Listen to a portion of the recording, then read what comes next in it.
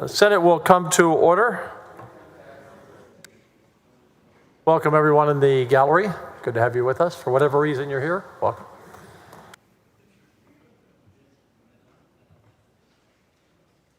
I knew they'd start coming out when we gavelled in.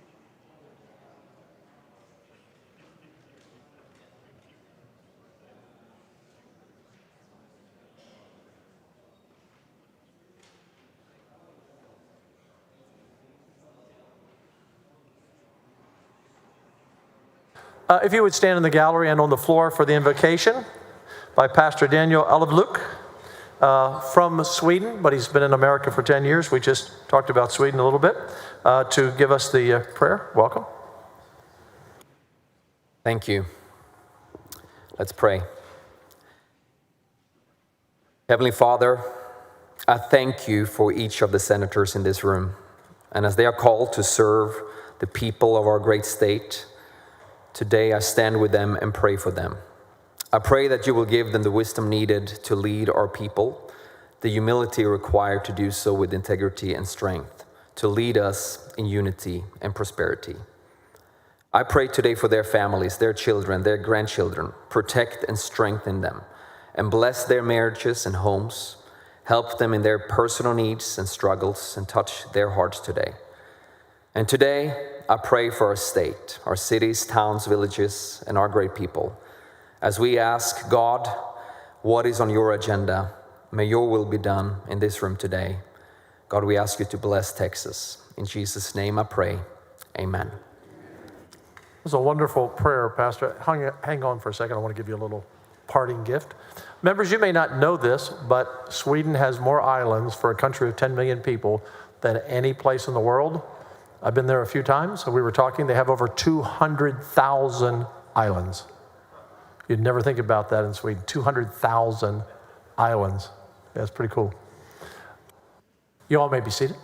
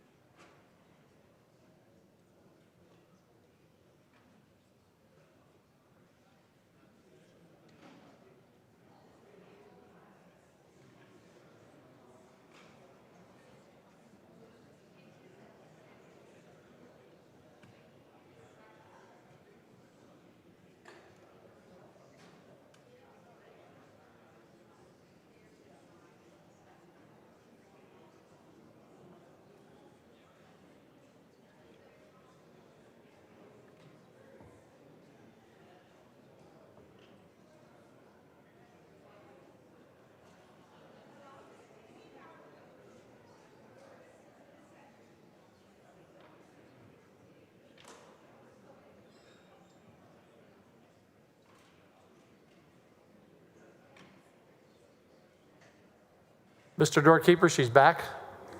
Mr. President, there's a message from the House. Mr. Messenger, Mr. President, I am directed by the House to inform the Senate. thank you very much. Senator Campbell, recognized to introduce the Doctor of the Day. Thank you, Mr. President and members. I want to introduce the Doctor of the Day. His name is Travis Simmons. He got his degree, he's from New Braunfels, got his biology degree at A&M, went to UTSA for his medical school, then went to Denver, Colorado for his family practice residency, and then came back to Texas as soon as he could. He has a practice that he shares with some other family practice doctors. If I say practice a number of times, there's a purpose for all of it anyway, that he has in New Braunfels close to Green, and then he has direct patient care, direct family practice medicine, which is more what we're familiar with, the concierge type, where he's the doctor for a group of individual patients. We want to welcome you today. Thank you for choosing this as your place to have a Doctor of the Day. Members, help me welcome Travis Simmons, family practice, New Braunfels, to the chamber.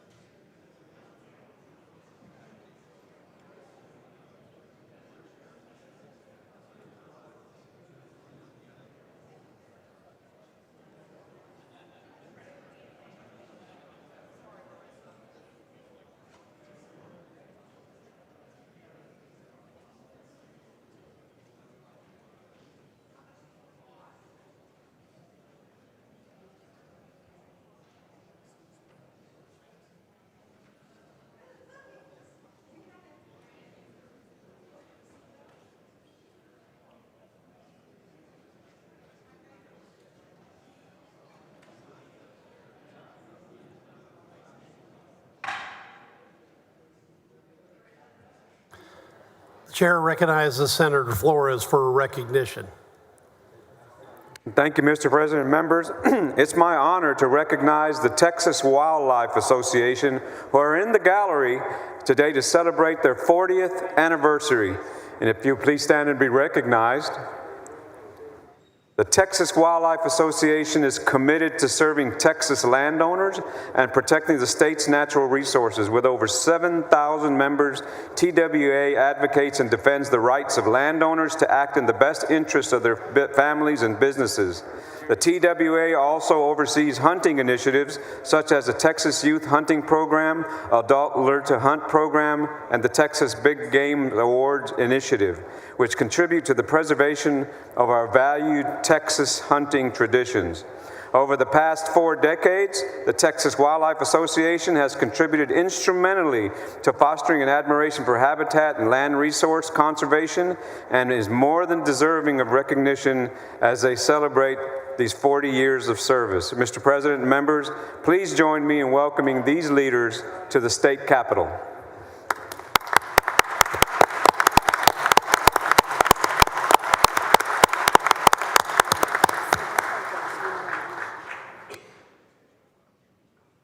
Senator Kolkhorst, you're recognized. Thank you, Mr. President. Senator Flores, thank you for recognizing this great group, Texas Wildlife Association, been around for decades, and we appreciate what you do. Those are all volunteers up there. And I want to give a shout out to a special one of those volunteers, Jim Kolkhorst. Thank you for being at your state capitol today, probably one of my most important constituents right there. But what y'all do is really important, and you have the voice of lots of landowners across the great state of Texas, as well as people that recreationally hunt on our state lands, and it's such an important voice for all Texans. So blessings to y'all. Thank you for walking these halls, bringing to our attention the issues that are out in our district so that we can work on them here during this 89th session. Thank you, Senator Flores, for your long service to the state of Texas in Texas Parks and Wildlife, and for working with this group. And I know Senator Perry as well. A lot of this legislation comes through that committee. Thank you, Mr. President. Thank you all for being here. And Jimmy, I just want to point out that you now have a rare opportunity to say how you vote. Never mind. Thank you, gentlemen and ladies. Welcome to the Texas Capitol.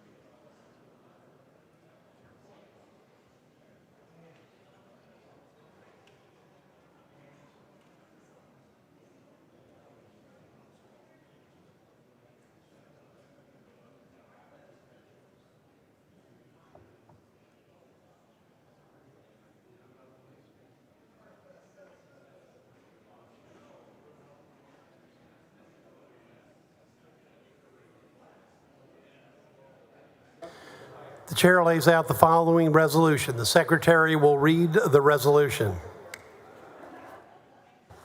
Senate Resolution 29 by Gutierrez, recognizing February 5th, 2025 as Maverick County Day at the state capitol. Chair recognizes Senator Gutierrez for a resolution. Thank you, Mr. President. Members, thank you for the opportunity to lay out Senate Resolution 29 honoring Eagle Pass and Maverick County Day. We have people on the west end of the gallery. Thank you, gentlemen, for coming in. From the Waterworks, we have Jaime Quipuros. Jaime, thank you for coming. Benjamin Rodriguez, Johnny Ruiz, Jorge Flores, and Jorge Barrera. We also had the county judge here earlier today, Ramsey Cantu, and we appreciate Mayor Rolando Salinas. Eagle Pass is in Maverick County, members. It as you talk to these folks, and they'll be going around to your offices, understand the importance of this community when it comes to border security. Understand the connection between Maverick County and Webb County as we talk about border security that I know that we all on some level appreciate. Let's think about infrastructure on how we connect those two important counties, because that's very important. As we talk about what Senator Perry always discusses, the importance of water and how we deal with water with our neighbor to the south, as well as developing our communities. We got to think about what these folks are doing. They're certainly water challenged, but they also do a very, very good job in making sure that they have access, and that's why we have the members of the Waterworks here with us today. So I want to thank them here for being here and honoring our county and Maverick County, one of my 16 counties. Thank you, gentlemen, for coming, and we appreciate you so very much. I move adoption.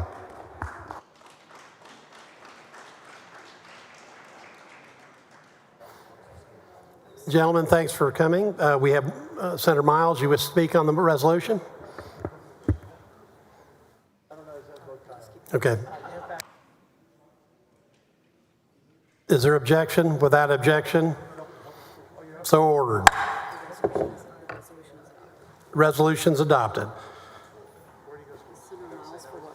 Senator Miles, for what purpose?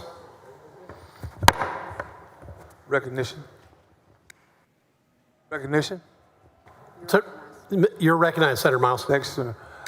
Members, would you please help me in welcoming the students and faculty from Booker T. Washington High School on the north part of Houston, Texas, who are visiting their state capital for the first time today.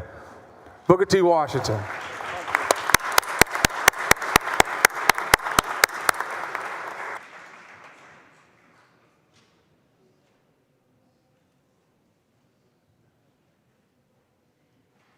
Thank you for being with us.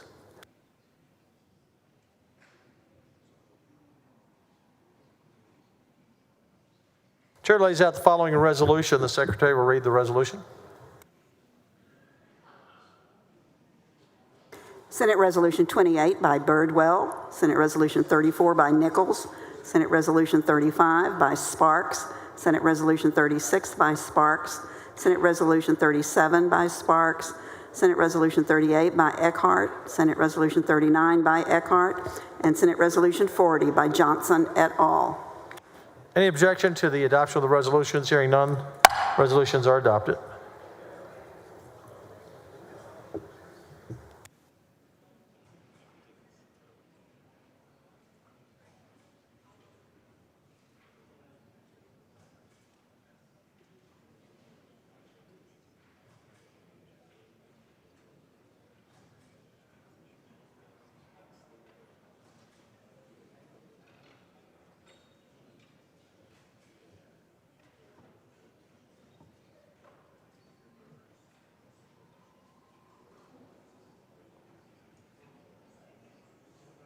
Members, that concludes the morning call.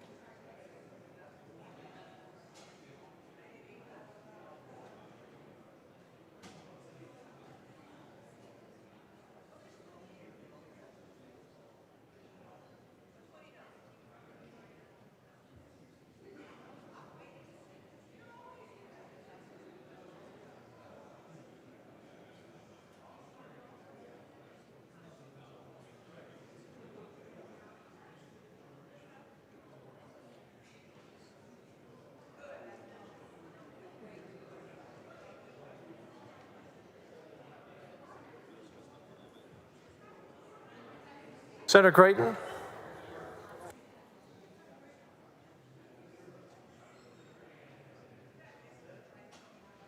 Senator Creighton, you're recognized on a motion to suspend the regular order of business on Senate Bill 2. Thank you, Mr. President. Members, I rise to make a motion to suspend the regular order of business on Senate Bill 2. Members. Excuse me. Members, it's down to business. If we can keep the conversations at least softer and behind the rail non-existent and in the gallery softer as well. Thank you. Continue. Members, I rise today to present Senate Bill 2, the Texas Education Freedom Act. This chamber's debated and passed similar bills multiple times before. In 2023, 4 times off of this floor. We all understand the advantages of expanding school choice in Texas. That should not be a surprise. There are many reasons why families search for various opportunities in education.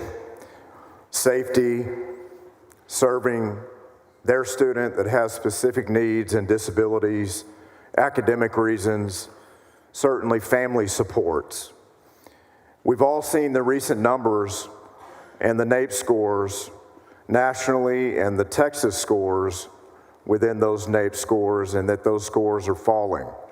So on the academic side, we understand why families many times across this state are constantly searching for opportunities for a path in education for their specific student and a customized path that fits their students' needs. And we certainly all respect that. A majority of Texas 3rd and 8th graders are not performing on grade level in reading and math across Texas public schools.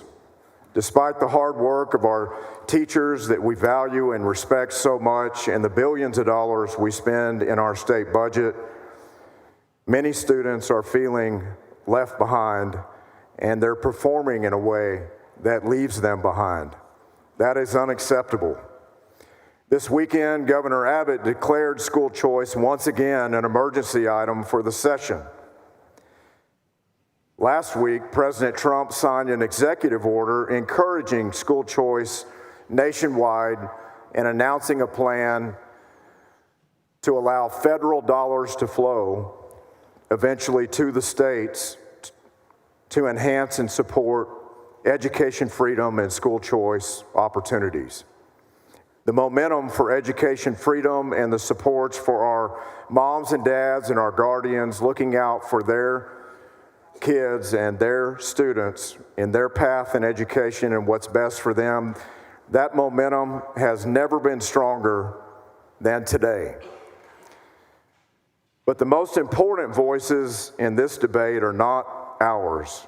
They belong to the people of Texas. Many of these students are trapped in public schools or education environments because of a zip code, and that's just not right.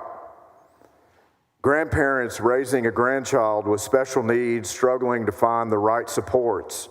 Parents working hard to give their kids the best possible education that they work for and fight for and save for and sacrifice for daily. And let's be clear, Texans overwhelmingly support education freedom and school choice opportunities. Last week, the University of Houston released new polling showing that a supermajority of Texans support school choice. This mirrors every other poll conducted over the past 5 years. Texans want this. But here we are in 2025 having this same debate once again. Right now, 32 states across America offer expanded school choice. If this were truly the end of public education, as some claim, those states would be repealing those programs that exist under Republican and Democrat governors and legislatures. Instead, they are expanding those programs because they work. And here's something we don't talk about enough. Texas, of course, already has choices in education. Since the 1970s, the legislature has funded Texas tuition equalization grants, allowing students to use state dollars, taxpayer money, public school students, in their efforts to attend a private university. Members, this body has approved the SSES program to provide support and resources for special education students. So if school choice already exists for college students and special education students, why not for K through 12 students? Where Senate Bill 2 is different is that it will serve more students with more funding than any previous proposal in Texas history. This program will serve 100,000 students with education savings accounts, ESAs. It's not a voucher, members. Florida and many other states offer ESAs and vouchers because they are different. The wonderful design and model of an education savings account is that it can be tailored on the services provided specifically for the student based on their needs. That would make this the largest school choice program in the nation's history in its first year. And if Texas is following any other state in offering education opportunities, which we should never have followed any state in this regard, creating a plan and launching a plan, we should have the best plan, and we should have a bold plan, and we should have the largest launch in American history, and we will. Senate Bill 2 builds upon our previous Senate Bill 1 from recent special sessions, retaining and strengthening key safeguards, anti-fraud protections, mandatory criminal background checks for any vendors, and strict reporting requirements and data security. Also, members, this is a fully universal education savings account program, meaning all eligible students can apply. In fact, if applications do not exceed available revenue, then all students applying would be accepted. But we're very clear in the legislation who we are prioritizing if applications do exceed available revenue. 80% of the positions are reserved for low-income, income vulnerable, and students with disabilities. Members, as you're talking to your public school stakeholders, have you mentioned that? Have your public school stakeholders all been informed that 80% of the program since 2023 in January of that session has been designed for the most vulnerable in this state? With 80% of the program being for special needs and income vulnerable students, we have a remaining 20% of the program distributed by lottery to all other eligible students. All students accepted into the program will receive a minimum of $2,000 annually. So picture a homeschool opportunity. Families who enroll their students in an accredited private school would receive $10,000 per year for assistance attending that private school, or $11,500 per year for students with disabilities. Just like in the previous Senate Bill 1 from 2023, all program participants must take a norm reference test annually and report these results with confidentiality to the program. Some opponents might claim that school choice harms public schools, but members, if that were true, again, the majority of the states in America would not have expanded school choice, and certainly would have reversed them and repealed them as policies for those states. I want to thank Lieutenant Governor Patrick and the members of the Senate Education K-16 Committee for your leadership on the subject and for the incredible time that we've spent in hearings listening to all stakeholders in Texas. This last hearing, members, we had 362 witnesses offer testimony to the committee, either in person or in writing. At the end of the day, it's time to deliver for Texas students. And members, Texans want expanded school choice. Just a few reminders, members, for your constituents back at home. This program will serve 100,000 students out of 5.3 million public school students. This program in the bill is capped at the number of students served, and so are the dollars. This program prioritizes the disabled and income vulnerable students.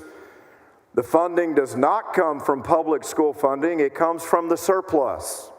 So as we provide and bolster our Texas electric grid, as we continue to secure our border and work towards the future with funds from our surplus to provide border security, as we provide compression dollars to buy down local property tax rates for our hardworking Texas families, all of these different initiatives, including investing in water and infrastructure, this program is funded from the surplus. It does not come from public education dollars.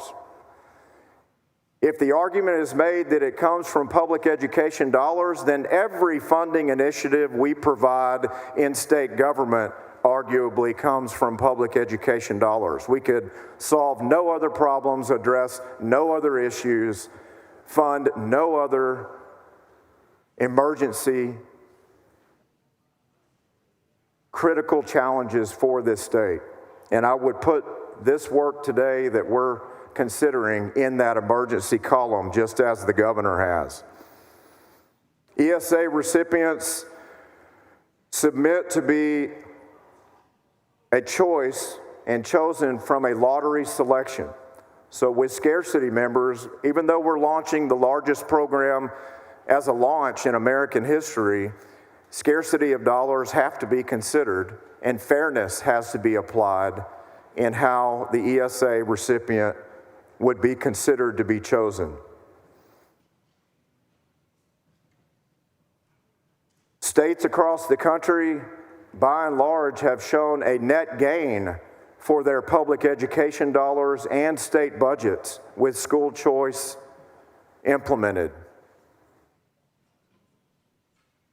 For 51 years, we've been using tax money, members, again, for public school students to attend a private education opportunity. 51 years.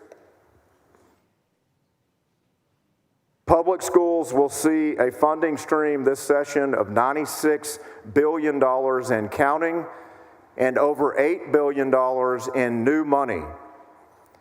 The trend across our bienniums is an average of new dollars going into public education between $1.7 and $2.4 billion a biennium. We're going to be north of $8 billion. There are many states in America that don't have a total state budget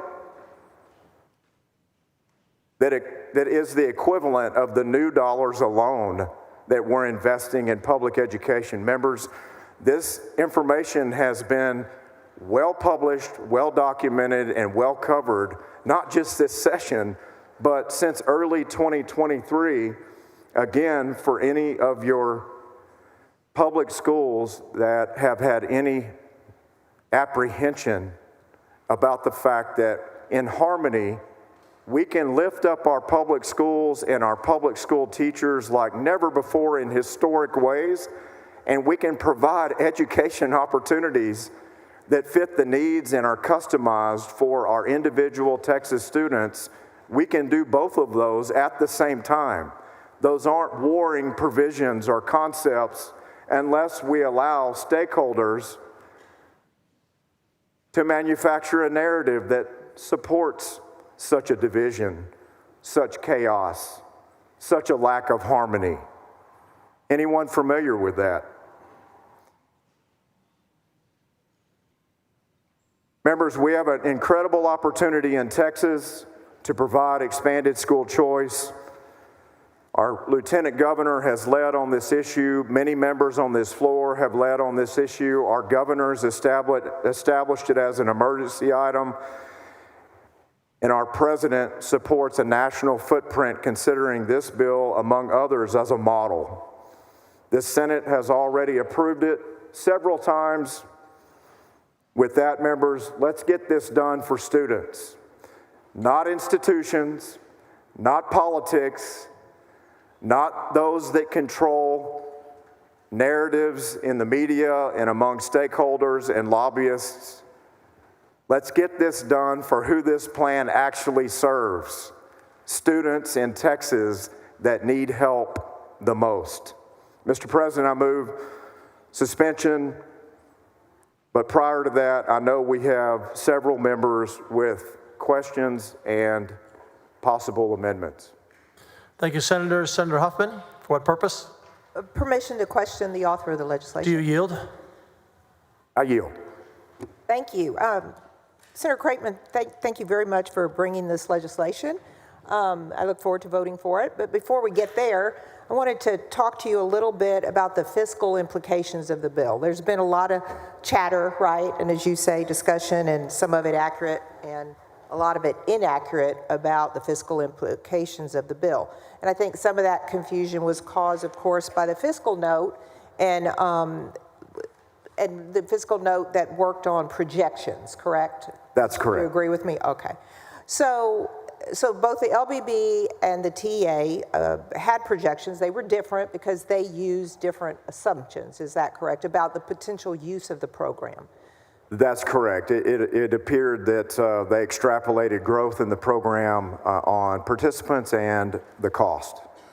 But actually, this bill is in how it will be implemented is subject to appropriations, correct? That's correct. And we have $1 billion per year in the current, I believe, in the budget, and what you are anticipating as you put forward this legislation, correct? That's correct. So to make it clear, the comptroller cannot authorize any more ECAs than can be funded by the $1 billion per year that the legislature will appropriate if they choose to do so. That's right. And there are no new entitlements that are created in your legislation. So there's no constitutional obligation, no obligation in the education code to provide a certain number of ESAs. It's based simply on instructions to the comptroller that you can fund it to the point of $1 billion, however many subscribers that may be, following the instructions of what we set up. And there's no truing up at the end like we have to do for, conversely, with the foundation school program. That's exactly right. All right. So I also see a lot of people comparing the amount of funding per ESA that you've laid out in your presentation to the basic allotment, and they use this number of $6,160, which, as you know, we provide significant funding to students in ways that fall outside the basic allotment. And the latest numbers from TEA, as we look forward to FY27, is actually, and SB1 is filed, is actually $15,642 per student. I'm going to say that again. It's $15,642 per student when you look at all the funding mechanisms that are in place that are outside of the basic allotment formula. And I'm sure you're aware of that, which of course is less than any of your ESAs would provide. Is that correct? That's correct. That's consistent with the numbers we're working off of. Okay. So secondly, let's talk a little bit about the pension impact that could possibly or not have any impact upon the TRS pension fund. You know, we've been very protective of this fund in prior legislative sessions. We contribute significant amounts of money to make that actuarially sound. When I say significant, many, many billions of dollars, and we have kept that up. And we will, it's my commitment to continue to guard that fund. Every member in this body has voted for that and is very protective of our retired teachers. So we want to look at if there could be any impact. I see that TRS is independent, and it's independent actuaries, that's important, did an analysis, and they state that it is very unlikely to cause the pension fund to no longer be actuarially sound if some teachers were to leave the system to go to private schools or any new private schools that may be established. So that's correct. It appears from the actuary there's not going to be any harm. That's exactly correct, Madam Chair. You've led for many, many years on protecting TRS, as many members have followed your leadership. We're all aligned there. We would never design a program that would put TRS at risk. And I think when the actuary looked at the Florida system, it's been in existence in a very universal type of system. They didn't see any harm. And in fact, I had my staff look at the Arizona system as well, since that was another big, it's not as big as ours will be, but a big system to look at. Actually, their pension fund improved under it. Exactly why could just be investment returns, but there was certainly no negative impact on the Arizona fund as well. So I'm sure that we can give anyone listening our commitment, you and I's commitment. I think every person in the body, if they could raise their hand and vote on this, would say yes, that we will continue to monitor the pension system to make sure there's no negative effect, but there's absolutely no indicators that would cause us concern at this point that we were jumping into something that would harm our retired teachers. Is that fair? That's correct, and not only fair, but in recent budgets and many others through the bienniums under your leadership, we have bolstered TRS and under your plans have created more and more protections and strength for TRS, and we will all continue to be aligned in that effort. So thank you, yes, for clearing that up. Thank you. That's basically what I wanted to set out as we start the debate today, because people may have opinions, but it's very important to have the facts about the fiscal implication. I think we get much better debate and much better honest discussion about something like this if we're working with the facts. So I was hoping to establish that as we get started. Thank you so much. Thank you, Senator Creighton. Thank you, Mr. President. Thank you, Senator Huffman. Senator West, for what purpose? Questions of the author? Do you yield, Senator Creighton? Of course. Yes, I yield. You're recognized. Thank you very much, Mr. President and Senator Creighton. We know what the vote's going to be. Democrats will vote against this again. Republicans will vote for it. But I just want to make sure we put everything in context and kind of look at this bill compared to the last one from a historical perspective. You would agree that we've got to look at history in order to inform what we do in the future. Would you agree with that? First, I'm hoping to be more persuasive today, Senator West, than just that party line vote. But yes, I would agree in what you and I have discussed and worked on in committee in many, many hours, and the points that you have also made related to history. I too am trying to be more persuasive today. But you would agree. And let's just talk about the genesis of the concept of choice vouchers, that particular concept. You would agree that this concept came out of segregation and racism. Would you not agree with that? We had obviously different historical perspectives provided by witnesses in committee. That was certainly one of them. So yes, I would agree that's definitely one of the origins. What are the other origins? Well, you and I listened to the testimony together. It was just talking about need in general for students to have opportunities to serve their particular customized needs that they weren't finding elsewhere. So there were different plans established, and from Reconstruction all the way until the 90s with Milton Friedman and others coming up with these different plans that look very different in scope and nature and who they serve. But you would agree that this whole concept started during Reconstruction, right after the Civil War. Would you agree with that?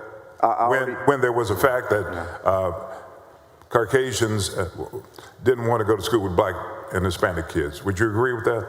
I already did, yes. Okay. Yeah. And so they ended up going to churches to get away from minorities. Okay. That's how it started. And I agree with you. Over the years, there have been different iterations of it. And then we go to Brown versus the Board of Education. And we see Friedman involved in that scenario where we ended up having different iterations of choice. We see Texas through John Shepard, who was the Attorney General of the state of Texas back then, basically saying, slow down, Supreme Court, in terms of overturning separate but equal. How, sir, do we make certain, and I know, let me just say this from the very beginning, I know where you are in terms of what you're trying to do, the Lieutenant Governor and also the Governor, making certain that parents have choices. Not the private schools have choices, but the parents have choices. So from that perspective, I have this conversation with you about questions. When we look at this concept, and historically, it looks like it's always been previously, in order to maintain a segregated school system. Am I wrong about that? About the But if you look at the facts, look at the facts. What the system has done, we see more in our, when I say system, I'm talking about the public school system, the charter school system, and any other system of education that's been established in this country. We have a constitutional duty to have a free public school system, right? In the state of Texas? That's right. Okay. When we look at our public school system, haven't we seen more and more Anglos leaving the public school systems in the state where it's now an overwhelmingly minority? Is that a true statement? It could be, yes. Oh, I want to deal with the facts. Is that true? You don't know whether it is or not? The data I have is on school choice and how integration has worked and how the numbers look today, so. Okay, so in terms of our public school system, it's predominantly minority now, is it not? Correct. Okay, and when you begin to look at our private school system, it's predominantly white right now, is that correct? It may still be. Well, I'm trying to get with the facts so we can make decisions based on facts. Yeah. I suggest to you that the facts that I've been able to glean suggest that that is the case right now. The fact is that probably 80% of our public school system is white. Would you agree with that or disagree with that? It's close. The numbers I have are a little bit lower. How close is it? Yeah. How close is it? In the 70 percentile. 70 percentile? Yeah.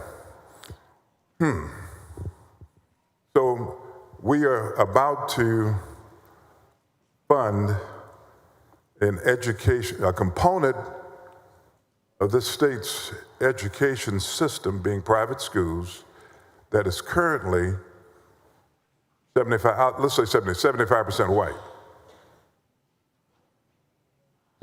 Is that what is about to happen? Well, what's about to happen, Senator West, and I appreciate your points, certainly respect them, is we have a lottery selection where 80% of the program is weighted and prioritized for disabled students and income vulnerable students.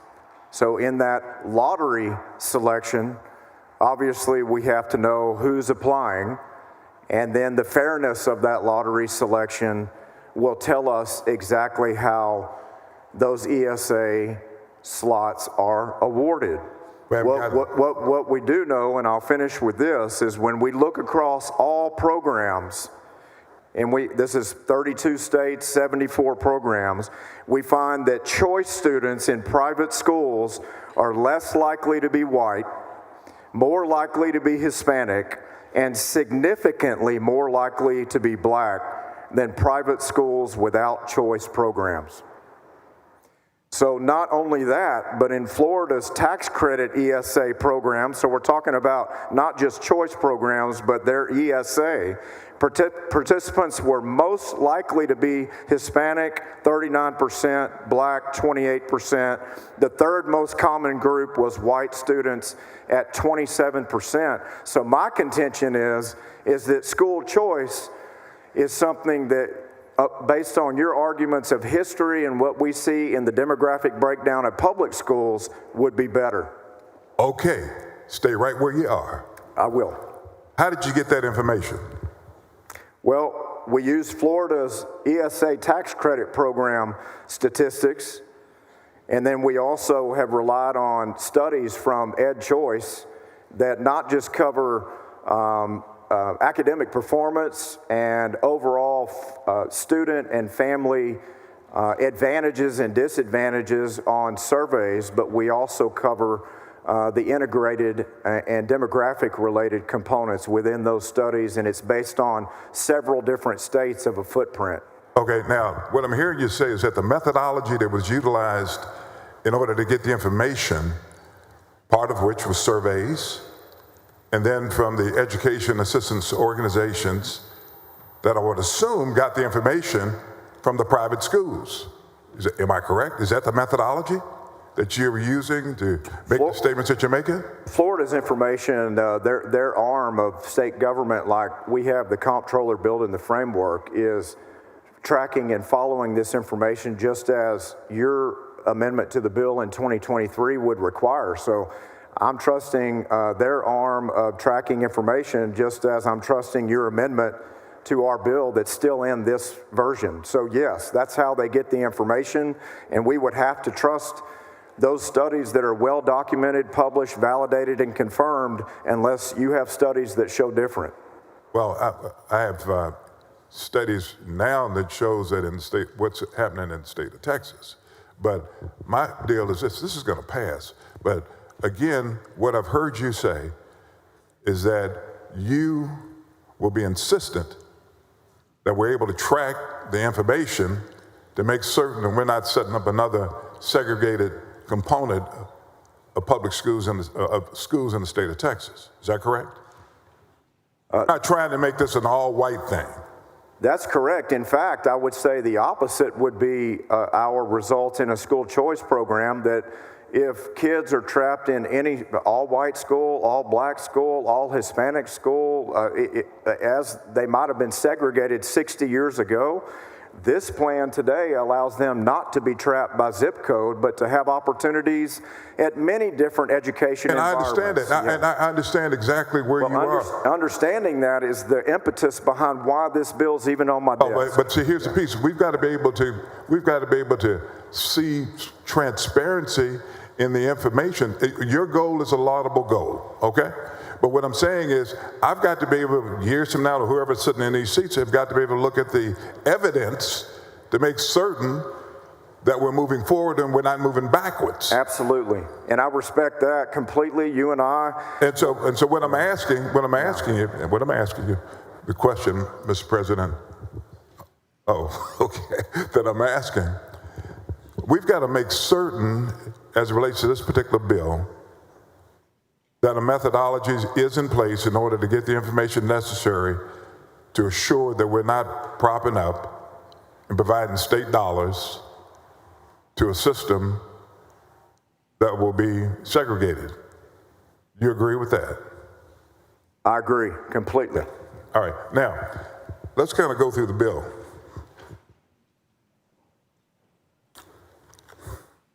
As it relates to, hold on for 1 second.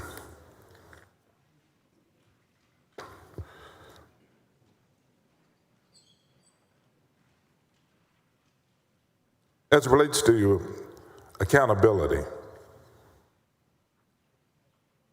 what we have in the bill, well, as a general topic, what's in this bill compared to the bill that we had last session, we prioritize families that were in, I think, 185% of the poverty level. In this one, we're defining low income differently. What's the difference between the definitions? The difference in the threshold for the qualifications and eligibility, Senator West, were very consistent on the income vulnerable side. So we start at the lowest income levels, and this is within 80% of the framework of the use of the dollars. And then it's up to the 500% of the poverty level, which would be a middle class cutoff of a firefighter and a teacher with 3 or 4 kids at home. And what's that amount, say a family of 4? For a family of 4, that'd be 160. For a family of 3, that would be 124. Okay, now, are we prioritizing persons within your definition of low income, or all of them equal? You understand what I'm asking you?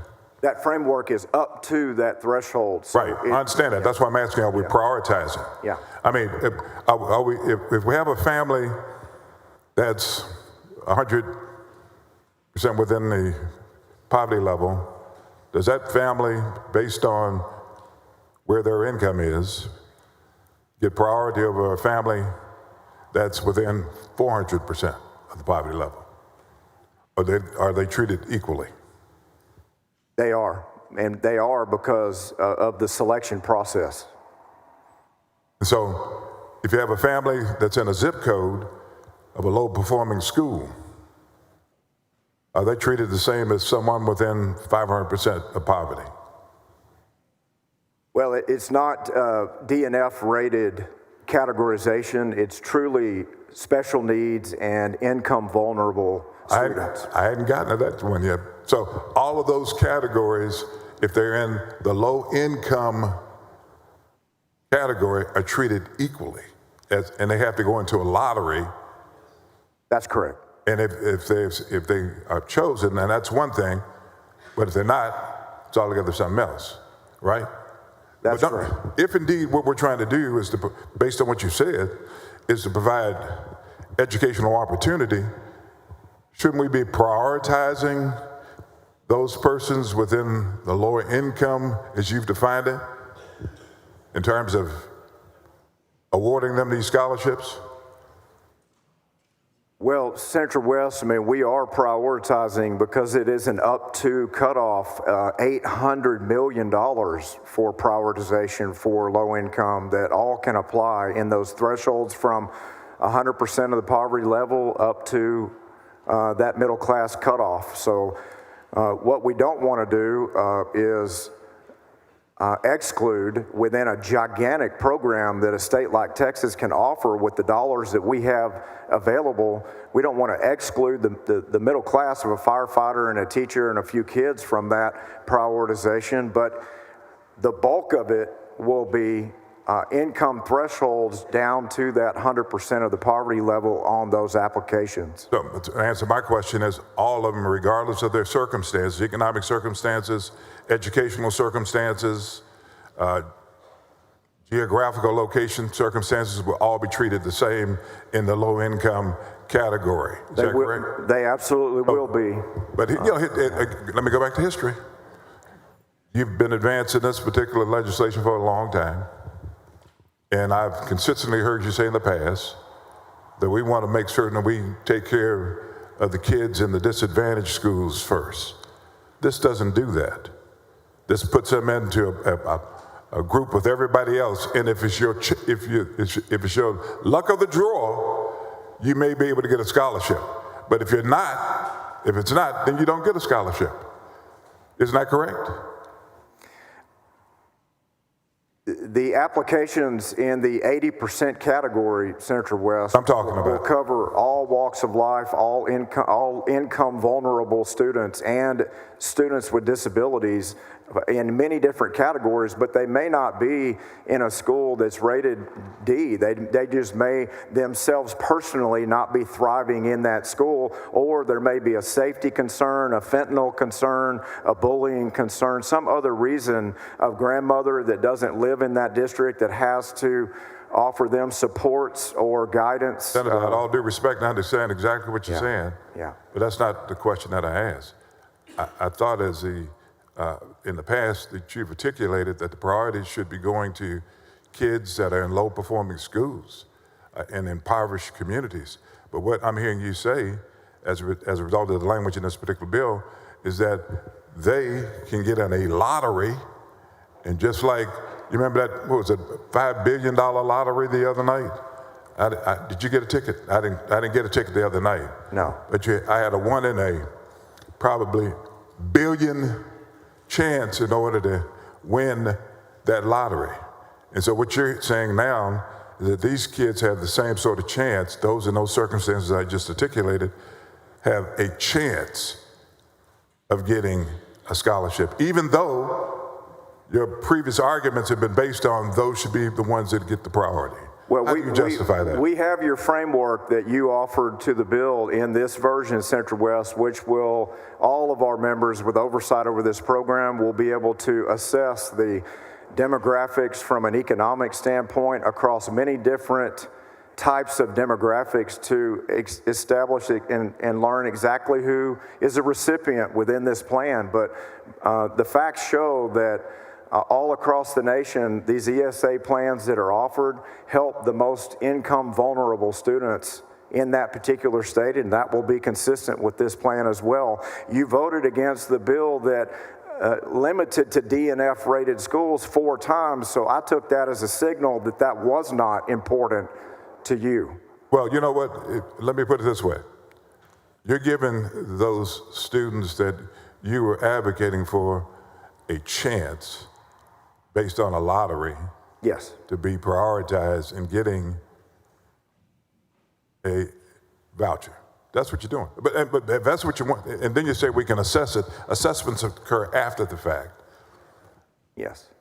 Yes, I did not want someone, a legislator, to be able to call a buddy that knows a dad and say, hey, let me help you get into this plan because I know you're low income. I want them to have a true chance, a true shot at gaining acceptance and being eligible for one of these ESAs. And then when we review the success of the program, which that's what it will be, successful, we can decide for the future how we want this program to look. Okay, so let me close out this question.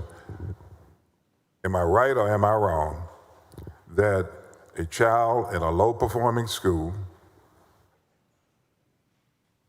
has a random shot at, let me back it up. If there were parents of a child in a low-performing school, their chance of getting a voucher is the same as a child that comes from a home that's making $150,000, $160,000. It's the same chance. Well, we see when we drop the maps of low-performing schools over income vulnerable areas of the state, we see overlap in those exact areas of interest. So we're gonna, yes, you're in that 80% category with it being up to a teacher and a firefighter with 4 kids at home having a chance, just like someone that is also income vulnerable, but more so. Yes, those chances will be equal within that 80% pool. But that's a gigantic pool of selection, and that's how we show our commitment as Texas legislators to put special needs and income vulnerable as the highest commitment and priority within this program. Income vulnerable being up to 500% of the poverty level. Okay. Great. Up to that. Up yes. to, I understand, up to, but Yeah. they're not given a priority. They're in a group of students that have the same opportunity in order to get a voucher. Okay, let me move on. Let's talk about the difference between the vouchers and homeschools. All right, now I understand we're setting up these education assistance organizations, which frankly are already set up in other states, and they're going to be coming here in the state of Texas. I think they're already here because they've been having input into the decision-making process of this particular bill. Okay? Am I wrong about that? Have we been talking to those education assistance organizations to structure this particular bill? Yeah, we've researched as much as we can from other states on who they rely on and best practices, yes. And so they'll be here in the state of Texas trying to get the contracts also from the comptroller's office. Isn't that correct? I'm not aware of that. I would bet you they would. We don't even have, if this plan keeps getting rejected, I don't know why they would even. Well, it's not going to get I don't even know why they'd land a plane here because you keep voting against it. But politics, you got the politics now. You got the politics. And I mean. I don't know, but I don't, honestly, I genuinely don't know about that. Let me assure you that they're going to be here. Would you object, sir? Let me ask you this. Do you believe that we should have pay lobbyists with state dollars? Paid lobbyists with state dollars? Yes. Like teacher organizations that are paid for by?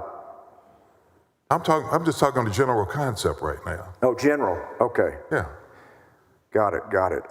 I'm for Senator Middleton's ban on taxpayer-funded lobbying, so. Okay, yeah. Taxpayer-funded lobbyists.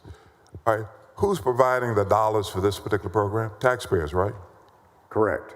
And so would you agree to an amendment that a Middleton, Weston, where's Middleton? Is he on the floor?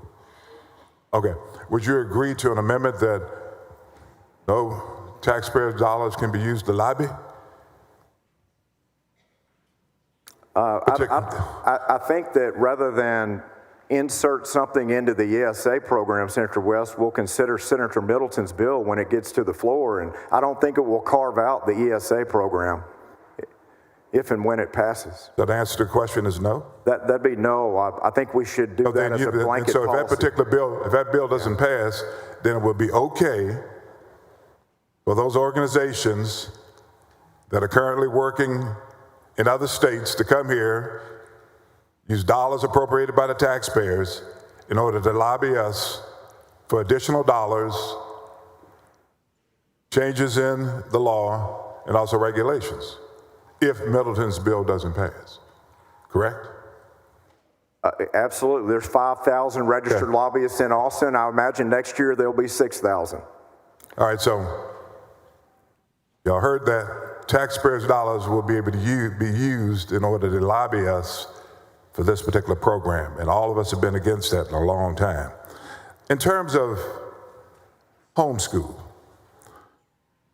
now, we don't regulate our homeschools. Homeschool families will be able to get $2,000, correct? That's correct. I'm sorry, before we go there, let me finish up with the 80%. We're talking about education assistant organizations, and that these schools, private schools that participate, have to be a part of an association. Is that correct? Private schools that participate need to be accredited. That's right. And how many accrediting agencies? You specifically named one in the bill. Is that correct? TEPSAC. Are there any others other than TEPSAC? There may be after this session. I bet you there will be if those lobbyists can get to it. But yes, the Texas Education Agency also. And so, is that will it take an amendment of the bill to add additional accreditation agencies? Again, Senator West, I actually like where you're going there, but I would rather that travel through separate legislation that will be filed this session. No, that wasn't a question. I said, will it take an amendment to the bill to include other associations similar to that one? I like where you're going with that, Senator West, but I would rather that policy be considered in another bill that's traveling this session. That's my same answer. Okay, so we'll take another another bill. Okay, so we have accredited schools and non-accredited schools that would be able to participate in this particular program, right? If it's an accredited private school, you'll be able to get $10,000, $11,000, depending upon the characteristic of the student, be disabled or otherwise. But if you're not an accredited school and students participate, you can get how much? $2,000, that would be the homeschool opportunity. Now, is that only the homeschools or just a student in general that goes to a non-accredited It can apply Private school. it can apply to a micro school that's, let's say, that's not accredited yet, but there's incentives in the bill for them to work towards that 2-year accreditation. Then you bring up the other point. How long does this private school have to be in existence before they can participate in this program? Can it be fly by night? Can it be online? Can I set up a school tomorrow and be able to accept students? How long? Yes, there will. I'm not sure about the time, but there will be new schools, just as we're seeing in Florida. There's a 74% increase in rural parts of that state having more private school opportunities over the course of the program. I'm glad you picked Florida. But it took 20 years. I'm glad you picked Florida. Yeah. When those schools came online, were there any problems when they first came online and were able to begin to accept students? What problems did they have? There's always problems with startups. That's why the accreditation process is strict. And that's why I'm asking the questions. Yeah. Don't you believe that there should be a minimum number of years that those schools should be in existence to prove that they are worthy of accepting these students and not wasting taxpayer dollars? I believe across the nation, Senator West, we have really good information that shows that if you're talking about the approvals and the requirements and the framework of a private school compared to other schools, it's just as rigorous, if not more, in many categories. For the accredited school, it's 2 years. For the non-accredited school, it can be a new school. You've kind of gone a different direction. That was good, though. That was very good. You're talking about the accrediting agency. I'm talking about the school itself. The accreditation process probably takes up to 2 years to go through one of those organizations that's in your bill. That's right. But my question is this: shouldn't those schools be in existence for at least 3 years? And it can be a part of the accrediting timetable too, to see exactly what type of school we have, as opposed to a school pops up online and begin to accept students. Shouldn't there be, members, a timetable for those schools to be in existence before they're able to accept students?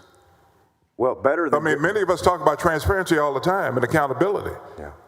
Better than government, Senator West, moms and dads are going to police that, right? I mean, there are homeschool opportunities every day, and this is why... I'm not talking about homeschools there. But I am, just for a second, because I'll segue and it'll make sense. This is why the lower threshold of $2,000 is the qualifier for a school that's working to be accredited is set as it is, rather than the higher $10,000 amount for the ESA. And obviously they have incentives to work fast towards that accreditation, but there will be new schools, there will be new homeschool opportunities, there will be micro schools, and to require a 3-year track record on those would put strings on homeschool opportunities that don't currently exist. I mean, in terms of, I didn't say anything about homeschools. What is a homeschool? Make sure everybody knows what a homeschool is. It could be a family teaching at home. It could be a pod. Okay. Yeah, it could evolve into, a bigger entity, depending on who they're serving and how they're serving. Could be in their neighborhood, could be in their community. So suffice it to say that, so we can move on because I know other people have questions also. Suffice it to say that there should not be a minimum time period that a school needs to be in existence before it could take advantage of having students receiving vouchers as a part of their student body. There should not be a minimum time period. Well, the time period for pre-approval, it includes some incredible safeguards already, Senator West. Comprehensive background checks for all employees, verification against the state's do not hire registry, a review through the interagency reportable conduct database. from the perspective of the Education Code, homeschooling is functionally no different than an unaccredited private school. That's why they're at the lower threshold. But the bill incentivizes them to work quickly towards accreditation. That's going to be tougher, but there's great incentive for them to get there because all their students would qualify for that higher amount. We're going to have some new schools that you and I don't know about that will be the best schools in Texas for a generation from now. I mean, these opportunities are a good thing for Texas students and moms and dads. That's why we have a school choice bill. I need some apple pie now, okay? You and I together. Again, my question was, yes, you do not believe that taking into consideration everything that has to be done in the certification process, that timeline, there shouldn't be, and we don't even know what that timeline is going to be with the comptroller. That's number one. That a school should not be in existence a minimum period of time before participation in this program. Given what's happened in other states about early entrances into these type of programs and some of the fraud and abuse that has occurred. No, I would trust the families to make the decision, and then if there is a fraud allegation, that is reported by private contract. It's policed and investigated and turned in to the local district attorney for immediate enforcement action, and that ESA could be suspended on the spot. I'm not talking about the ESA, I'm talking about the schools. Well, all associated with it. All right, so I think you've answered the question. No, you don't believe there should be a minimum time requirement for a school to be in existence before receiving tax dollars in this particular program. That's the answer to your question. And there's a differentiation between accredited and non-accredited homeschools versus private schools. And it's a different amount as it applies to how much students get in homeschools or unaccredited schools and accredited schools. That's correct. Okay. Now,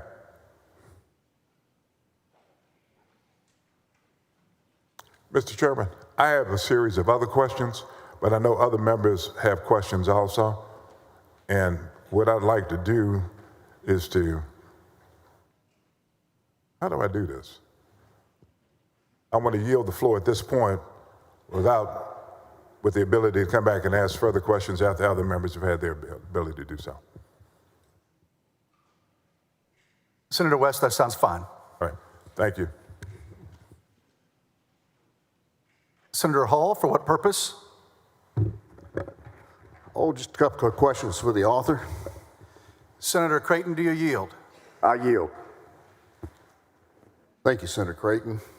I think Chair Huffman made a good point about some of the misinformation out there.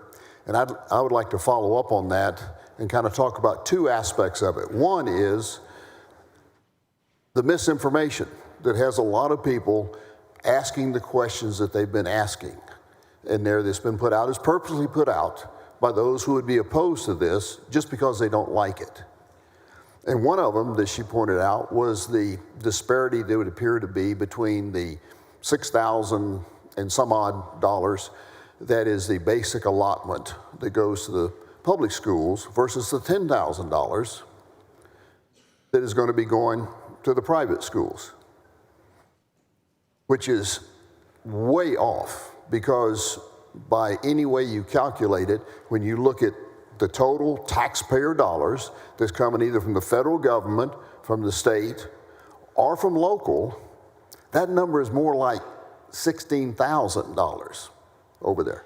So the real comparison is 16. That's correct. To 10,000 in there. So it's not giving more to the private school than what we get in the public school. That's correct. That argument and those charts circulating on social media were just manufactured to create division and chaos that hurts kids. No, absolutely. And then they seem to be concerned that the private schools can discipline children, dismiss them if they misbehave, start a fight, beat up a teacher, and that's a problem. I'm not sure I see that as a particular problem in the private schools, but it certainly is a shortcoming that we may want to shore up in our public schools to lower the increase in discipline problems that they're seeing. That's absolutely correct, Senator Hall. Across 32 states, families surveyed, kids and students in ESA and expanded school choice programs report feeling safer in a private school environment and report a better learning experience with better outcomes. That's not saying that there aren't incredible opportunities in public school classrooms and environments that could also exceed others. It's all working in harmony. We're addressing issues in different categories because just as we have reforms that will lift up public schools and teachers, we're also working today to help students that need education paths that are customized for them, and that private school experience could absolutely provide that. Okay. And then, of course, a couple of other issues. One is brought up the question of certification. I think we got about half of our teachers now in our public schools are not certified teachers, and there's not a requirement that they be certified to teach in the public schools. That's correct, Senator Hall. Many of our public school districts, year after year, are asking for waivers on the requirement for the certified teachers that they have within their personnel, and they're receiving and being granted those waivers. And then the other concern is the private schools don't offer transportation, which we know that possibly do, that they can raise tuition rates, and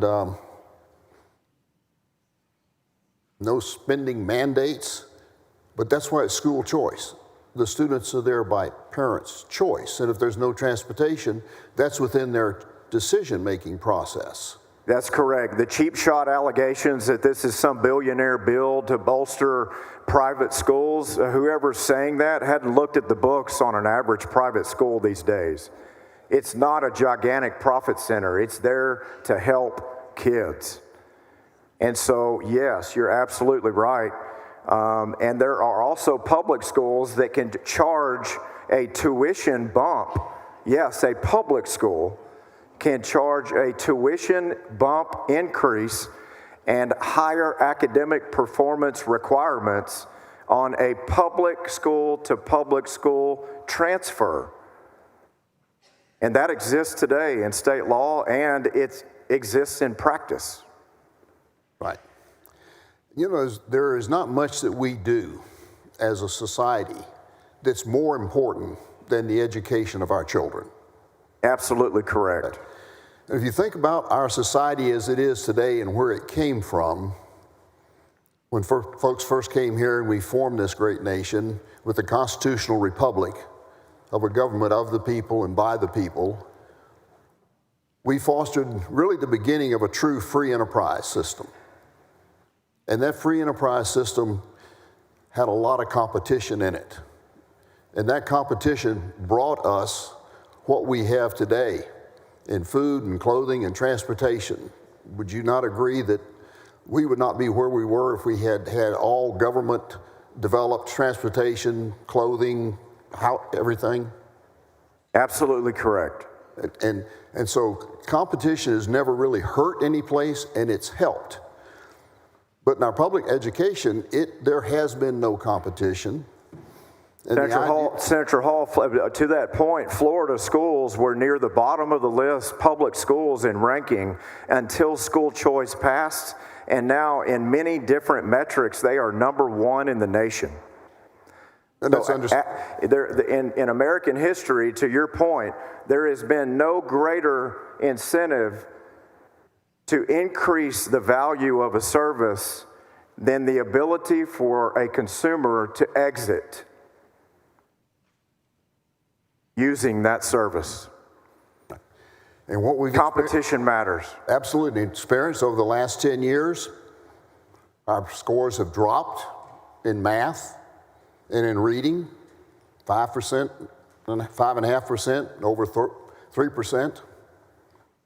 Our spending is way above inflation.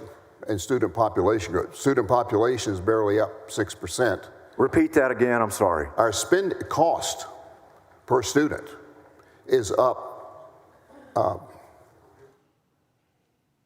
significantly, like 23%. Our spending, our funding for public school students? Yes. Population hasn't grown. Now, school spending and how they choose to spend the money has up. Some 30% increase in administrative positions, non-teaching, outside the classroom. So if those who are wondering why teacher pay is not necessarily rising, because our school districts do have essentially complete control of teacher pay. That's correct. Yes, over 10 years, the hiring of administrators in Texas public schools has increased over 70%. The hiring of teachers is right at 7%. Okay, so competition already demonstrated that it improves outcomes where the students win, and that's what this is about. But just to make sure for the other things that people are concerned about, for clarification, I'd like to ask you a few questions now about the intent, what would happen with this bill. Of course. And one big concern is about strings being attached. Now that we're going to have government money going into the schools, will this bill open the door for any government agency through regulation, not necessarily through legislation, but through regulation, to attach strings to our public schools, or to our private schools? There will be no strings passed on to private schools.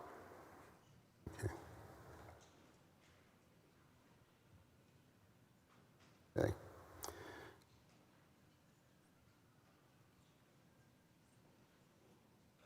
And the question about parents and the money. Will there be any circumstance in which parents would be given money and they get to decide how it's going to be used, what they could use it for household things as opposed to education? There are no examples of that. That would be a voucher, Senator Hall. This is not a voucher bill. This is not a voucher bill. So anyone that continues to call it a voucher bill is choosing to call it something that it's not. And the reason it's not is the money does not flow to the family.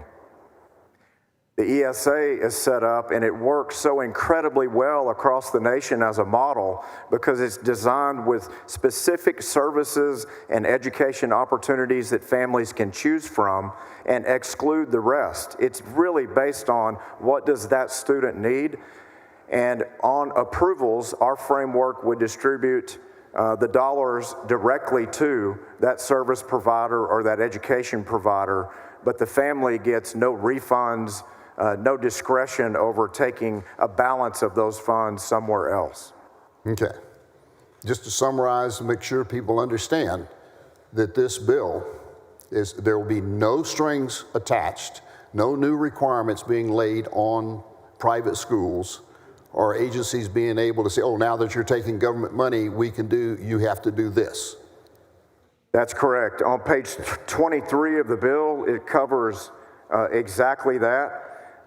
No agency or state official may adopt a rule or take government action related to the program and a certified educational assistance organization that limits or imposes requirements contrary to the religious or institutional values or practices of that provider. Okay. And there are no circumstances in which the state will be sending money to the family for their discretionary spending. It will all be going for education directly from the comptroller's office to the provider. That's correct. So to call this a voucher bill is an absolute total misnomer. That's correct. Okay. Thank you, Senator. Mr. Chairman, appreciate you bringing this bill forward in the shape that it's in now. Thank you, Senator Hall, for your questions. Senator Gutierrez, for what purpose? Just to ask a few questions. Senator Creighton, do you yield? Of course, I yield. Well, thank you, Chairman. Thank you, Senator, for a couple things. And I want to be real clear here. I don't want to deviate from anything that's not a fact here. And so I do have some concerns, but first I do want to thank you for one thing. You incorporated, we had this thing about 4 times last session in different special sessions, and we had a conflict of interest provision that no elected official would be able to utilize this, no state senator, no state representative would be able to use this for their own children or their grandchildren, and you incorporated that into the bill, correct? That's correct, Senator Gutierrez. It's consistent among the members that they want the recipients, those that need help the most, to be the first eligible, first in line. That was a good amendment, I thought, so thank you for putting it in there. But I'm not quite done. I have a few questions that we've prepared prior to this, but as I listen to some of the rollout that we've heard, I have other questions. And so I'm going to start here from Senator Hall's questioning of you, where he said that there would be no strings passed on to private schools. And you indeed confirmed that, correct? That's correct. Now, you also said something, and I want to be very clear that this is a fact, that this statement is, I don't know if you said it was something about a poll, that that private schools are safer, or that there's a perception that they're safer. Which one of those things did you say? I want to be very clear. I could use either reference, Senator Gutierrez. It was polling that came from families in Wisconsin talking about their use of an expanded school choice program and their experiences from public school and private school, which part of it had to do with violence in the public school, but other parts of it had to do with civic engagement, a learning environment that was, free from disruption. It had to do with one-on-one teacher supports.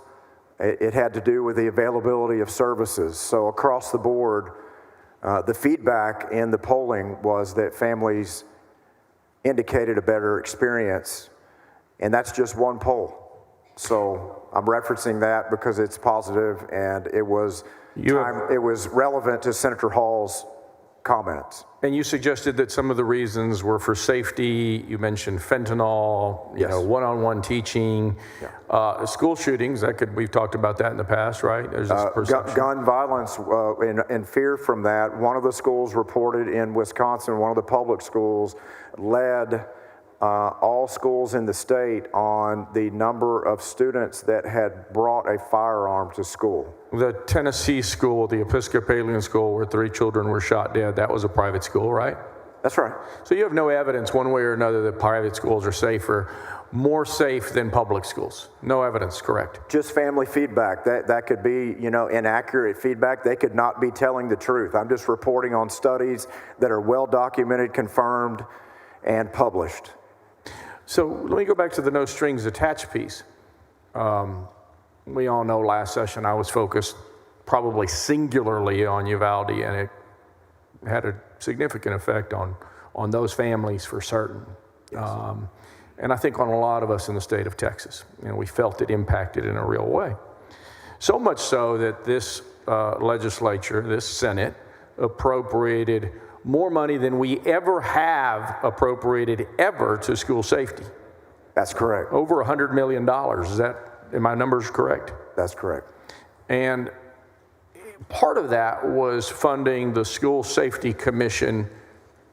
Is that accurate? That's right.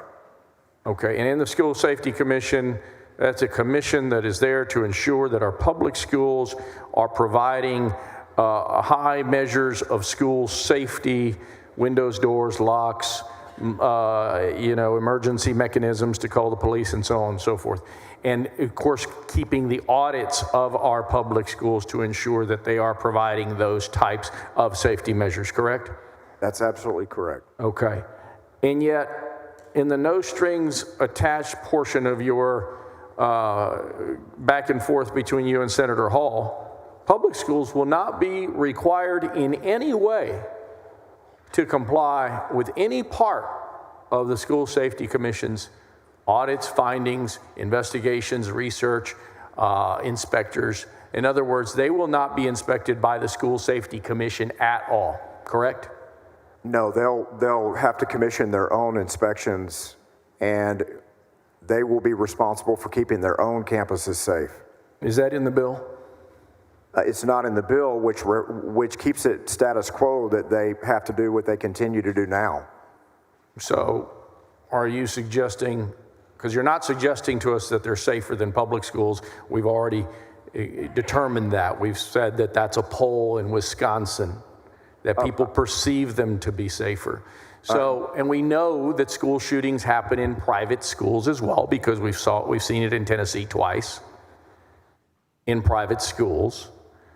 And so you're suggesting to us that these private schools do not have to comply with anything that is a prerequisite of the School Safety Commission that we dropped over $100 million to ensure that our children were kept safe. That's correct, and there will be 11,000 other bills filed this session before the end of the day and the filing deadline, and that could certainly be one of them, but no, it's not in the ESA bill. I mentioned the Wisconsin study, but I wasn't excluding others. We have 8 different studies across the country examining educational school choices' impact on school climate, safety. 8 found positive outcomes. That's 8 out of 8. I mentioned the Milwaukee program findings where there were 56% fewer drug convictions amongst school choice ESA recipients in a private school experience. There were 86% fewer property damage convictions, and there are a total of 100% positive outcomes for those studies on students feeling safer overall. Yeah, I'm not trying to conflate two things, and I appreciate your ability, and that's what you want to respond to and so on. I don't even know what you just said, to be honest with you. 8 out of 8 studies say students feel safer in a private school with an ESA. All right, fair enough. And you just said before that there could be some other bill that would require these ESA schools to be subject to the School Safety Commission. Why not put it in this bill? Senator Gutierrez, with all the work we've done over the years, we haven't had in all the testimony in our committee process concerns presented about the need to place additional safety requirements on a private school with a private school budget. So because that private school has to come up with its own funding and it has its own board, they have to make decisions based on their safety for their campus, just like many other components that we're not delving into in this bill on their behalf. But now we have public school funding towards those private schools, and you're saying that they are not subject to the same requirements, no strings attached, like you said earlier, and therefore these kids that are using public school money in our private schools now are somehow less safer, even though you want to tell us that they're more safe. I get it, by some virtue of some polls and whatnot. But you don't want those private school kids that are using public school funding to be as safe as the kid in the public school down the road, because you don't want them to be subject to the School Safety Commission. Yeah, Senator Gutierrez, I want every student in Texas to be safe, but just as you and I have joined together to vote for Texas equalization grants that allow private schools to be the beneficiary of a public school student using tax money, Texas taxpayer dollars, to end up at that private school, TCU, Baylor, whatever the private university might be. We have not, as we've joined together to vote together on that tax money being used by a public school student in a private school setting, we have never placed any safety requirements on those private universities. I don't think you have that bill this session. I'm glad that you mentioned Texas equalization grants, and we'll get to that down the road. You know that I represent about 16 counties, the vast majority of them rural, correct?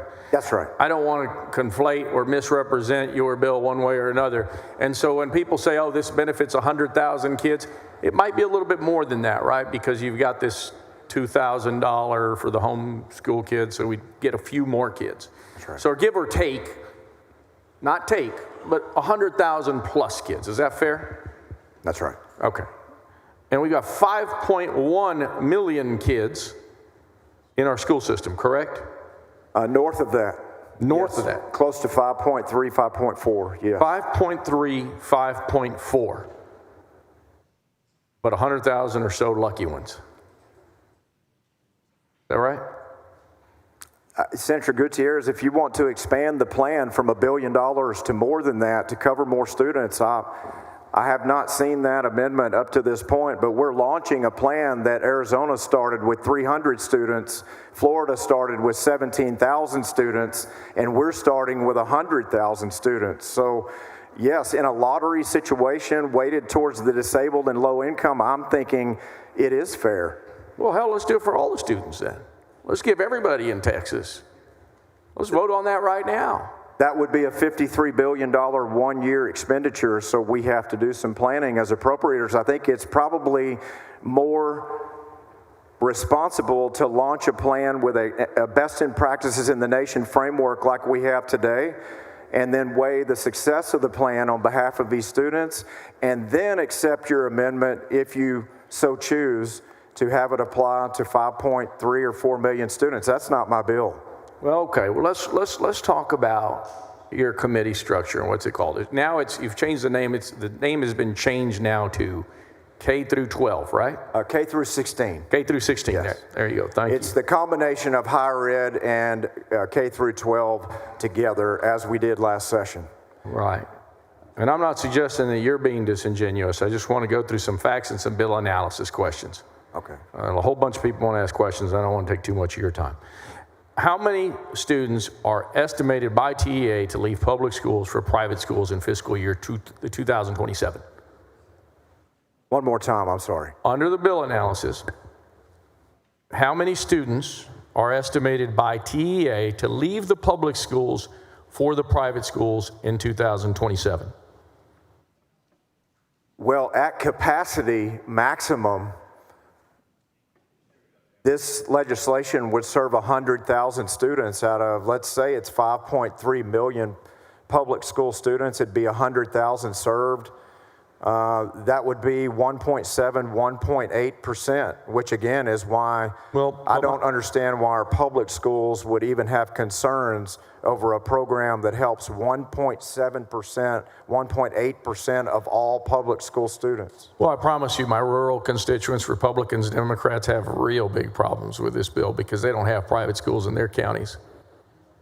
Nationally, rural Texas gets screwed on this deal. Not at all. It's actually a rural Texas bill. And in the state of Florida, private school opportunities increased 74% over 10 years in Florida, in rural Florida. It's a rural Texas bill. I'll let you go. I'll take you down to my counties, and you can go talk to my county judges. I'll be happy to. I need the invitation. And you can tell them how this I'm just is a working rural off the Texas data. You can tell them how this is a rural Texas bill. There's a perception because we don't have it. There's data across the nation over decades and decades that's irrefutable. Yeah, I don't want to speak over you, so I appreciate the same not being done to me. Absolutely respect your line of questioning. I'll defer and yield. My question was, in 2027, how many students does TEA suggest will leave for private schools in fiscal year 2027 from the public schools to the private schools? More specifically, what's capacity in 2027? How many seats available for these first tier, the 80% tier? It's on the bill analysis, page 3. I don't have those numbers. I just gave you a maximum. The maximum is 1.8% of all public school students could be served. All right. Here's my question. TEA, the Texas Education Agency, says there's 24,500 seats available in fiscal year 2027. 24,500 seats. In private schools? Available in the private schools in the year 2027. Do you have any? We show 74,000 in our data. Okay. On page 3 of the bill analysis, sir, it says, it assumes that 24,500 students would leave public schools for private schools in 2027. That's what the bill analysis says. Okay. Is there any reason for me to be wrong here on what the bill analysis says? The testimony in committee from private schools across Texas is triple that. So through TEPSAC, we have data through our committee hearings in 25 and back in 23 talking about 74,000 open seats and tens of millions of dollars in philanthropy for scholarships. Well, I don't know about those other agencies, but TEA, the Texas Education Agency, yes, appointed chairman, the commissioner appointed by Greg Abbott, the Republican governor, says it's 24,500 seats available in 2027, increasing to 98,000 in fiscal year 2030. Is there any reason to suggest that they don't know what they're talking about here? Yes, it's inconsistent with the data from the actual private schools that offer the seats. So instead of the Texas Education Agency's extrapolation on that, I would defer to the data offered by the private schools themselves. Okay, so you want us to believe, because we get a bill analysis from Ledge Council, correct? Correct. And they go to agencies and everybody comes in and they find out how to be able to do this bill analysis, because what's in the bill analysis supposedly are facts and not innuendo, not the testimony of some witness that might benefit from this thing. This is what TEA is saying, and that's all I want to know. And I feel for you on the validity and veracity of the data. For instance, we had an LBB report that this bill would cost billions and billions of dollars and would grow at 20% out to 2029. We don't have anything in the bill that grows the number of students served or appropriates any additional dollars than $1 billion. So from the LBB to your information in the bill analysis, Senator Gutierrez, they may just be lacking information.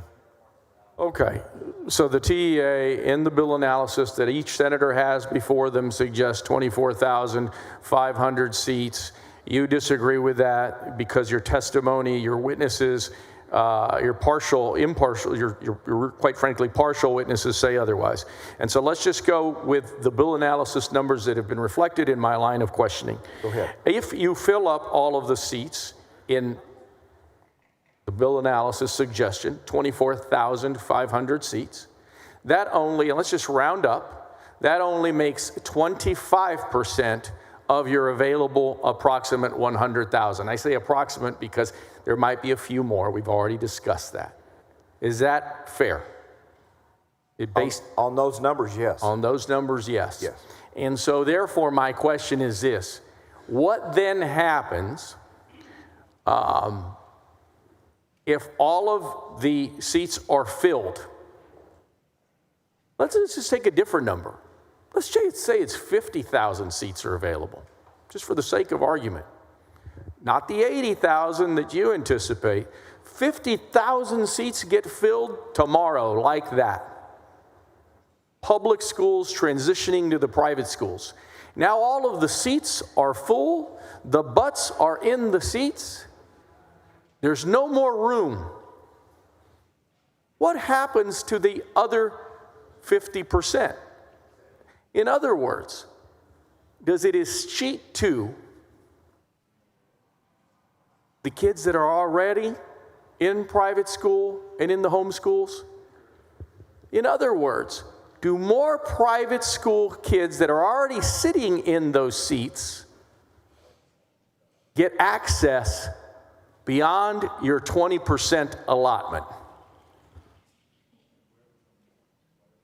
No, I mean, to your first point on the numbers, let's answer them two different ways, right? Both great points.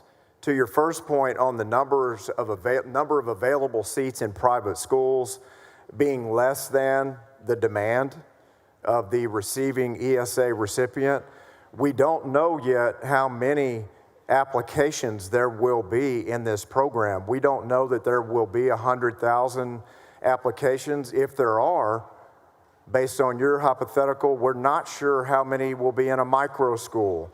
We're not sure how many will be in a home school.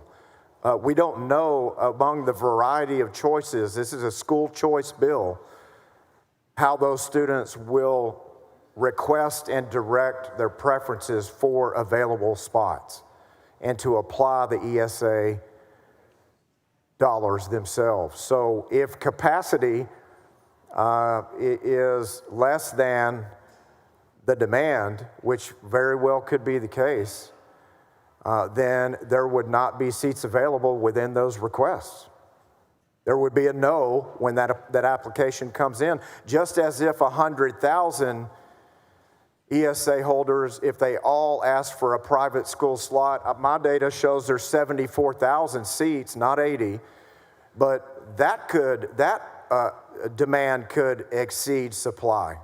We just don't know what kind of applications are coming. Okay, let's assume that capacity is 50,000 for the sake of argument. TEA says it's much, much less. I'm simply asking you then this. Your 20% universal category, which is kids already in homeschool and already in private school, correct? Is that correct? That's correct in the 20%, yes. Okay. And if we've attained capacity at 50,000 kids, if we've attained capacity at 50,000 kids, sir, does your 20% category automatically boom up to 50%? Yes, because it could grow. It could grow. Yes. That's my point. Okay. So yes. Private school kids, in your bill, you're telling all of us that 20% of the private school kids already in private school get to be able to have access to the chance are eligible to be part of this program.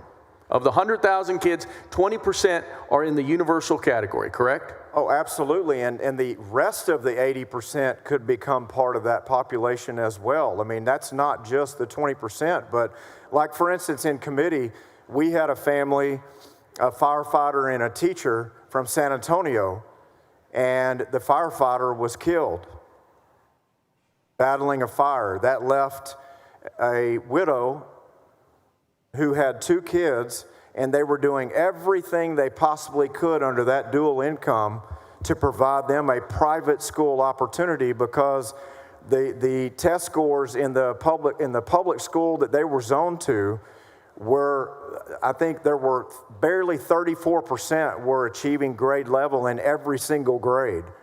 So instead of going back to the public school, that widow sold everything she had, including their home, and bought a much, much older home with 1 room to keep those 2 kids in a private school opportunity. And so they were already in a private school, and they would be part of this 20% that grows based on capacity that you're mentioning. I don't want to overcomplicate your bill. Your bill is a complicated bill, so we have to try to simplify it in ways that people understand. The 20% universal category has no income requirement, correct? Correct. Okay, that's clear. You could have 100,000. Well, you could be over $160,000, and you would still be able to qualify for one of these ESAs. You could. It's poverty level up to no ceiling. Or $1 million. That's right. All right. My question is, if I've reached capacity on the 50,000 seats that are available in our hypothetical, TEA says it's 25,000. You say it's 74,000. Who knows? If I reach capacity in my hypothetical at 50,000, I got 20,000 reserved for the millionaire kids, from 0 to millions. The other 30,000 kids that are already situated in that private school, they're eligible for these ESAs regardless of financial income, correct? Yes, it's a fully universal population. It could be the lowest income to any income. That's my point. Yes. Your universal population in this scenario can exceed the 20% and go to as much as 50% in this hypothetical, correct? If there's no seats available, we know there's a tremendous number of seats available. But yes, you can build a hypothetical to show that my universal population grows. That could be a positive for many on this floor. But it's clear that the universal population is 20% of the program, 80% serves more, unless your contention is correct that there's just not enough seats available to in any category. Well, I'm not. Let me get a hold of my emotions here sometimes. It could be a tremendous number of homeschool families. It might not be a private school issue. I'm not making up the numbers. This is the Texas Education Agency says there's 25,000 seats available. And I'm using the Texas Private School Association for the entire state that has better numbers than any stakeholder that could testify. All right, so the millionaire kid, beyond the 20% threshold, you've already said yes, so I'm just kind of repeating it.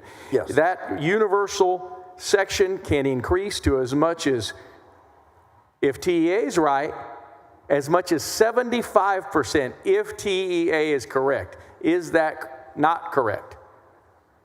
It's not if there are more homeschool applications than private school applications. We just don't know. Okay. But what other states show across 32 school choice plans in America is that the wealthiest of wealthy are not the school choice recipients being served. It is income vulnerable and special needs related students that are served the most among these plans. Well, that's how ours is designed. It's clearly the prioritization set to put $800 million of a $1 billion bill, 80%, towards that structure to help those kids that need help the most. I understand hypotheticals, but Senator West's line of questioning was about new schools that aren't quite accredited yet popping up everywhere. So which is it? Are we going to have too much supply on the seats available? Are we going to have not enough supply? We have plenty of supply based on private school testimony, but at the end of the day, who are we fighting for? We're fighting for these students that need help the most, not designing a program to say we should kill this program because it might be some billionaire boondoggle. That is manufactured narrative at its worst. No, it's not. These are the facts. I can tell you who you're not fighting for. It's the other 5.2 million kids. That's who you're not fighting for. We have fiscal restraint here. We have to balance our budget. We can't appropriate a $53 billion 1 year deployment of funds for all the students that you support, and you don't have a bill to do that. So I can't genuinely think that your line of questioning is leading us towards you thinking that's a better program. Well, my line of questioning is simply stating the facts that TEA says there's only 25,000 seats available, and so therefore your 20% universal category is not true. It'll expand to as much as 75%. Senator Gutierrez, it's already in the bill that even if applications don't exceed available revenue, everyone that applies is admitted. So if I'm wide open and transparent about the fact that everyone is admitted if applications don't exceed available revenue, let's say there's 100,000 spots and 29,000 applications, we're launching a program to see exactly this. In Texas, who needs these opportunities the most and who will come forward and apply? It's not that we're piloting this concept for the nation. We'd be number 32. So we've got data across the country that shows all of these fear-mongering types of hypotheticals just aren't playing out in all of these 190 empirical studies I have on my desk. Yeah, Arizona damn near bankrupted itself with Arizona's got a budget surplus. Yeah, damn near bankrupted himself with their ESAs. Okay. And so let me ask you another couple questions, and then I'll move on to so that someone else can ask their questions. Yes. Is it true that SB 2 allows ESAs to be used to pay tuition and fees for career-based education and for institutes of higher education? That's correct up to grade 12. Wait a minute. We have a lot of kids in our high schools that are taking, that's not quite accurate, sir. Yeah, clarification, you become ineligible for the ESA when you graduate high school. So I interpret that as working on a career and certification license or taking an AP course or a dual credit course that it would apply towards a higher ed experience. Right, because in your bill, not in the bill analysis, you have a section that one of the payees can be a higher education provider, and that's on page 6, line 29. To your point. That's right. Okay? Because a lot of kids are taking high school, college credits, and so on. That's right. All right. That's right. We want to, we hope the most that for in-demand jobs and skills and trades and certifications, what our workforce is showing in Texas that these students and these kids could benefit from the most in getting an education and then entering the job workforce and really getting what they bargained for, getting a wage that is a generational change for their family, establishing a trade or a skill that can never be taken away from them. That's part of this plan. You actually took my next question out of there. You said that establishing a trade or a skill, because in the program, it also provides training for industry-based credentialing, correct? That's correct. All right. So under your bill, ESAs can pay for college courses for those young folks that are so doing in high school. They're already doing that. And even under SB 2, ESAs can already pay for obtaining an LVN certificate, correct? Yes. Or some other permit or license. That's right.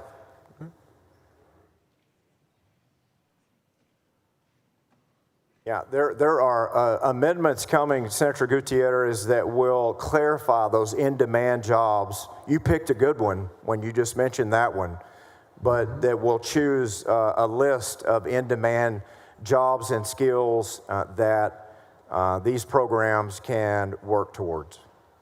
Well, I look forward to visiting a little bit when we file our amendment. Thank you. Thank you for your questions, Senator Gutierrez. I appreciate the commentary and discussion. Yep. Thank you.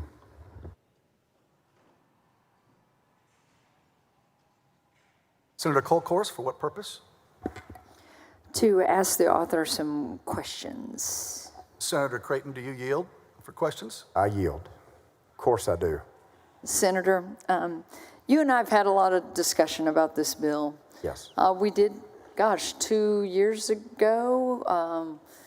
I don't know, we've passed this bill in different iterations through special sessions, regular sessions, and here we find ourselves again, right? Yes. Passed it 4 times in 2023. 4 times. Always a separate funding bill from this.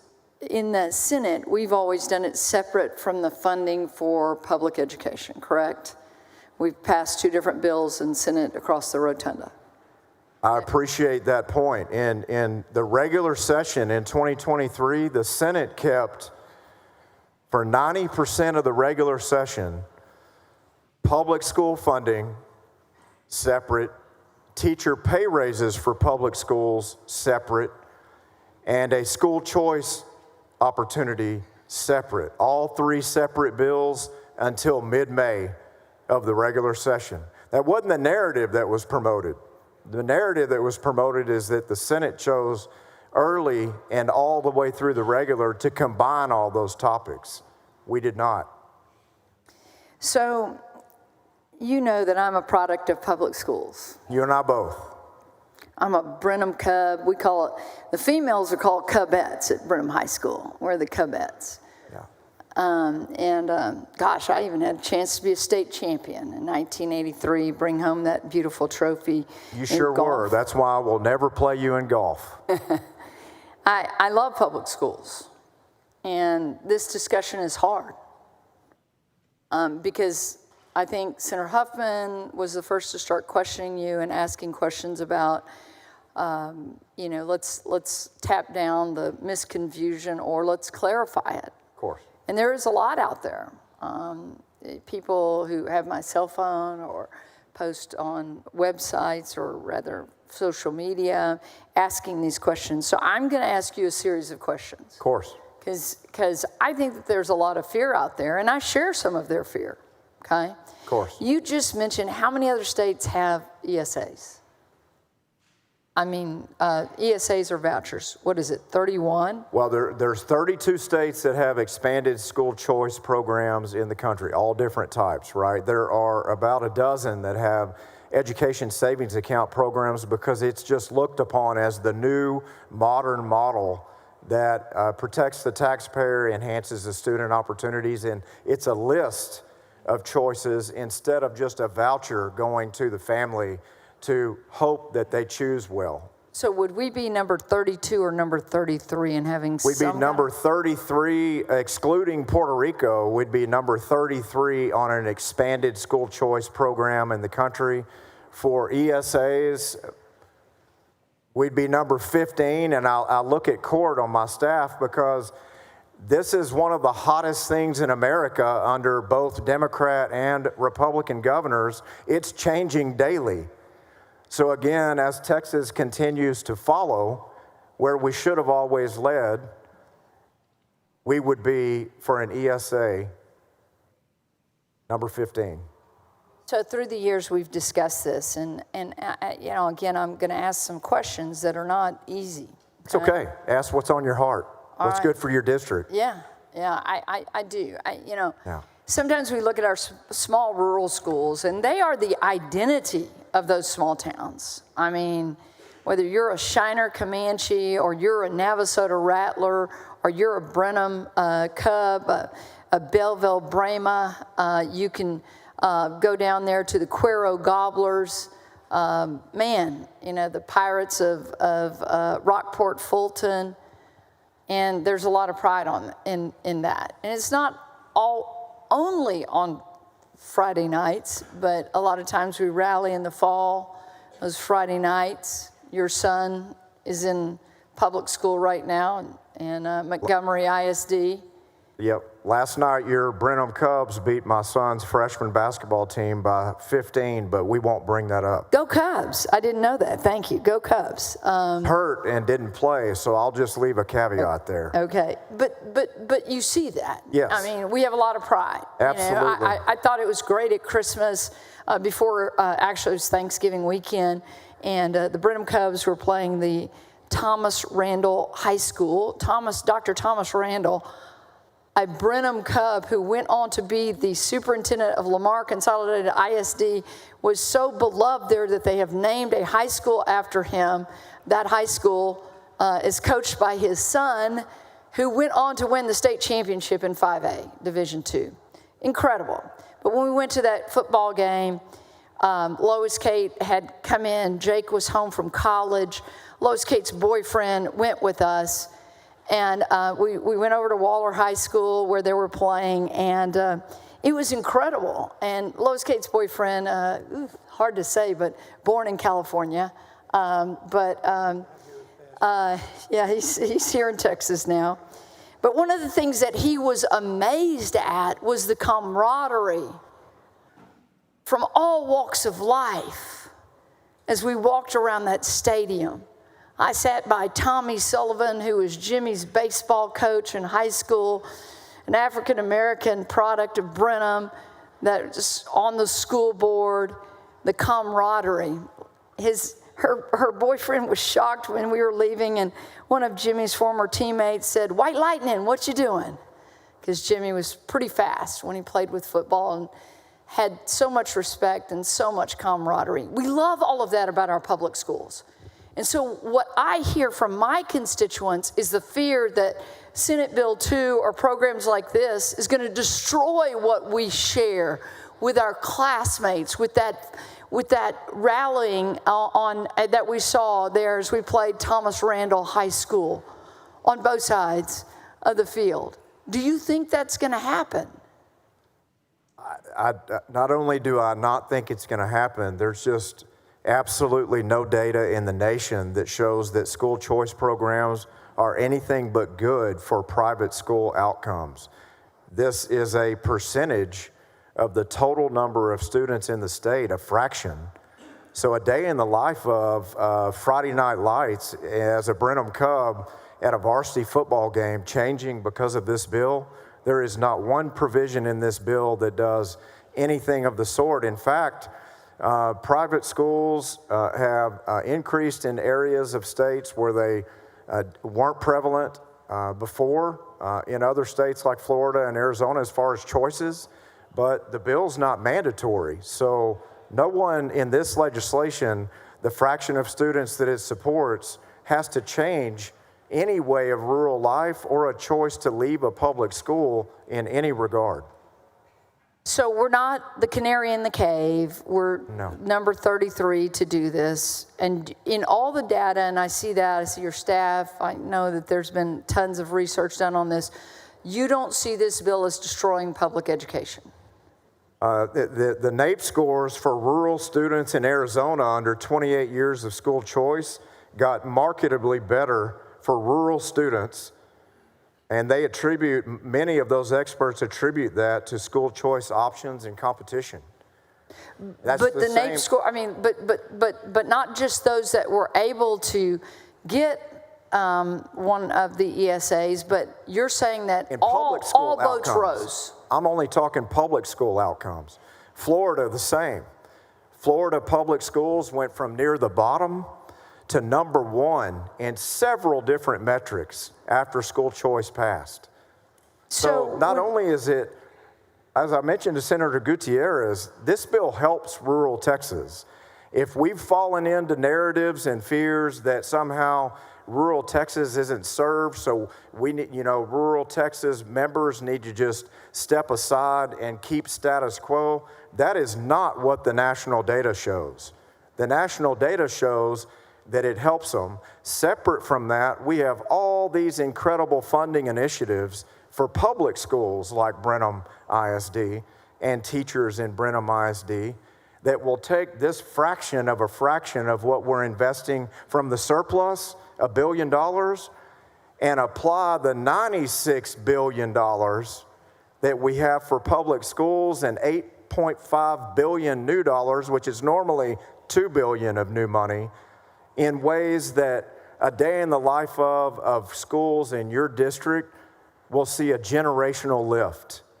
So that's my follow-up question. So Senate Bill 2 is here. We haven't seen the funding bill. We know it's in the General Appropriations Act. We're working through that in Senate Finance. But I'm going to ask that question. Of course. Is, last session we had a bill. It was different numbers, but we were investing in our teachers large amounts, $3,500, catching rural schools up with a $7,000 pay raise. Are you committed to do the same this session? Because we're just seeing Senate Bill 2 as a separate bill right now before we get to vote on that bill. Yes, and I think, Senator Kolkhorst, to your point, that's where much of the fear comes from, is because this is an emergency item and we're out of the gate with it, and many stakeholders can't see all the other wonderful pieces of legislation and funding that we have to bring forward across this entire floor of the members that are here to fight for public schools. They can't see it yet. But you and I know, and the base bill is clear, that that's the base document that we will continue to work off of with the numbers I'm talking about today. Well, and that's one of my questions. Can I have your commitment that the next bill that we're going to see for education is going to be an investment in our public school teachers and into the system that's going to educate you say this is 1.7%, so back that out at 98.3% of the children. Is there a commitment there from you? My teacher bill of rights that has across the board teacher pay raises and funding initiatives for additional pay streams and bonuses and all kinds of incredible opportunities beyond that across the board pay raise. Yes, I'm coming back with that teacher bill of rights again that we passed off of this floor in 2023, and the House took it to the floor, bounced it around like a beach ball, and postponed it until 2029. Because teacher organizations and superintendent organizations came into our hearings and said, we'd rather not have new teacher pay raises, we'd rather not have new money for public schools if we can kill what was then 40,000 education savings accounts for special needs and free and reduced lunch kids. So yes, Senator Kolkhorst, I'm coming back with what DeSantis announced as a national model when he took my version that the House killed. I'm coming back again as we stand for the safety of teachers, the validity of the opinions of teachers, a reasonable learning environment without disruption for teachers, and strong compensation increases for teachers. But we're not there yet. You did see that the governor announced teacher pay as an emergency item. I saw it, and I was happy about that. To your point, we're going to be able to move even faster on that bill this session, but we need a full Senate unanimous on that bill to stand for Texas teachers, just as we brought that bill forward last session, separate from the school choice bill. So let's go to strings attached. Yes. There's been some talk here from my colleagues, and that's one of the things. You know, I listen to teachers and hear from them. Just got a text message. I'm going to clarify something. But in this bill, as an education savings account, any private school that accepts these dollars, Senator Hall asked, there's not going to be any government intervention, right? That's correct. Okay, so let's talk about that. So we require our public schools to do STAR testing, and you know, someone once told me that the education code might almost have as many pages in it in Texas as the Bible. That's not a good thing, right? And so here's my question. We're going to take taxpayer dollars and we're going to let people apply. 80% are in different stratas of economically challenged, all the way to autism, disabilities, different things, and 20% is almost universal, right? Those private institutions that are accepting that money aren't going to have the strings attached, okay? So here's my question to you. Is it time for us to look at STAR testing? Is it time to take some of the strings that are attached to public schools that we say, you have to do this, you have to do this, you have to do this, you have to do this, and finally say, hey, maybe we'll give y'all some freedom to educate people the best you know how. What's your answer to that? Yeah, my answer to that is there may be an incredible amount of validity in reducing the requirements or strings or mandates on public schools that everyone on this floor can bring a bill forward to accomplish. An incredible amount of opportunity, but most public school stakeholders say they would like to get rid of the STAR test. Why in the world would a public school stakeholder then pivot and apply the tests that they want to abolish to an entire different category of students in the state? That is absolutely without logic. So the norm reference test that private schools require now has been acceptable to public schools for decades. It's called the SAT and the ACT. There is no member trying to get rid of the SAT and the ACT being used in a public school setting by a junior or senior applying to college. We're not going to apply that string. If a ESA recipient chooses to take the STAR test, they can. But it's a choice because this is a school choice bill. That string will not be applied because it doesn't make sense if public school stakeholders want to remove it altogether. Well, I think that's the question of, you know, how can we make public educators feel that they are getting fair treatment? Right. I mean, it's a great question. If we're gonna open up the can of worms, let's open it up and let's look at all of them. Sure. When it comes to testing requirements, teacher requirements, and other things, and I would challenge us, sure, Senator, that as we move through this process and say, hey, we want this 100,000 students to be able to have a choice to go somewhere, to be able to have the freedom of choice, that we look within where we're going to educate 5.2 million children to say, wow, maybe some of what they're doing out there is something that we should apply. Similar to, okay, when we had charters, and charters were doing some really innovative things. And the next thing you know, we have districts of innovations and policies that we applied there. So do you see that? I'm asking this as a question. Of course. You know, public school supporter and product. Everyone in my family is, being my family. You and I both. I have 7 do public we school see that we teachers can in my apply? family. I mean, Districts of Innovations, we took the best of charters and said, look, man, they're doing some really cool things there. Well, let's take some of these ties off of these things that bind our public schools to let them innovate. Can this ESA program lead to that with public schools? I mean, an advantage that we're saying, like we say, STAR test. Maybe it's time for us to have a new iteration of that. We're not going to make this, $10,000 ESA follow that.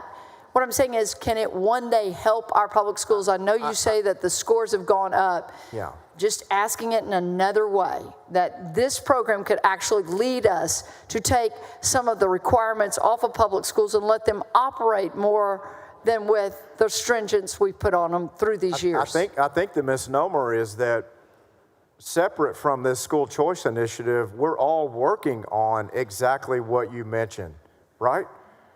I'm hoping Those absolutely. I mean, we're talking every day with public school stakeholders about removing STAR, for instance, but now in the halls of the Capitol, teachers and superintendents are saying, wait, now we can weigh in on STAR. Now teachers are involved with designing STAR. We're worried about what we might end up with. Hang on a second. If you abolish STAR, what are you coming up with next? So there's a hesitation among the public school stakeholders on actually what they want to have as a result, and we can't work off hesitations. We need a unanimous sentiment in that category. This program has brought up a lot of feelings about onerous requirements on public schools, and that ends up as a result as, let's apply all that to private schools as a red herring in the school choice bill. If any of those were applied, those that are voting no today would not vote yes. Those aren't genuine. So if they're not genuine objections, let's get this bill passed for the kids that need it the most, and then go to work in our committees with the list of requirements that we need for public schools as request and weigh them up. One at a time, yes or no. I love that attitude. So let's do it. Let's go to it. Let's do it. So one other thing, and I know that Senator Huffman asked this question, but I received this text message long after she finished asking her questions. And it says that there is a section in the bill that could potentially harm teacher retirement. True or false? There's a concern by the teacher retirement system that they put out in emails all across different stakeholders, that if for some reason teachers leave the public school system, that it can affect the numbers and the math that support TRS. There's no data in the country that shows that. Without this school choice bill, we all know, and we're addressing it through my Teacher Bill of Rights and the pay and safety that you mentioned we need to come forward with again. We all know that many Texas teachers are considering leaving the profession. Folks, by survey of 370,000 public school teachers in the state, compensation is third and sometimes fourth. School choice isn't on the list. Safety is number one, and validation from administrator after compound effect on the hiring of administrators is number two.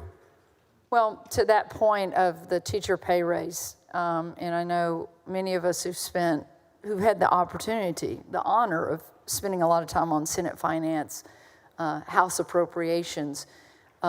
We've put a lot of money in the teacher retirement system. I think it's the 5th largest retirement system in the world. And we continue to bolster it. Well, and we should. I say I'm a product of Mrs. Condra in 2nd grade when she told me I could grow up to be anything I wanted to be, right? And she was right. So as we do a teacher pay raise in an upcoming bill that you've said, emergency item. Be careful on the hand gesture there. Yeah, well, as their pay goes up, we put more money into the teacher retirement system, correct?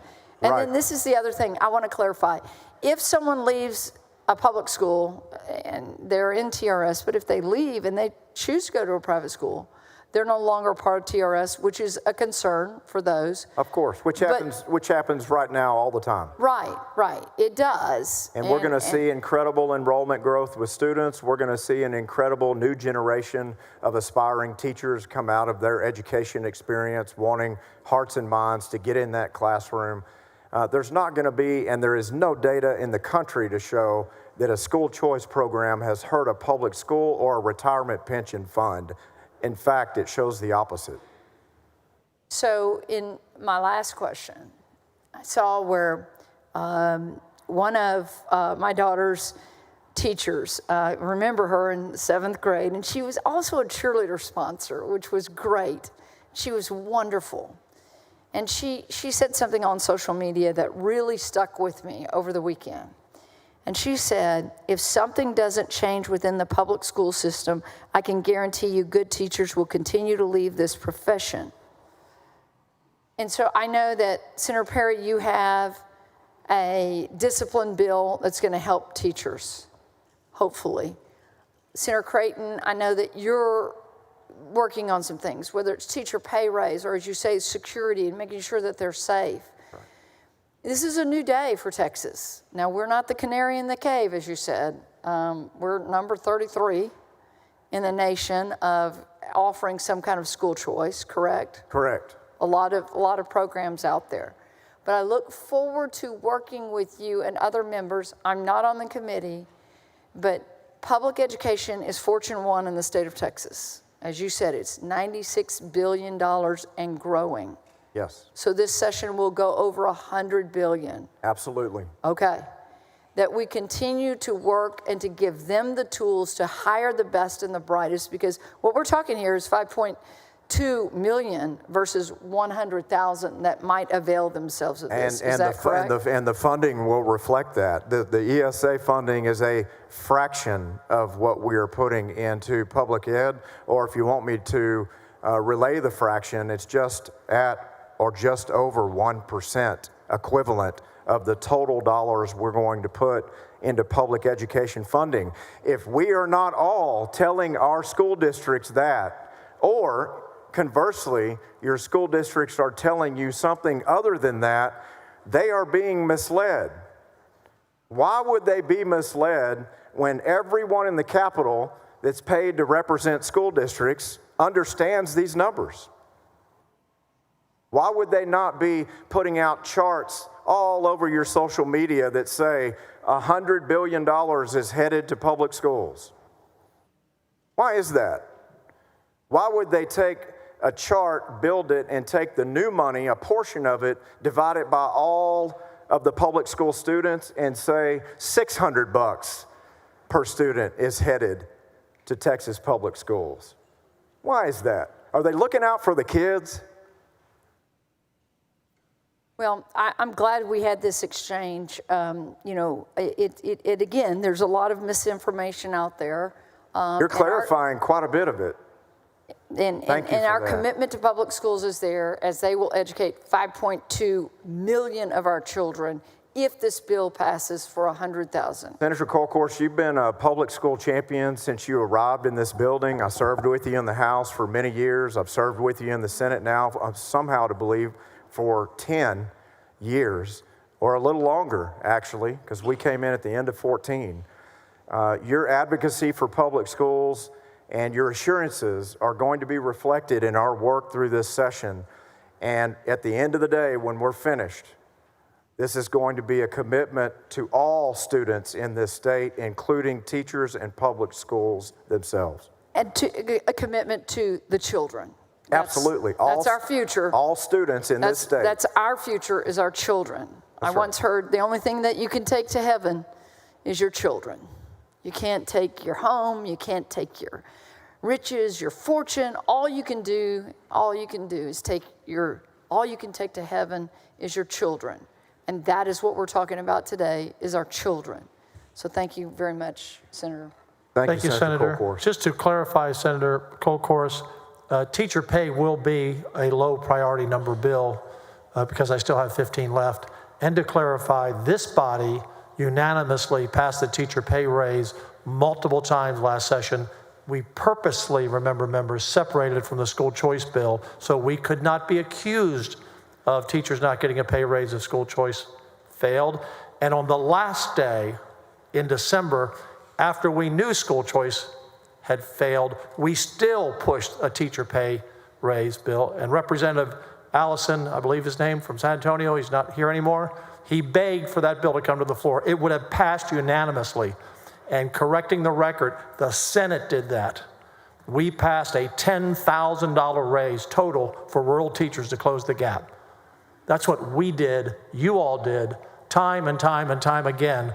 And so that narrative needs to be correct. We also, with Joan Hoffman's leadership, put $4.5 billion into a COLA for retired teachers and gave them a $7,000, $7,500 for any teacher 70 and over. So this body, bipartisan, has done everything that you ask, everything that you've asked. And we are committed to that. And if the governor wants to put teacher pay as a new emergency item, we'll pass that bill in 2 weeks. Okay? Next up, Senator Menendez. For what purpose? Questions of the author, Mr. President. Senator Creighton? I yield. Yeah, and as we go through, by the way, members, if your questions have been asked before by other members, please take some notes. You may want clarification to ask a question again, of course, but I have 10 senators on the board, and so that puts us at around 9 or 10 o'clock tonight. So at your leisure, I have no place to go. Senator Menendez. Thank you very much, Mr. President. We've been debating, asking questions of the author of the bill, and Chairman Creighton, you've chaired this committee, the Education Committee, for how many years now? 2 sessions combined, higher ed and lower ed, and a session before higher ed. About 6 years? Yes. So obviously, I don't need to, you're aware the Texas Bill of Rights equivocally states that equality under the law should not be denied or abridged because of sex, race, color, or creed, or national origin. Article 1, Section 3A. You're aware of that in our Constitution. The Texas Constitution, yes. Correct. Yes. Similarly, Section 1.002 of the Texas Education Code states that equal educational services or opportunities, an educational institution undertaking to provide education services or activities to any individual within the jurisdiction or geographical boundaries of that institution shall provide equal opportunities to all individuals within its jurisdiction, geographic boundaries pursuant to this code. And in B, it says, an education institution may not deny services to any individual to participate in the school district's special education program as provided by Section 29.003. And it says there, but the educational institution shall provide individuals with disabilities special education services authorized by law or expressly authorized to assist and contribute towards the provision of an appropriate special education services. The reason I bring it up is I'm sure you're aware of those protections when you were drafting your bill, correct? Correct. So my understanding, though, under your bill, that if a family who has a special needs or has a special education student receives an ESA and they present it to a private school, that school does not have to accept that student. Is that correct? That's correct. There can be rejection. They can deny that student, even though a public institution could not deny that student. The private school could deny admission to a student for any reason, right? Any reason they choose. And so that's one of the concerns that I have, is that whether it's be their religious practices, their identity, disability status, they're not required to provide language access services to emergent bilingual students. So it's true that a private school can deny admission on the basis of sex, gender orientation, gender identity, a multiple, often intersecting ways that these tax dollars that you mentioned came from the surplus. But the surplus, they're still Texans' tax dollars. They just happen to be above and beyond what we normally have. Isn't that correct? That's correct. So you're telling us that this bill would allow hardworking Texans' tax-paying dollars the ability to be presented to an institution, a private institution, that could deny that student where the Texas Constitution requires equal educational opportunities. It has a mandate for us to do that. And so I don't understand how you reconcile the two.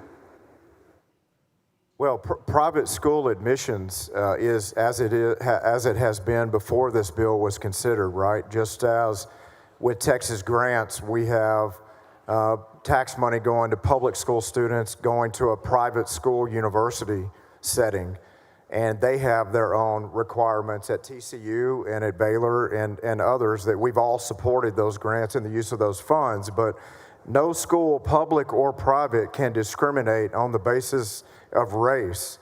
According to Title VI of the Civil Rights Act, no private school can discriminate on the basis of race, color, or national origin. You mentioned earlier the no strings attached for the private schools. My concern happens to be with these families with kids with disabilities.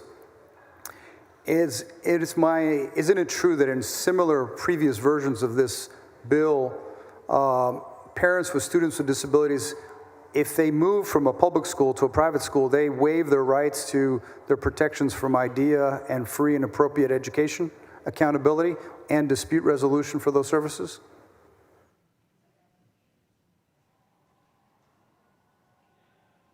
Under IDEA, under the federal IDEA, there's two primary rights. There's evaluation, which is a right extended to all school-age children, not just those in public schools, right? And there's free and appropriate education, requires a process to identify the services that an ISD can and will provide in negotiation with parents.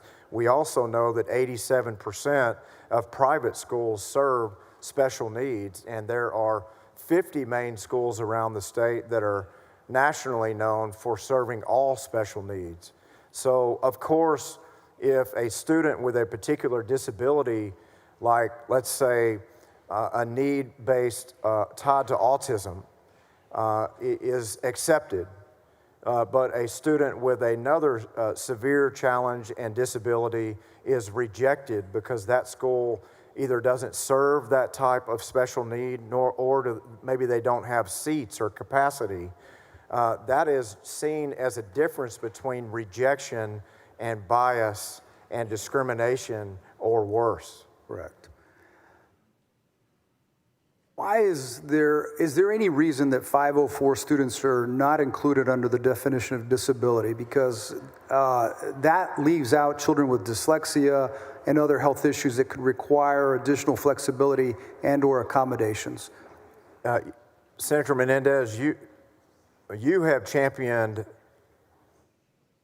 opportunities for students with special needs and disabilities and challenges, including 504, as long as I've known you in the House and in the Senate. 504, I know you've worked on through other bills, not just dyslexia, but other components of 504, but there are migraines included in that, there are peanut allergies included in that, there are just differences within that 504 and those challenges that are not quite through that threshold that you would, and maybe many of us would like to see. I agree that we need to tread carefully, because I think that where public schools are required to complete special education evaluations for their students who request them, we've already seen an increase in these evaluations, the requests over the years. So considering this program aims to provide even more money for students with disabilities, and it prioritizes them in the lottery that you've set forth, I'm concerned about the potential uptick in evaluations being requested of the public schools simply so that they can leave and take this ESA. So I want to ask you a question. Are you open to ensuring that public schools have the necessary funding for these evaluations? Because as you said in your layout, that this is about the children that are in the schools. So if you want to give everyone this opportunity, especially where you have set aside 80% for people with special needs, or people who are at 500% of the federal poverty line or below. So that is the concern that I have, that they're going to get $11,500 if they have a disability, so $1,500 more than a student that does not have a disability. Would you be open to ensuring our public schools have the funding for the evaluations over the next few years? Well, I'll be supporting significant funding initiatives, as I mentioned in our exchange with Senator Kolkhorst. I know Senator Betancourt is championing a bill for special education and has significant funding together with that. Last session, I led an effort on the Senate floor to uncouple the basic allotment so that school districts would have incredible flexibility in their diverse needs to be able to apply those dollars in different ways. That was rejected. So even though it passed the Senate floor, the House turned down that opportunity. And with that uncoupling of the basic allotment, we created a new teacher allotment, teacher pay allotment for compensation as a permanent budget culture in our budget. And that was also rejected in the House. Net of it is, yes, I'm committed. It won't be through this legislation for creating an ESA program, but with the different bills and the budget that I mentioned, I'll be working with you on those solutions. Appreciate that very much. On page 9 of your bill, on lines 51, it states, number 1, states that that a private school is not subject to federal and state laws regarding the provision of educational services to a child with a disability in the same manner as a public school. What does that mean?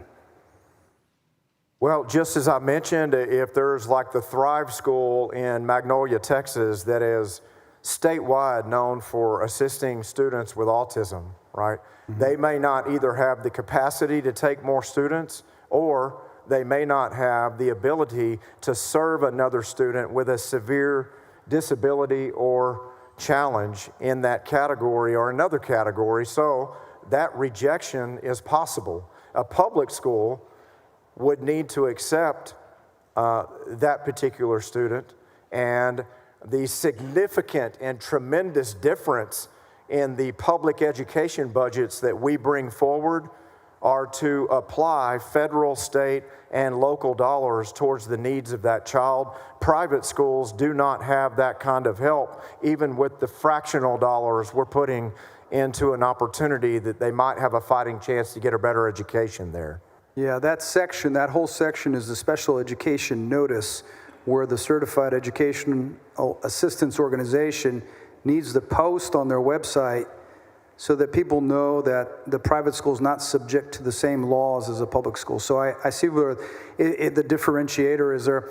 I'm going to close with this and thank you for mentioning the notifications in the bill. Right. The bill requires those specific notices to be on the master website for the ESA plan, of the differences in the service that's available between a public and a private. So again, as you and I would share together, we want these families to be informed. We want them to understand that there's options out there, but are they exactly the fit that they're looking for?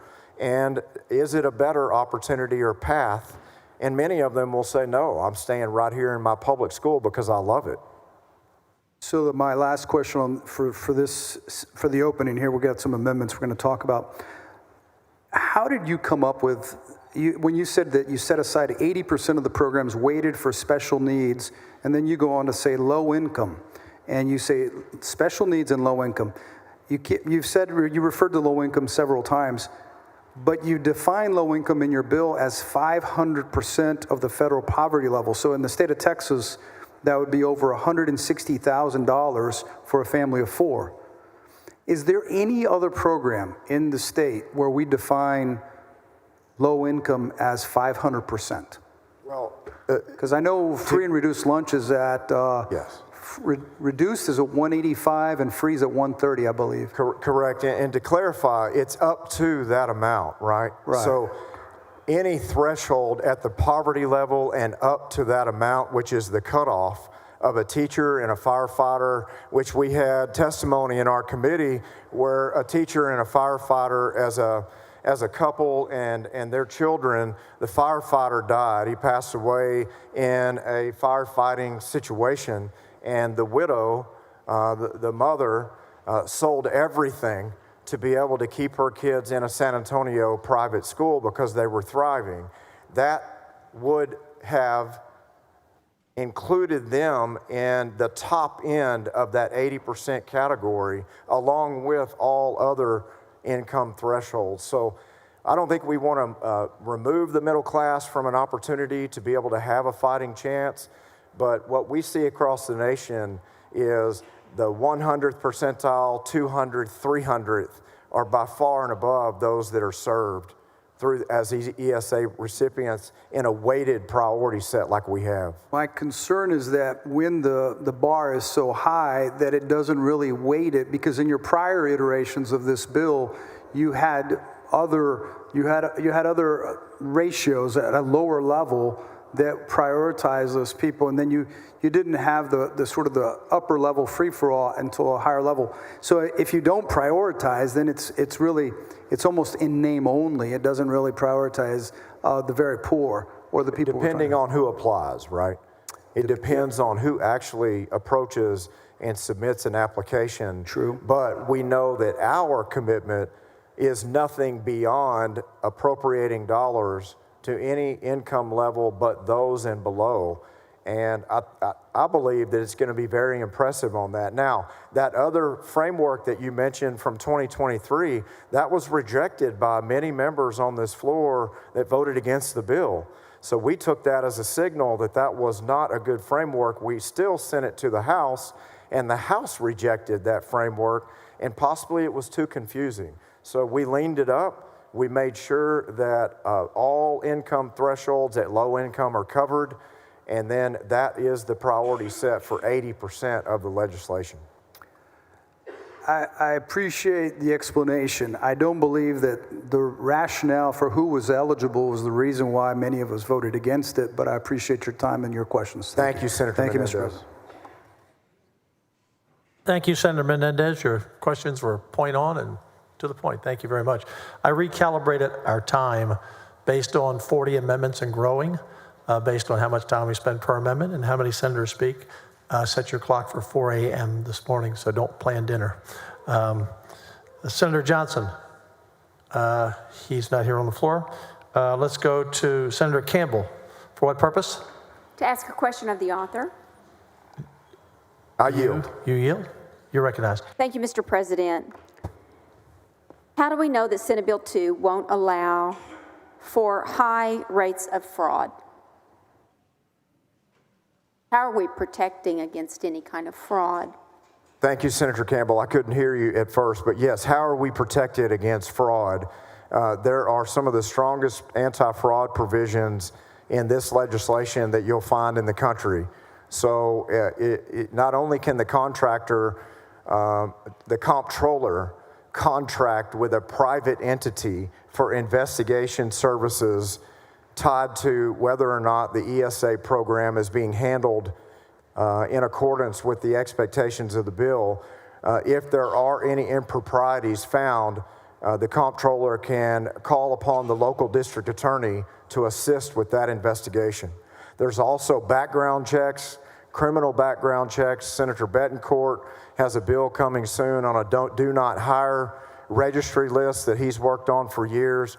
There are many different protections in the legislation for the student, for the taxpayer, and for the entities that are involved that all want to be a part of a quality protected program.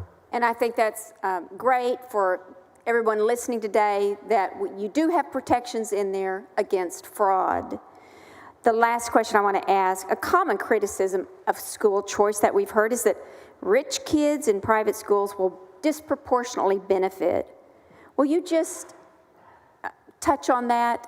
You said something about it, but just touch on that as to why it's not set up for any rich kid, if you will, to disproportionately be favored. Yes, we've had some very good discussions on that, and I appreciate the question because it's important for the members and also those listening to understand our priority set. It's amazing to me in the channels and in the mediums and in the communications throughout our public school systems that it's still not known to them that this bill serves a fraction of Texas public school students. It's capped, and at the same time, your concerns are, well protected in the fact that the priority set is for income vulnerable students and students with a disability. Yes, very good. Thank you. You've worked hard on this, and we championed the school choice. Thank you very much, Chairman Creighton. Thank you, Senator Mr. Campbell. President. Thank you, Senator Campbell. Senator Middleton is Mace. There you go. I have to check with the desk again where everyone is. For what purpose? Will the gentleman yield? Do you yield, Senator Creighton? Thank you, Senator Creighton. Thank you, Mr. President. I just had a couple questions. One thing we wanted to clear up here, and this is sort of a point of information. Senator Creighton, there's a section of the government code, 556.005, and it's long, but it goes into basically prohibited practices, and it's actually a ban on state appropriations from being used on lobbying. Have you heard of this section before? I have. Okay, so that was brought up with Senator West earlier, so just want to be clear here. For example, charter schools right now cannot use their state appropriations to hire lobbyists, right? That's correct under this provision.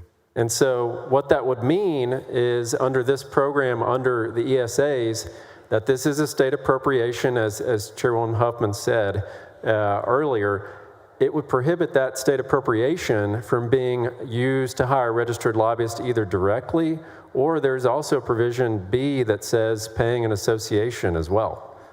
So that's something I think needed to be cleared up here today. Obviously, there's another bill that would cover taxpayer-funded lobbying entities, because right now, local taxes, property taxes can be spent to hire lobbyists, and unfortunately, that's a lot of the misinformation that has been disseminated to a lot of our offices and to the Education Committee and around this building that are just not true about this bill. And frankly, they're lies about SB 2. And unfortunately, right now, our tax dollars are being used to pay for those lies.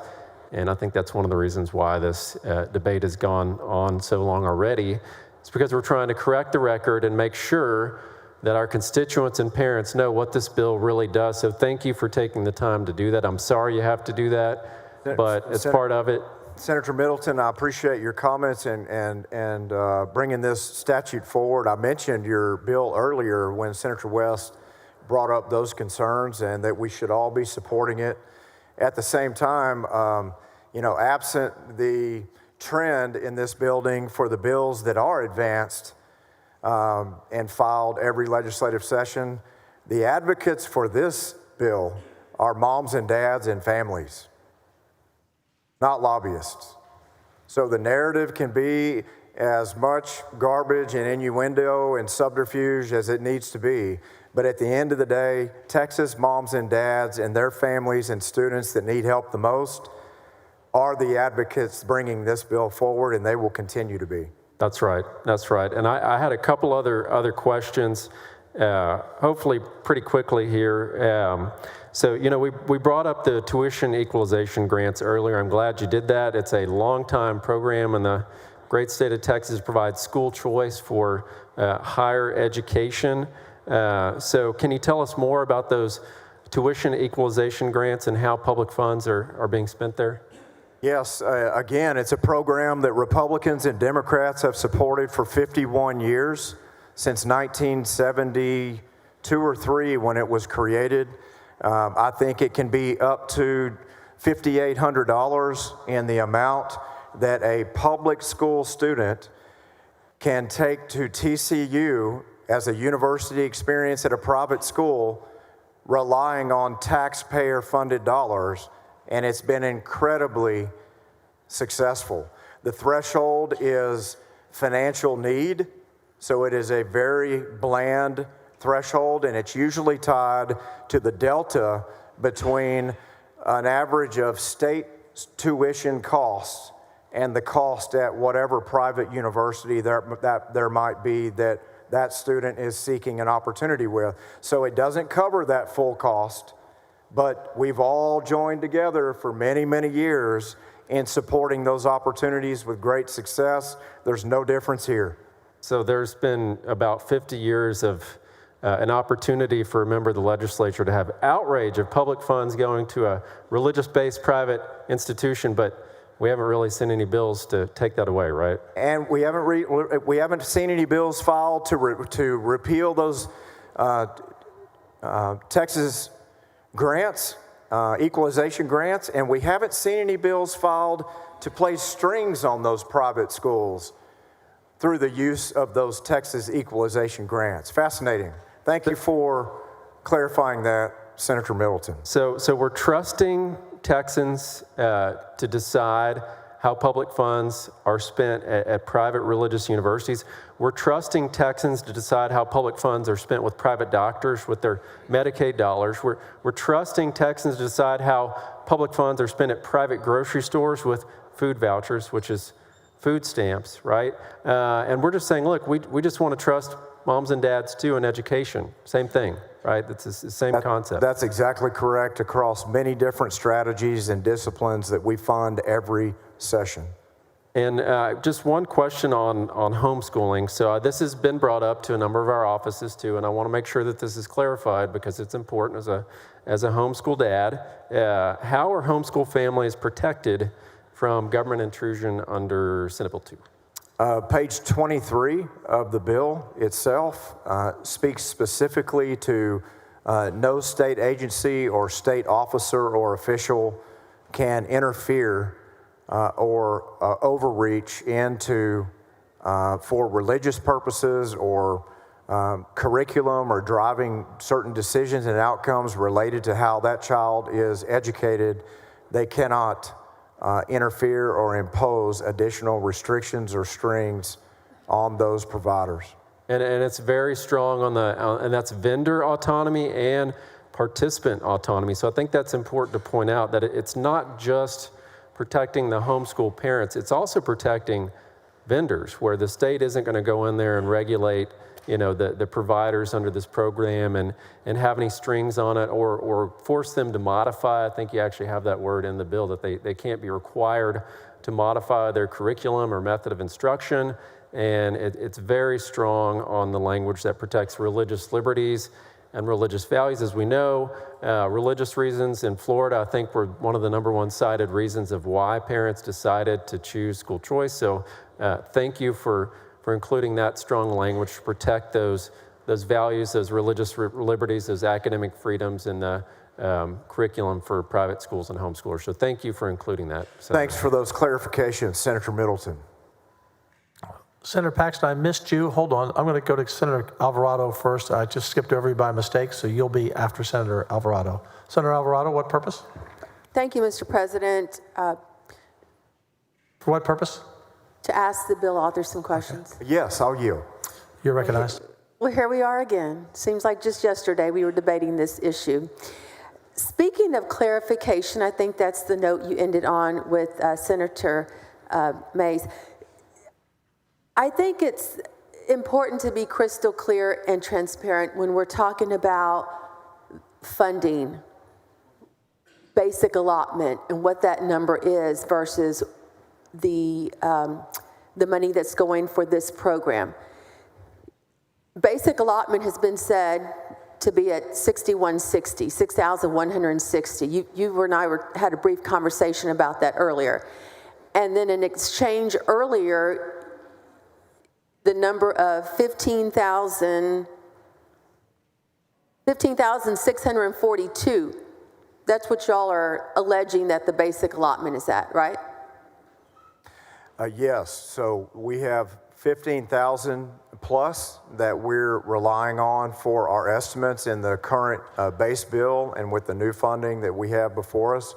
Even Raise Your Hand Texas is published far and wide that $11,000 plus is the number. It's certainly grown since those published numbers, but referring to the basic allotment as what we give our public school kids, and comparing that to this funding stream for the few ESA recipients that we have included, that's not accurate. Okay, let's talk about that 15,642, because that includes federal money, right? Okay, it includes allotments for special education, facilities. It also takes into account the money that's used to pay the principal and interest on bonds. So when you take that down, you're at about 11 to 12 per pupil. 11 to 12,000 per pupil. Okay? So again, going from that 15,000 and including all those things that are included in that number, and then you take out the federal money, which is about 10%, then we're at about 9,900 to 10,800 per pupil. Senator Alvarado, we could take out everything, but I include bond money that's building new classrooms and facilities and bringing in chillers so kids don't sit in 104-degree classrooms. I'm including all of that as money that pours into the classroom. All funding disciplines, we'd be around that $16,000 number. Okay, so the 10,000 per student, all of that is coming strictly, solely, only from state funding, right? If you're excluding like a la carte, many of these different funding streams, sure. The 10,000 that your program is going to pay, that's for each student, all of that comes exclusively from state money. Yes, you have the basic or initial allotment, and then you have K through 3, and you have income, and you have special needs. You have all kinds of different allotments that average up to the number that I mentioned. That I mean, all the teacher organizations that support, campaign efforts for you and many others across the state, publishing an average of state assistance around that $11,000 number. The reason why all the teacher organizations are quoting that number is they're not excluding this a la carte menu that you're talking about. But at 16, I would agree that is total aid. Okay. And the point I'm trying to make with this is that this program, the 10,000, again, is all from state money. But what we put into public education, it's a lot less per pupil. Because if you take the, as I went through the numbers, you take into consideration the allotments for special ed, the facilities, the bond, the federal money, then we're at about almost 10,000 per pupil. But of that 10,000, 43% comes from the state, only 43%. The rest is locally funded, okay? So then that means that the voucher program or your ESA program is 100% state funded. And then what we spend on public education solely from the state, after you take out all those things I went through, you're looking at $4,257 to $4,644. So that's the big problem that many of us have with this, is that you are giving more per pupil to the voucher program as opposed to what the state, if you dwindle it down to what the state is solely responsible to, is dramatically less.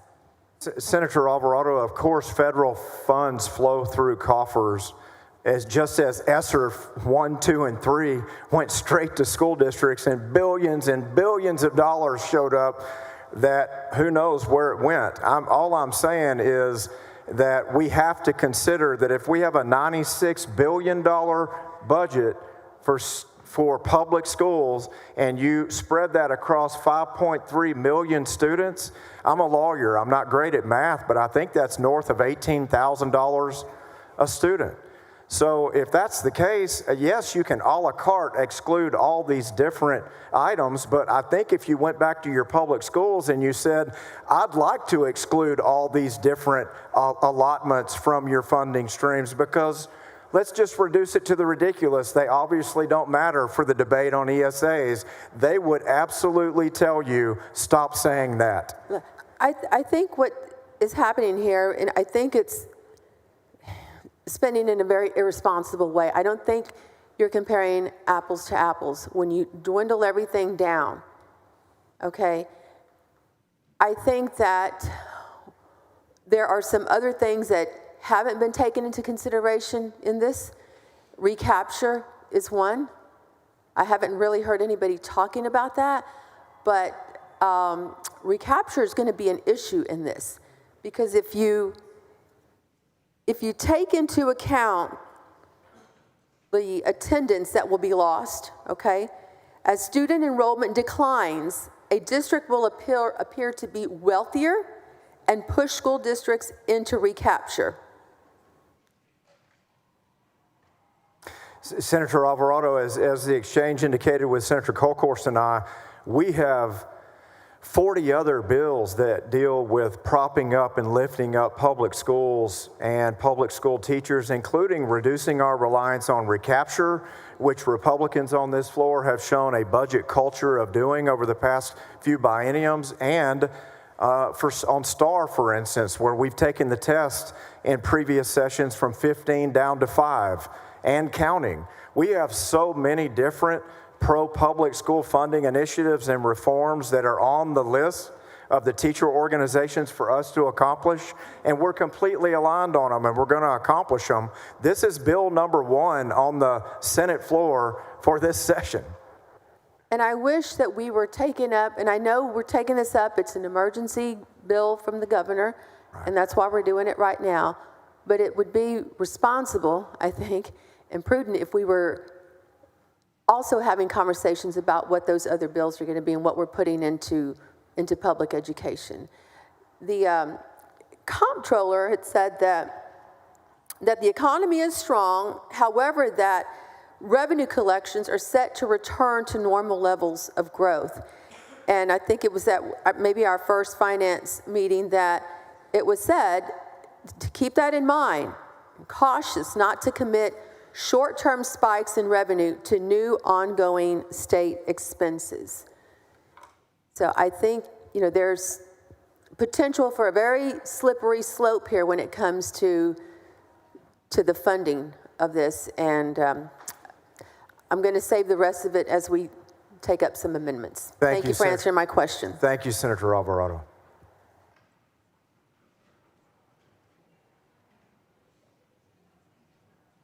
Senator Alvarado, you'll be happy to know that because of your support of property tax relief, that HISD pays zero in recapture. We have saved them over $200 million, and that was always the big issue, recapture. So your school district, where you live, you represent, pays zero in recapture. Just wanted to get that on the record. We've done a great job on that. Senator Paxton, for what purpose? To ask a question of the author. Okay, and after Senator Paxton, we're going to take a 10-minute break. So our ladies up front, anyone else can use the restroom up here. You all can walk off, but they can't. So we'll take a 10-minute break after Senator Paxton. You're recognized. Thank you, Mr. President. And Senator Creighton, thank you for bringing forth this bill. I had a question regarding the education service providers. And specifically, my question is, under this bill, could a public school, including a public charter school, be an approved education service provider and participate in all the activities that those would be eligible to provide? Yes, I appreciate you working on this in committee with us, Senator Paxton, and making sure those clarifications are there. As you know, when we say public school, we also mean open enrollment charter schools, but it's good, especially for the charter schools, to know our intentions as authors and the way that these bills and provisions are evolving and moving. So as students can take courses a la carte from a public school or an open enrollment charter school, you can imagine a homeschool student wanting to take a chemistry class possibly at a public school. So a public school could allow that homeschool student to purchase access to that course as long in the bill as they weren't considered for average daily attendance and part of their day-to-day enrollment, right? So that's offered today without this bill. That is certainly included for charter schools, and I appreciate you clarifying. Well, thank you. And as a parent who chose at different times public school, homeschooling, and private school for my children, and as an educator who also taught in all three of those settings, I'm really excited about this opportunity for all Texas families and being part of the largest, most innovative, and what I think will be the most successful school choice program in the entire country. Thank you. Thank you. Thank you, Mr. President. Thank you, Senator. Members, we have 4 more senators who want to speak, so we'll take a 10-minute break. It's 3:25, or we'll just stand at ease till 3:35. So, Senator Creighton, it will depend on you. If you're here in 10 minutes, we'll start whether they're here or not. All right. Senate stands at ease until 3:35.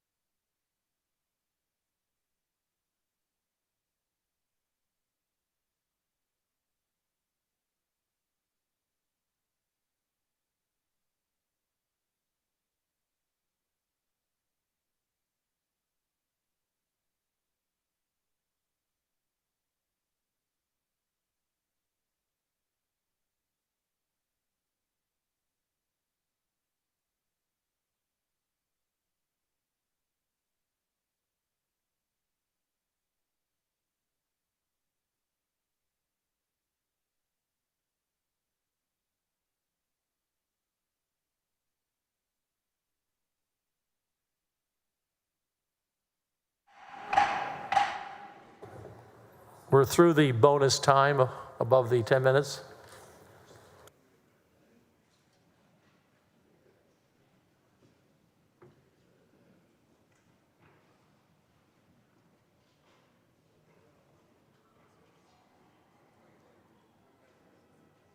For those of you keeping track, I said Senator Nathan Johnson would be next, but he is not going to ask questions, so we'll go to the next person. Senator Bettencourt, for what purpose? Ask questions of the author. Do you yield? I yield. Yes, I do. Thank you, Mr. President. Chairman Creighton, you've done a great job on the layout and the explanation. I want to go back over the history because I think it's important to recognize that guys like Court were teenagers when we started this process, right?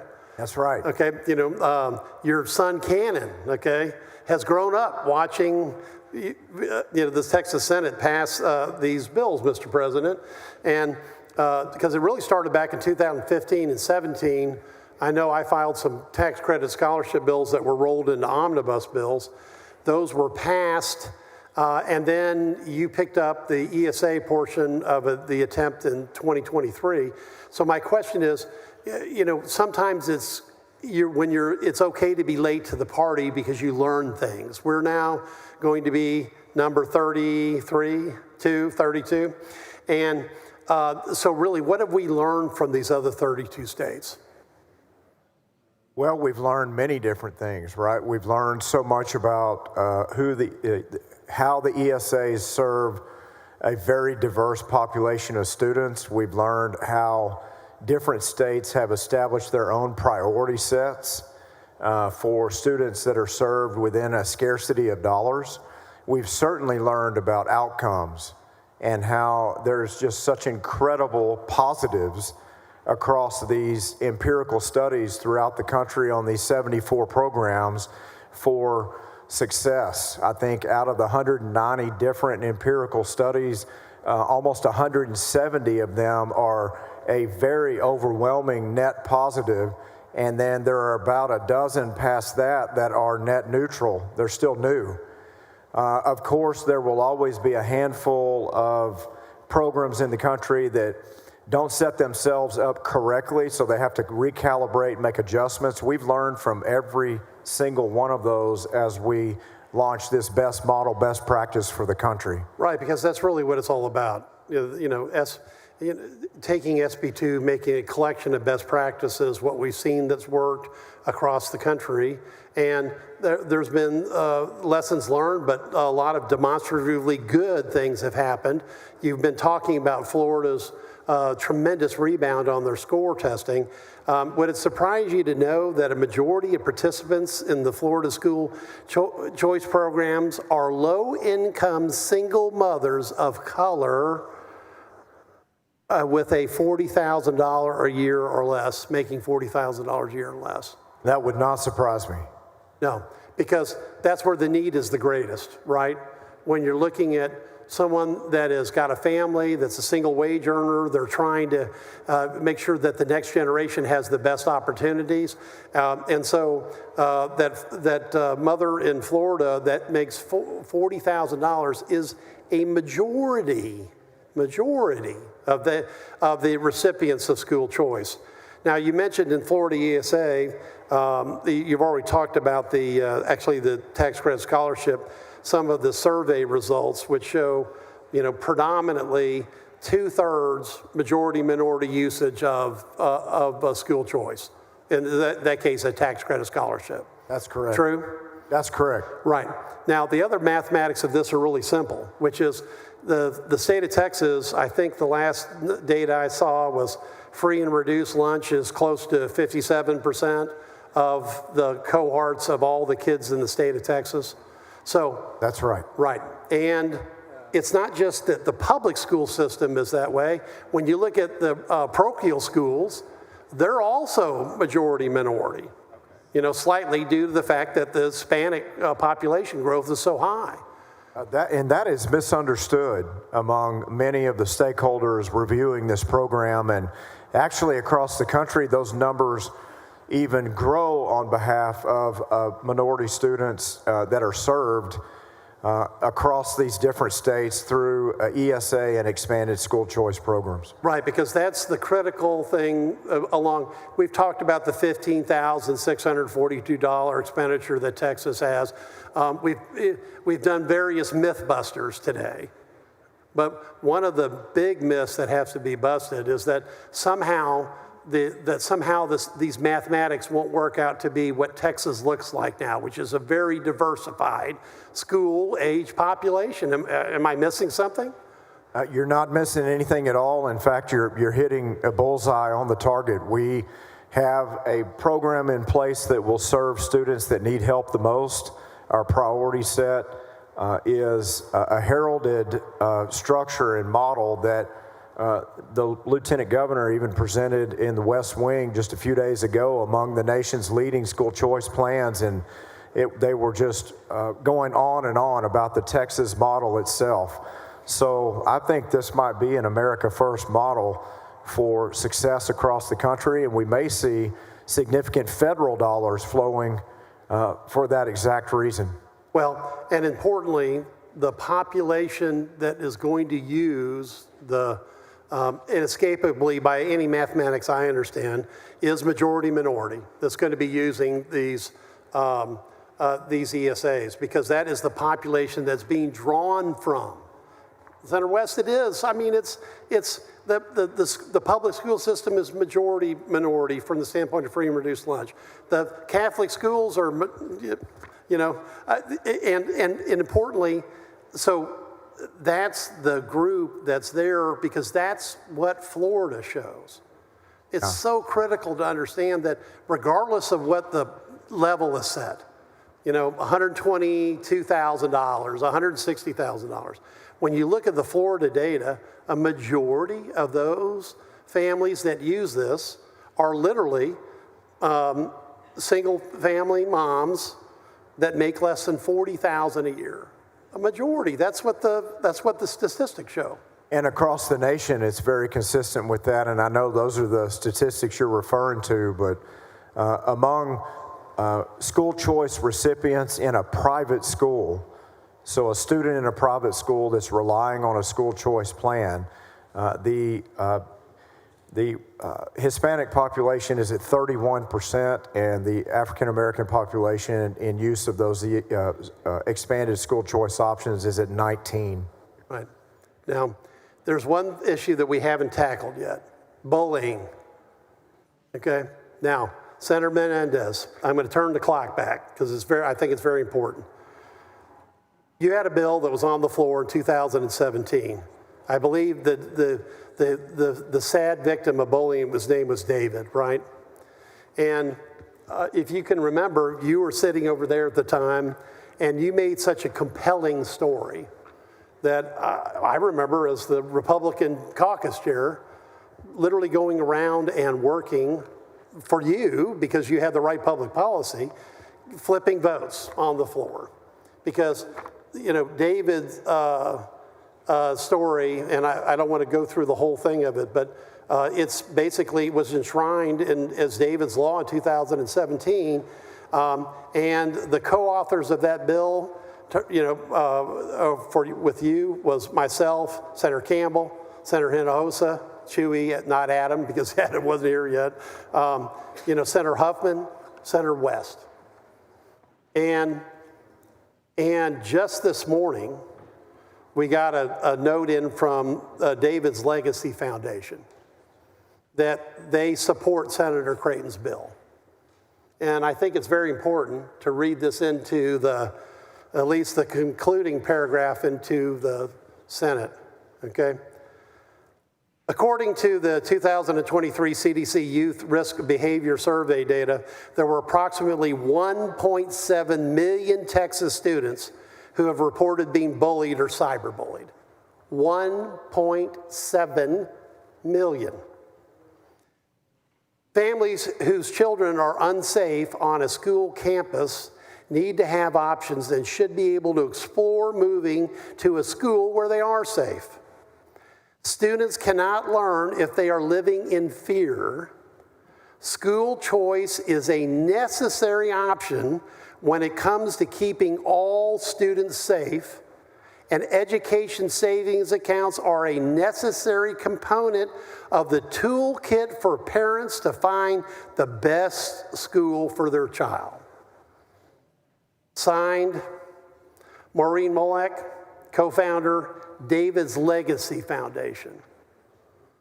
Now I submit, Senator Parker, that we haven't talked about bullying, but this is one place where a family and a student that feels like they've been bullied, Senator Flores, this is one way to apply for a program and get a fresh start.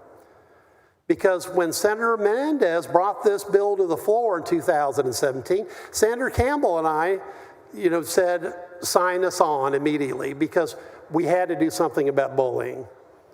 So I'm saying now, 8 years later, David's Legacy, literally his Legacy Foundation, just this morning supported school choice.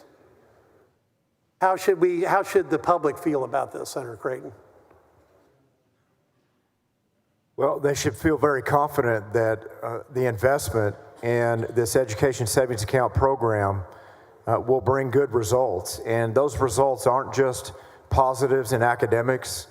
Those results aren't just an increase in civic engagement and an overall enjoyment and an academic experience by the student and the family. Those results tie specifically to safety.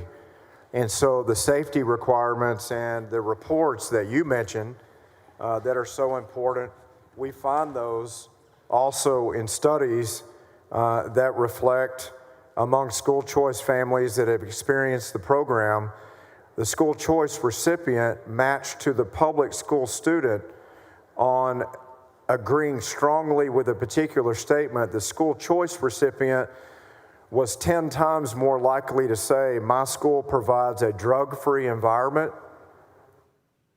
My school is more likely to keep classrooms safe and orderly. 10 times more likely. See, we've talked a lot today. You've done a great job of the academics.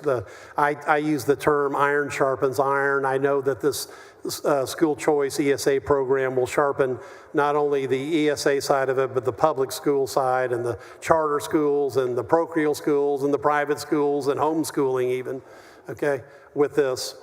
But we haven't talked about a safe environment. We haven't talked about the legacy of David in this case. You know, the bill that we passed on the floor that was not going to be unanimous, but became unanimous because of a great, presentation by Senator Menendez, and also the rest of us encouraging all of the Senate to sign on against bullying.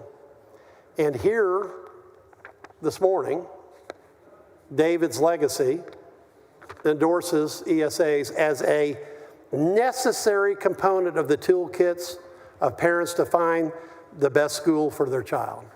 Is that not, I think it's probably one of your best endorsements that have come in, because this is a recognition of the obvious that bullied children and families have got to have some place to go. It's one of the best endorsements, Senator Bettencourt, and it's certainly not exclusive from many, many other examples and endorsements. Well, it's also an example of how well written this bill is. And, we will become the 32nd state, and we've learned a lot. And you have done a great job of amalgamating all these best practices. But right here in Texas, we've got a clarion call from a group that was basically formed after the Senate passed a bill bipartisanly that said, let's do something about bullying. And so now we have their endorsement because they see the endless positive permutations from this. And this is just one that I felt like, Mr. President, that was important because you were here the day that Senator Menendez passed that bullying bill and that we went from a split Senate to a unanimous Senate. And now this morning, the Legacy Foundation in his name and his family and basically started after Senator Mendez bill, has just endorsed Senate Bill 2 as a necessary component to find the best schools for their children, and that ESAs are. This is a tremendous document. I'm going to be tweeting it out because I think the public needs to see it. And more importantly, Senator Creighton, you're providing hope to people that have their hope been extinguished for a long time. Thank you, Senator Betancourt. Thank you, Senator. Members, bear with us. Our two freshmen want to ask a question. And I said, this is very unusual for of course, we don't normally take a bill this significant this early. Normally they would have learned. So they've agreed to one question each. We're not going to haze you. This is too important to do that. But Senator Adam Hinojosa, you're recognized for what purpose? Mr. President, Yes. do I have permission to deny requests to yield? Yes, you do. Okay. First of all, he has to ask. Let's see if he knows what to ask. What is the purpose? For what purpose? Thank you, Mr. President, to ask a question of the chairman. Do you yield? I yield. Oh, gosh. All right. You're recognized. Your one question. Not to be confused with the other Senator Hinojosa. Go ahead, Adam. Thank you. Senator Creighton, cybersecurity is a growing concern across all organizations. How does SB 2 ensure that CEAOs are following cybersecurity best practices? It's a great question, Senator Hinojosa. This is a new provision in the bill beyond the incredible anti-fraud provisions that we already had listed in the bill. Because of technology, because of leadership among our members, including Senator Parker and others in this space, we have incorporated the Texas Department of Information Resources CyberStar Certificate Program. And this program specifically will adopt risk management systems, appropriate training and information for employees. It will maintain consistency with the National Institute of Standards and Technology, NIST, for cybersecurity, and it will provide public service announcements to encourage cybersecurity awareness. Certainly a coordination between local and state governmental entities. The comptroller has rule-making ability to adopt even more stringent requirements than CyberStar, but we'll be working today through amendments on exactly that. And it's a great question on how can we protect the recipients of these ESAs and also be good stewards of the tax dollars. Thank you so much, Chairman. Appreciate all your hard work on this bill. Thank you, Senator Hinojosa. Senator Hagenbu, for what purpose? Ask a question of the author, please. Do you yield? Senator Creighton? I yield. Senator Hagenbu. Thank you very much, Chairman. Appreciate that. When you were laying out the bill, you talked about this being a fully universal savings account. Can you explain that a little bit better? Yes, absolutely. So we have a prioritization set in the legislation, Senator, that we've talked about quite a bit today on making sure that if applications in the program exceed available revenue, then we immediately go into a priority set that creates weights or priorities for first-in-line consideration for our students with disabilities and those with income vulnerabilities coming from a public school. Separate from that, we have a population within the bill and a priority set for a fully universal coverage population. Put a different way, just the $200 million in the legislation for that fully universal eligibility is the largest launch in the country for such a program, if you just isolated that out as its own program in and of itself. So we have our prioritization in line for students that need help the most, and then we also have eligibility for all of those students and families that have been waiting so many years for Texas to step up for our moms and dads and our students and their needs and finally deliver education freedom to all of them. That's so good. Appreciate it. Just a quick follow-up. Does that mean that all 5.3 million students in the state will receive an ESA, an educational savings account? It does not, but even though the program is fully universal, if applications into the program do not exceed available revenue. So picture, if there's a certain amount of 100,000 spots and 10,000 applications come in, well, then the bill is completely universal, right? All would be admitted.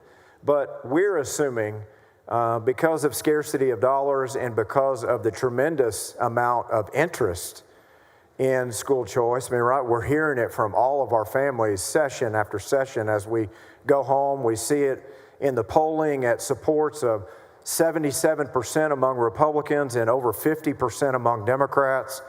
These families are eager to apply. So if the applications exceed the revenue that is provided, then it's a framework, and that framework will be strictly followed. Thank you, and I just want to say thank you to you and so many others here that worked so many years to get this passed so parents can have a choice in their kids' education. Appreciate it very much. I'm sure appreciate your questions and clarifications. It's been good, both of you, you and Senator Hinojosa, both chiming in and making sure that it's very important for the members considering this bill and this vote today to truly understand who they're helping and who they're standing up for or who they're not. Thank you. Appreciate your question. Thank you, Senator. And I did ask our other freshman, Senator Cook, if she wanted to ask a question, but she's going to defer until an amendment, which she's already talked to you about. Thank you, Mr. President. Senator West, we don't normally come back around on suspension, but you asked for another question, so can you keep it to 2? I will. Thank you. Thank you very much. Do you yield, Senator Creighton? Of course. As it relates to issues concerning this bill, someone in this chamber always says, what gets measured gets fixed. I wonder who that would be, Senator West. I think that'd be a guy right there. All right. And I think hesitation among some people that are opposing this bill is the historical perspective. And so I just want to make certain that we're able to measure what's going on, like in Florida and Arizona. And the numbers are correct. I've already checked those numbers. And somehow they got those numbers. And I just want to make certain, Senator, is the methodology that's being approved in this particular bill suitable in order for us to get the data that's been provided to other states to understand the demographic breakdown? That's the question. Is the methodology that you have in this bill suitable to make certain we can get the demographic breakdown that other states have been able to get?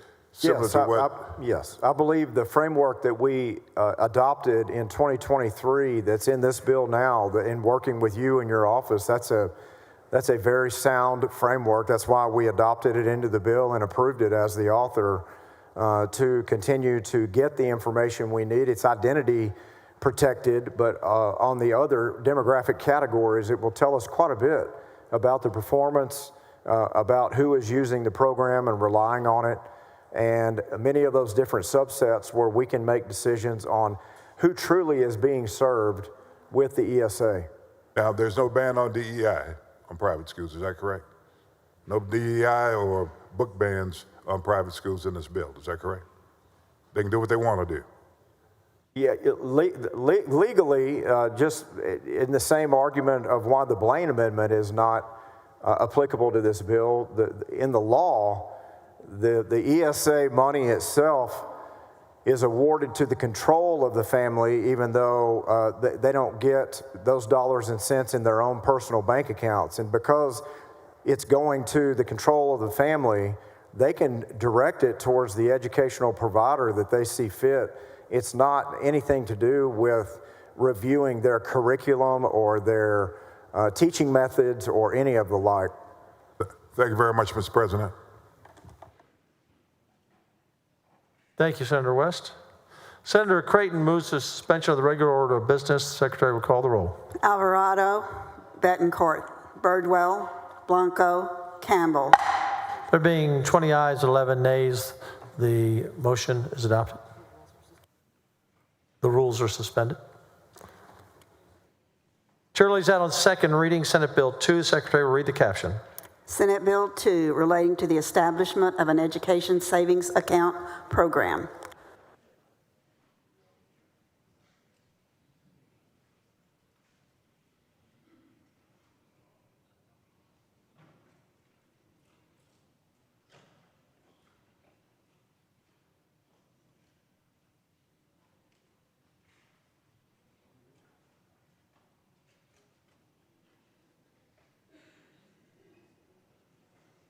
Members, and be patient with our new messengers up here because this is their first day for a lot of them, and they haven't had the normal practice. Senator Creighton, you're recognized on a motion. Members, we have amendments. The following amendments. Secretary will read the amendment.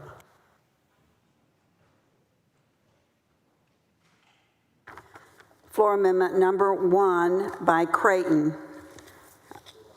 Senator, let them get all the way to the back row.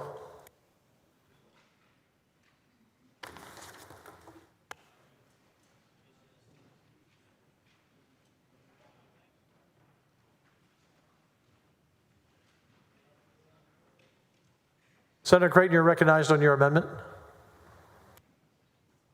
Thank you, Mr. President. I've just received the amendment. Appreciate that. And yes, members, we have a clarification in the legislation where the comptroller can decide on up to 5 education assistance organizations. And we don't have it clarified that among those 5, it can be a for-profit or a nonprofit organization.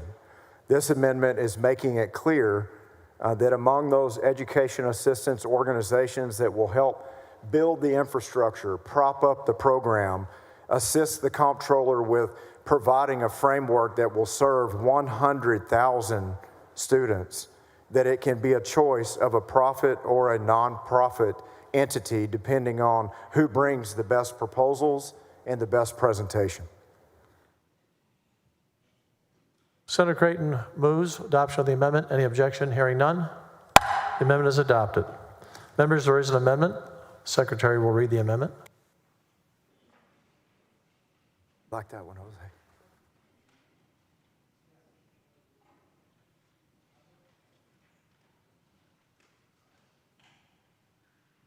Floor amendment number 2 by Creighton. We'll wait till you get it, Senator.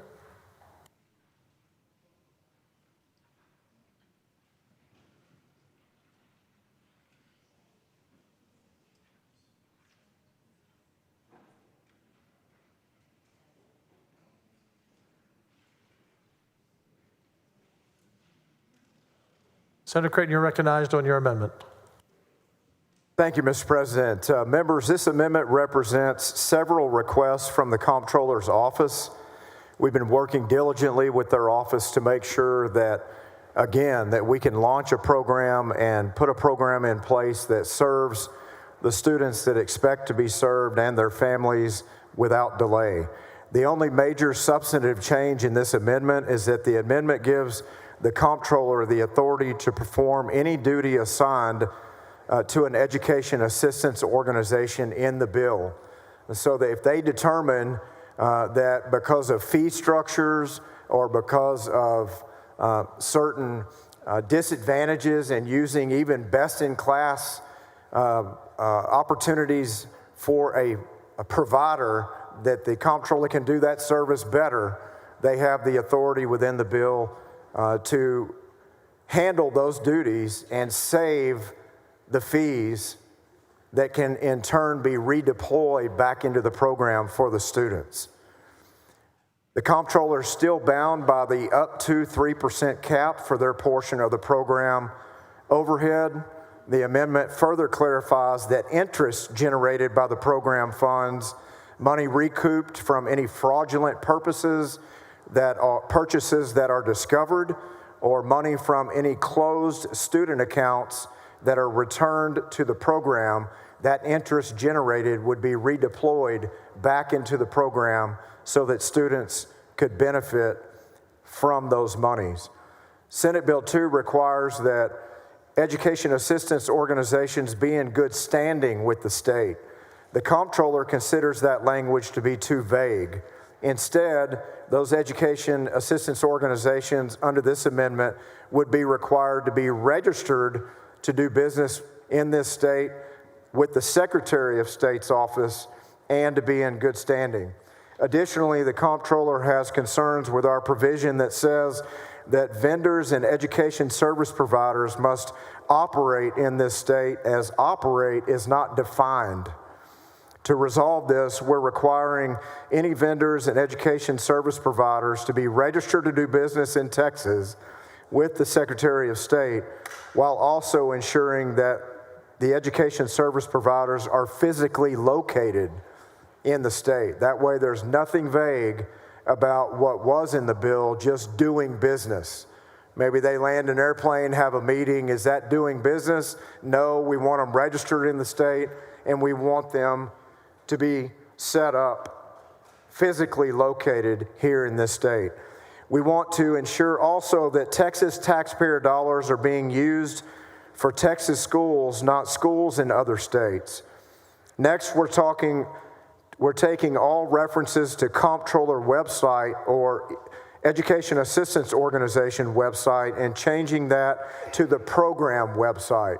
That way it's uniform and it's clear that when we refer to a program website for the ESAs, there aren't other websites that families may not be able to find, or it may be confusing because there are multiples that exist.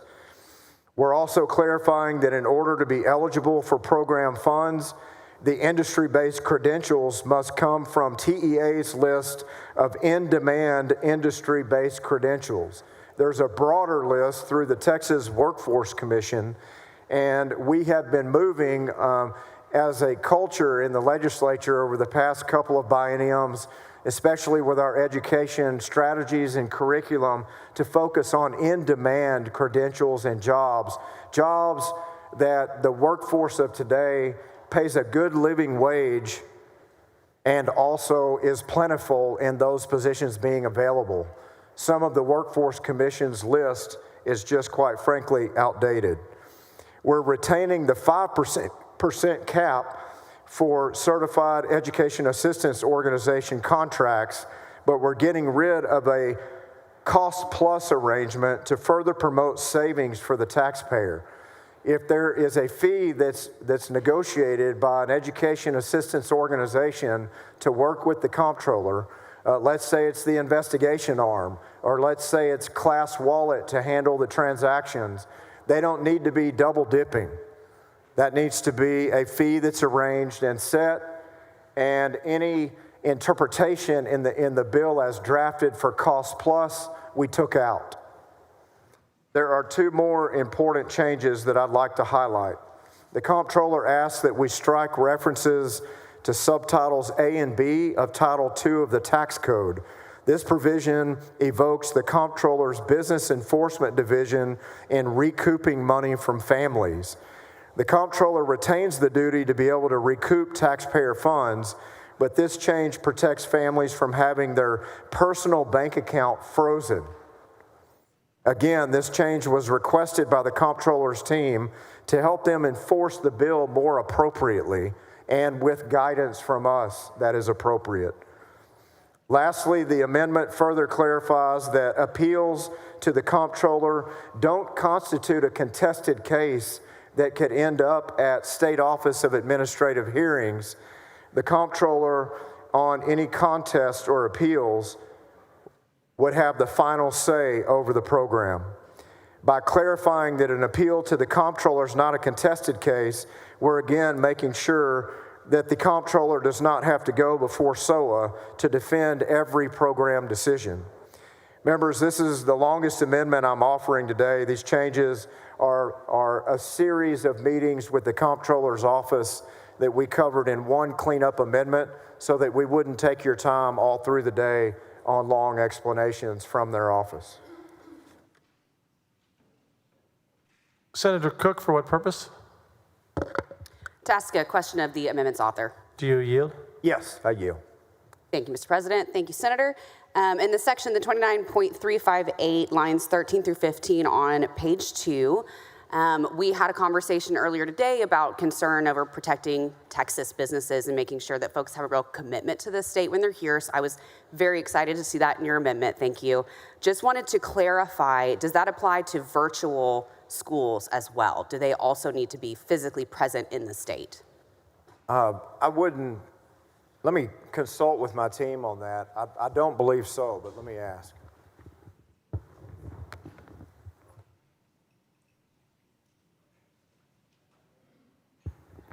Yeah, it's very clear in the legislation that the campus of the school has to be located in the state to receive monies as a recipient or a participating vendor or education service provider in the bill. So if they're offering online courses and they're positioned in the state and operating here, then they would be eligible. Otherwise, the answer is they would not. Perfect. Thank you so much. Yeah. Thank you, Mr. President. Senator Alvarado, for what purpose? To ask the author a question. Do you yield? Of course, yes, I yield. Thank you. So I was with you on your amendment until I saw the very bottom. And I just want to clarify. So if they are denied by the comptroller, the only recourse they have is to appeal to the comptroller, the person that denied them. Is that true? That's correct. They would be the final arbiter of the program. Okay.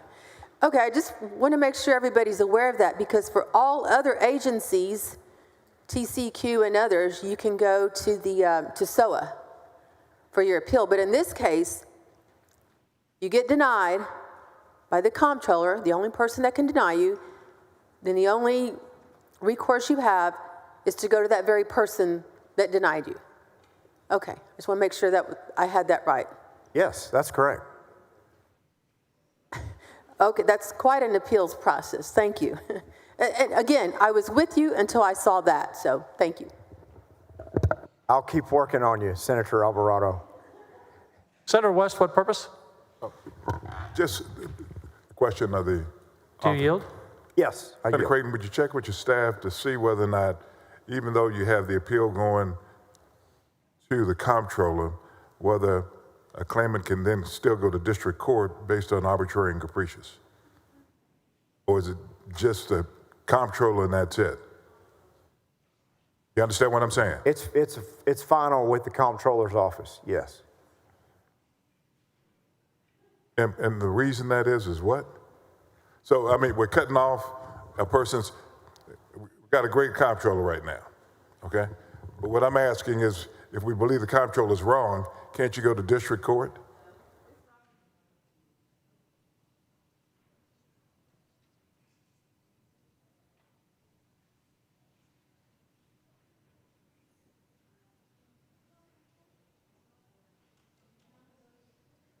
Yeah, that's correct, Senator West. Yeah, if there's some sort of a request to take issue with the rules of the program, the final arbiter would be the comptroller. If there's some accusation of discrimination or there are other provisions in the bill that allow redress through the courts, just as there always would be. But for rules within the framework of the ESA itself established by the comptroller's office, that would be the final say. The administrative rules. Thank you, sir. Thank you.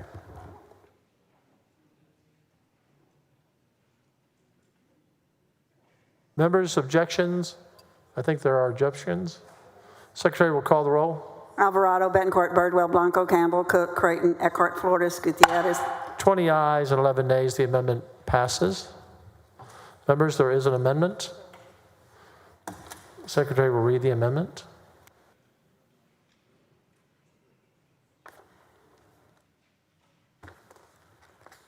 Floor Amendment number 3 by Creighton. Senator Creighton, they put it on your desk right there. You're recognized on the amendment.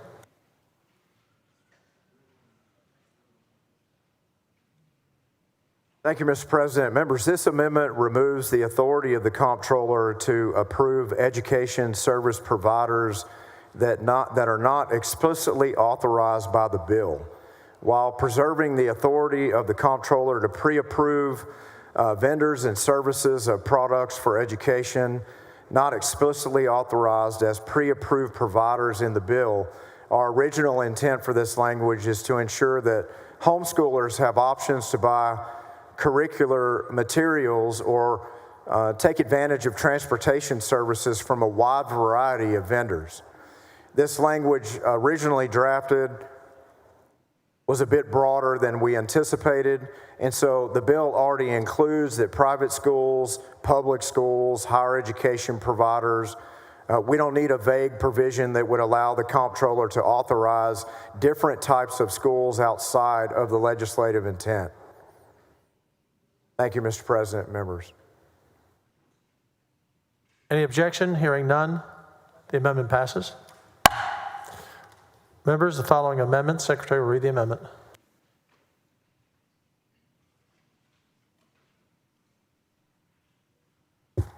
Floor Amendment number 4 by Creighton.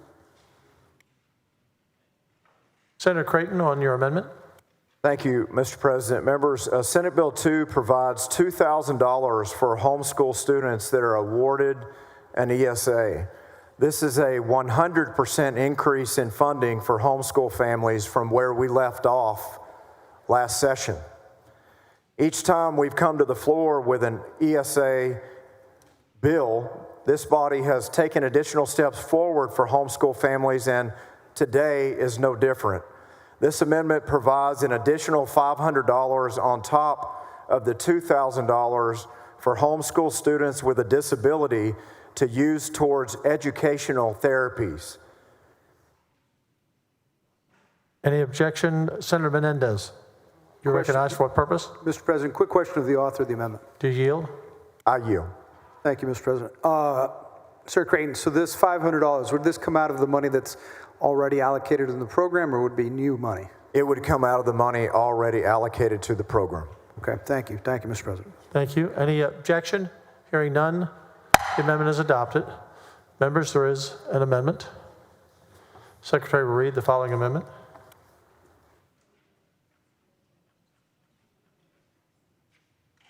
Floor Amendment number 5 by Hancock. Senator Hancock, you're recognized on your amendment. Yes, thank you, Mr. President. And so the amendment we're offering, I wanted to make sure that Senator Creighton, because I know he's interested in this as well. I know you've been working with the Homeschoolers Coalition. As many of you may have as well, I've received hundreds of emails from the Homeschool Coalition, and so we reached out to them and talked with them. And one of their concerns in moving into the ESA arena was that going to eventually bring any requirements into those that are homeschooled? Because as I think Senator Huffman pointed out, as Senator Kokors pointed out, in the state of Texas, they have autonomy. They're homeschooling, and we do not have regulations there or requirements of any type of testing. However, those that participate in the ESAs, there is some accountability. And so this amendment simply seeks to clarify existing law and the points that have already been pointed out and that you've agreed to, that just puts into this statute and this legislation the fact that we are not going to require any additional testing for those that are not participating within this ESA program. So we're simply putting in language that clarifies what we know to be law, which you've already stated is the case, just to provide a little suspenders, you might say, of what we already know is taking place within the state of Texas. That's and great. I would hope it'd be acceptable to the author. Senator Creighton on the amendment. It's acceptable to the author. Any objection? Hearing none, the amendment is adopted. Members, there is an amendment. Secretary will read the amendment.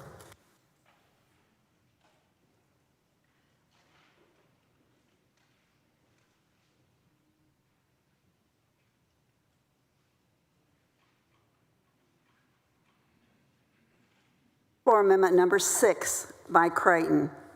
Senator Creighton, you're recognized on your amendment.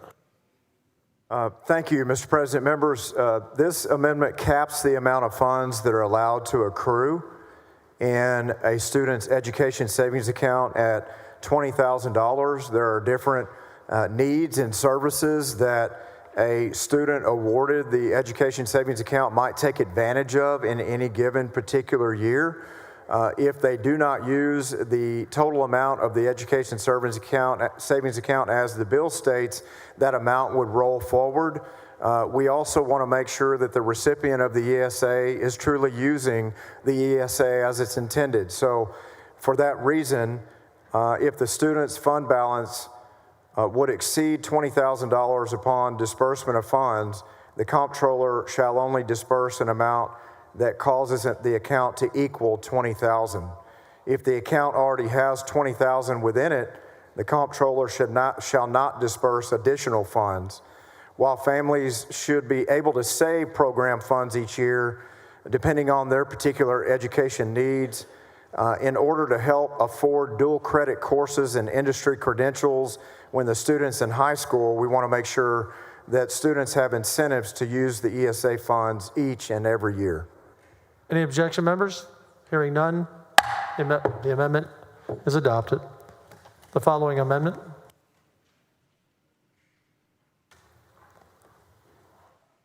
The secretary will read the amendment. Floor amendment number 7 by Creighton. Senator Creighton, when you're ready on the amendment.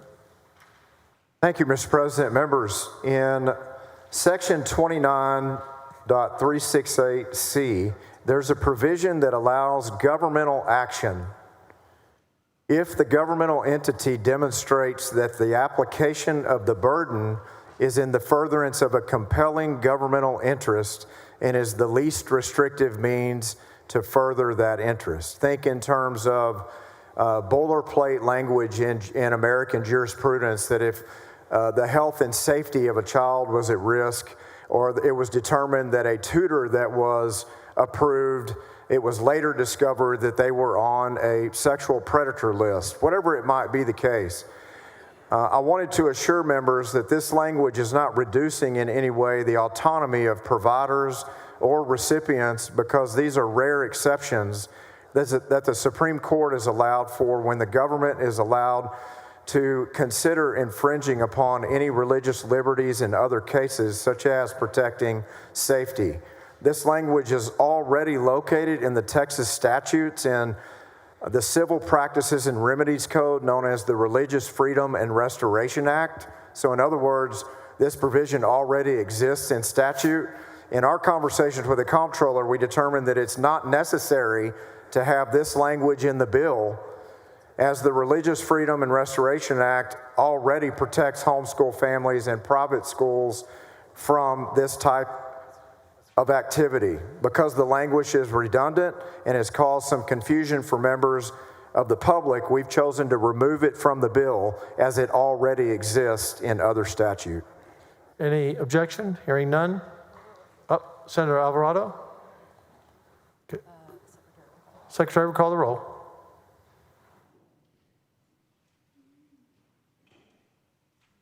Alvarado, Betancourt, Birdwell, Blanco, Campbell, Cook, Creighton, Eckhart, Flores, Gutierrez, Hagan, Boo, Hall, Hancock, Hinojosa, Nueces, Hinojosa, Hidalgo, Huffman, Hughes, Johnson, King, Colcourse, Menendez, Middleton, Miles, Nichols, Parker, Paxton, Perry, Schwertner, Sparks, West, and Zaffarini. Being 20 ayes, 11 nays, the amendment is adopted. Members, the following amendment, and the secretary will read the amendment.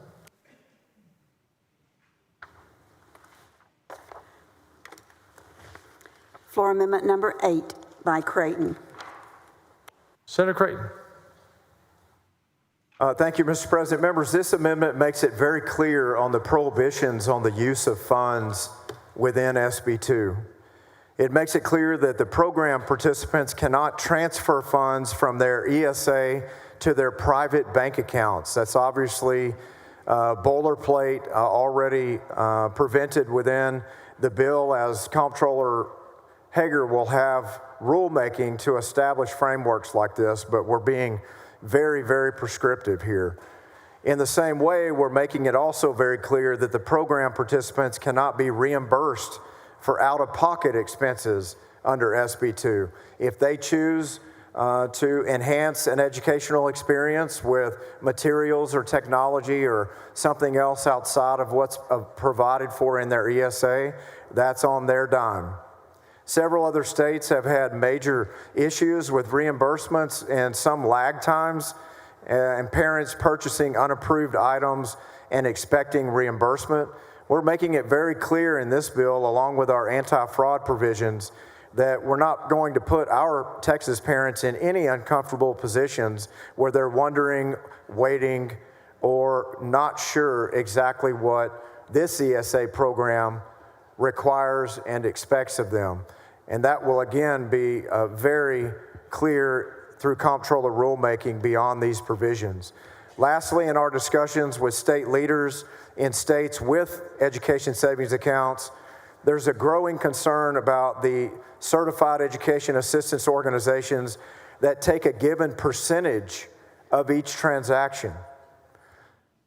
We want to prohibit that practice in Texas, and we've given the comptroller the ability to negotiate with an allocation of 5% of program funds towards contracts with these education assistance organizations that will help prop up and help administer the program itself. We expect those dollars to be used efficiently, but we also expect that our program recipients will not be nickeled and dimed 2%, 3% by transaction at a time. So we're making it very clear in this bill that those entities cannot do that to our families and our ESA recipients. This amendment keeps that from happening, and I appreciate the opportunity to explain the amendment. Any objection? Hearing none, the amendment is adopted. Members, the following amendment.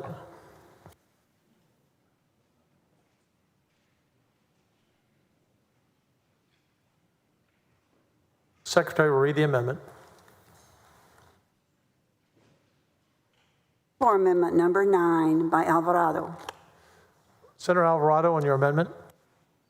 Thank you, Mr. President. Members, senators like the legislature,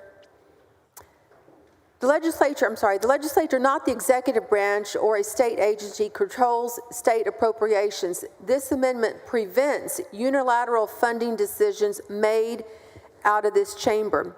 Without this amendment, money intended for health care, disaster relief, or other essential services could be quietly diverted to this program without our consent. Taxpayers deserve to know that every dollar allocated to this program has been explicitly approved by their elected representatives. If vouchers are a priority, they should be funded directly in the budget, not through hidden transfers that evade public scrutiny. I move adoption. Senator Creighton on the amendment.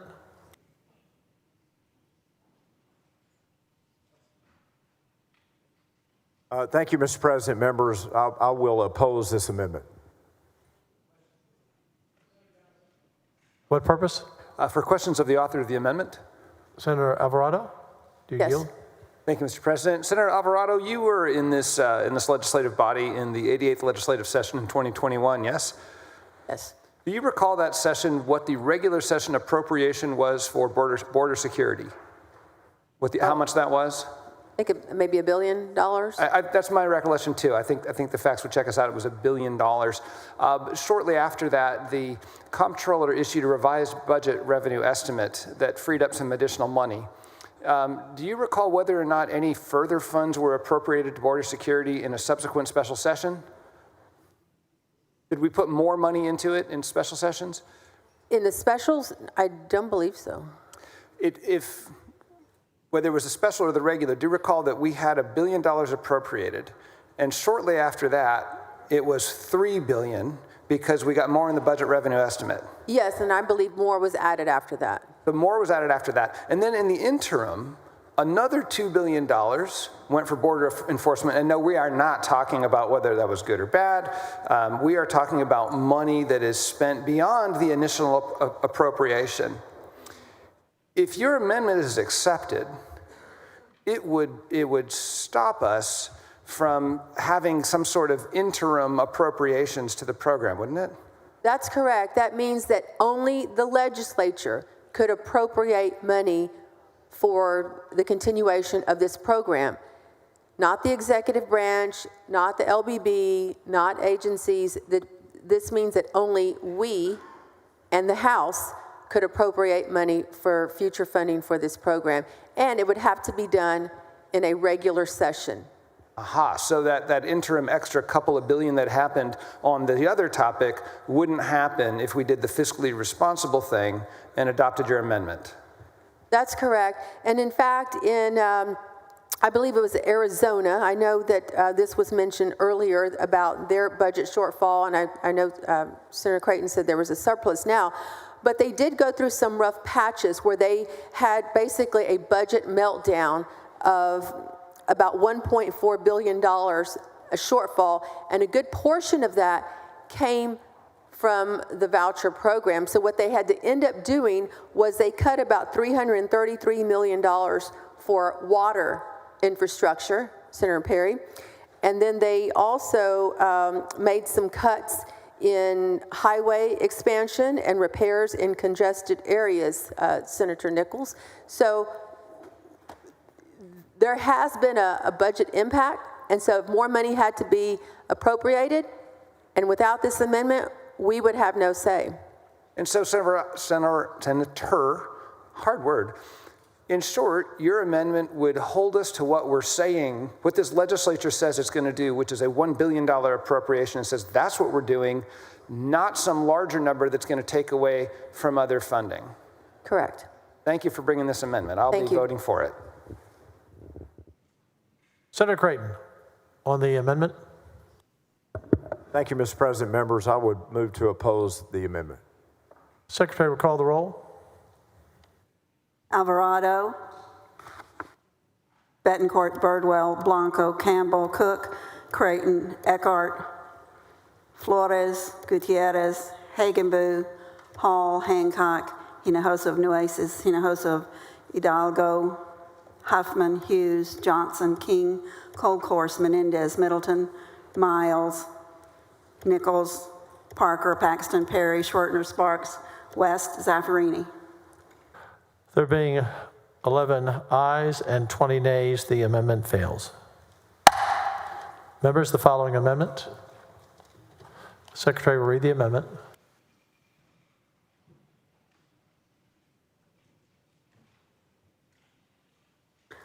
Floor amendment number 10 by Menendez. Senator Menendez. Thank you, Mr. President. Members, at the crux of the issue for many of us is the willingness to invest in this new educational program without us first fully supporting our public schools the way we feel they need to be. In my own district, many of my schools are facing steep budget deficits, and they have crippled their ability to provide services and resources to their students. Edgewood ISD, home of the historic Supreme Court case on school finance and equity, has closed the doors of many schools, cut staff and programs, and yet still faces a $17 million deficit. And while I'm eagerly awaiting the many other opportunities we will have this session to improve the financial situation in our public schools, this bill in particular has the potential to harm them. For example, I represent a highly urban area with several opportunities for students to avail themselves of these ESAs, and even if only the 2% that we've been hearing about of these public school students leave for one of the private schools or home schools, they leave their public schools, our schools would lose $142 million. And while this may not sound as harmful as you assume, that the cost of education also follows the child, however, many are fixed costs that our schools have to work around. Last session alone, we asked for increases in paying for school safety equipment. We've mandated a qualified armed guard at every campus. They have to hire the teachers, the employees to serve the number of students that started the school year. And they're also paying for increased cybersecurity and insurance costs to protect their infrastructure. So we keep hearing over and over that this bill is not going to hurt our public schools, and we have a budget surplus to make sure that it doesn't. So this amendment does two things. The first, it holds our school districts harmless for 3 years to give them time to adjust to any volatility in enrollment or attendance when this ESA program launches. Secondly, if the federal government decides to bring school choice and make it a priority themselves, as the president has indicated through a recent executive order, what this bill would say is that for every dollar that we receive from the federal government, that we take a matching amount and redirect it into our foundation school program. In doing so, we can make sure that our schools have the money they need. I was just asking how much are these increases in the evaluations for special needs students? They're at least $500. In the last few years, our public schools have been hit with record numbers of families asking their kids to be evaluated for special education. We have got to make sure that we give the public schools the tools they need. And some of those tools are going to help them maybe apply for this ESA program. This amendment would make sure that we don't hurt them in the process. And with that, Mr. President, I move adoption of floor amendment number 10. Senator Alvarado, what purpose? Okay, Senator Eckhart, for what purpose? To ask questions of the author of the amendment. You are recognized. Do you yield? Yes, of course. Thank you, Mr. President. Thank you so much for this amendment, Senator. What's the current deficit for school districts in your community? It depends. There are different ones running different deficits. Most of them are in the tens of millions of dollars. Edgewood, one of the smaller districts, is at 17 million currently. San Antonio Independent School District last year alone closed around 19 schools. And so a lot of this is already due to the fact that they have a lot of competition where it's pulling kids out of their urban schools. And so their costs remain fixed and they're having trouble maintaining their budgets. Also in my district, I'm seeing school closures. Valley View Elementary School and the Eanes ISD, which is one of our best school districts in the nation. And the Austin ISD School Board is considering closing some of their schools as well. School districts are already taking extreme measures to raise revenue. In my district, we recently had a bond proposition generating $171 million in new revenue. $171 million. The school district got to keep $41 million, and it sent $130 million to the state. Asking voters to support a tax increase in which the majority of the funds, 2/3 of the funds, would not stay in the district was a tough choice, but it was the only option. So, precious dollars that taxpayers intended for their communities will be sent away. Recapture occurs in property wealthy districts when the property tax revenues exceed the district entitlements. What are the school districts in your area looking at for recapture? Well, as you know, recapture occurs when these property wealthy districts have this tax revenue that exceeds the district's entitlement, which is based on the student population. So with fewer kids enrolled at the schools, the districts are going to receive lower entitlement, meaning fewer funds for the district. A dip in enrollment means the districts, which already are having to make do with less, are going to be forced to make cuts. That's going to mean laying off teachers, possibly closing schools. And you know, I think that if this goes on statewide, if 5% of the students leave public education for a voucher, it's going to cost the state possibly a little over $2 billion. And I just received some information. San Antonio Independent School District has a $40.8 million budget deficit at the end of this school year. Wow. So we have heard Senator Creighton say that it is a myth that this proposal of his will take money from our public school districts. How much would it cost in your district if this provision passes? If 5%, if you get to a 5% uptake in this, we would see about $178 million in losses.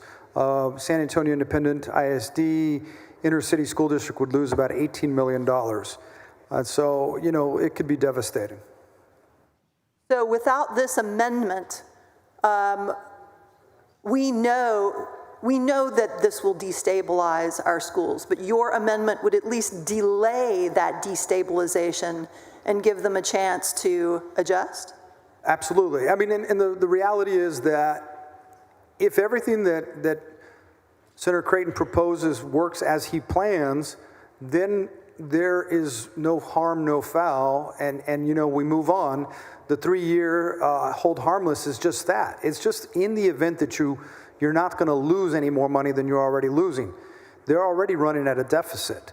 So we're not saying we're going to give them some sort of lottery windfall. It's just saying don't allow them to lose money while we see how this ESA takes place. Maybe there isn't a 2% uptake. Maybe it's smaller. We'll see how it works. But in the process, let's ensure that we don't hurt any of our school districts. And so this is an amendment that protects all of our public school districts around the state.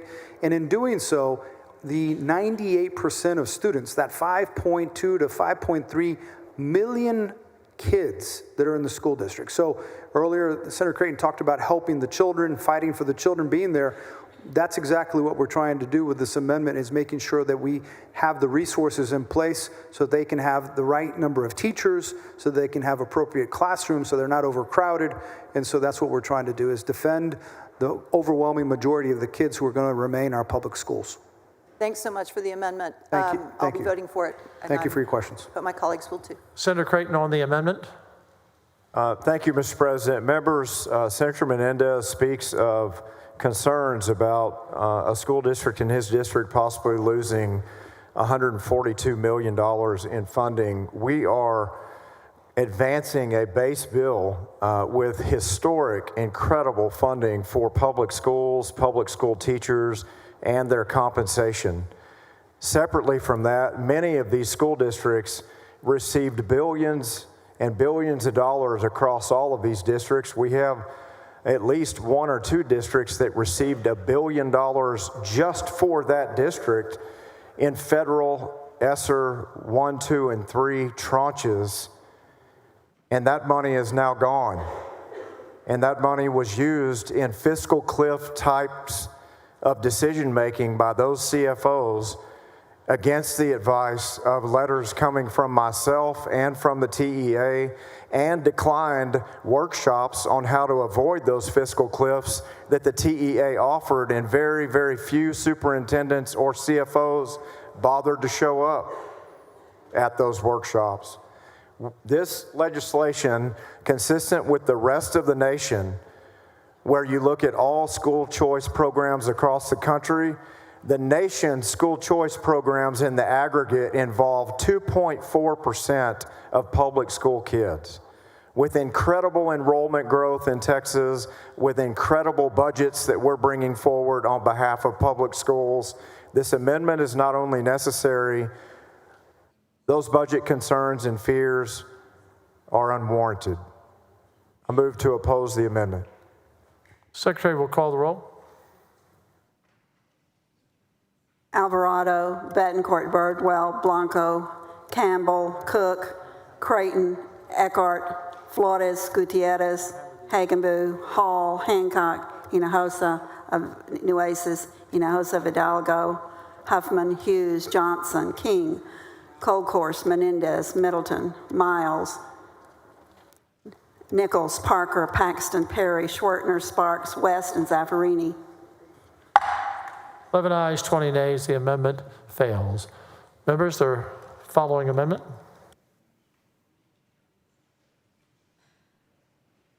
Secretary will read the amendment.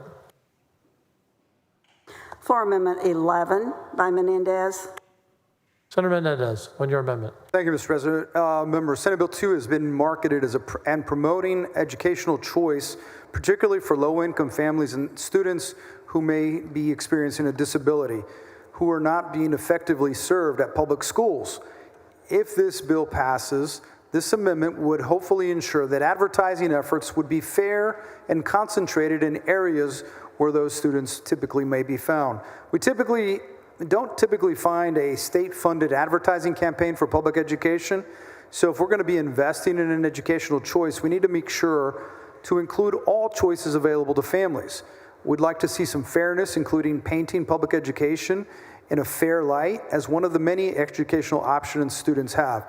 We should also be sure to secure investments in our public schools and require that these ads do not compel students to simply leave public education. Finally, I believe it's imperative for consumer protection that these ads follow the Deceptive Trade Practices Act. And with that, I thank you, Mr. President and members, for your consideration. I move adoption of floor amendment number 11. Chair recognizes Senator Creighton on the amendment. Thank you, Mr. President. Members, I certainly understand the validity behind Senator Menendez's proposal here. We've allowed the comptroller ample funding through the 3% category that comes to their agency to foster a good plan, to prop up this plan and to promote it. And we expect them either digitally or across major media markets to do an exceptional job promoting this ESA opportunity so that all Texas families will understand it, will learn about it, and will have the choice to take advantage of it and apply. For that reason, I would oppose the amendment.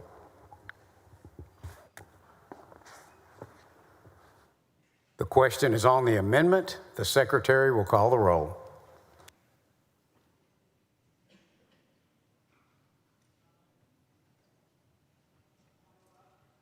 Alvarado, Betancourt, Birdwell, Blanco, Campbell, Cook, Creighton, Eckhart, Flores, Gutierrez, Hagenbu, Hall, Hancock, Hinojosa, Nueces, Hinojosa of Hidalgo, Huffman, Hughes, Johnson, King, Colcourse, Menendez, Middleton, Miles, Nichols, Parker, Paxton, Perry, Schwertner, Sparks, West, and Zaffarini.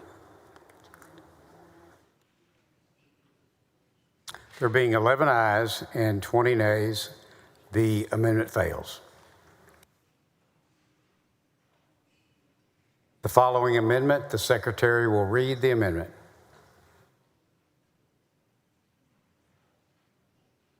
Floor amendment number 12 by West. Chair recognizes Senator West on the amendment.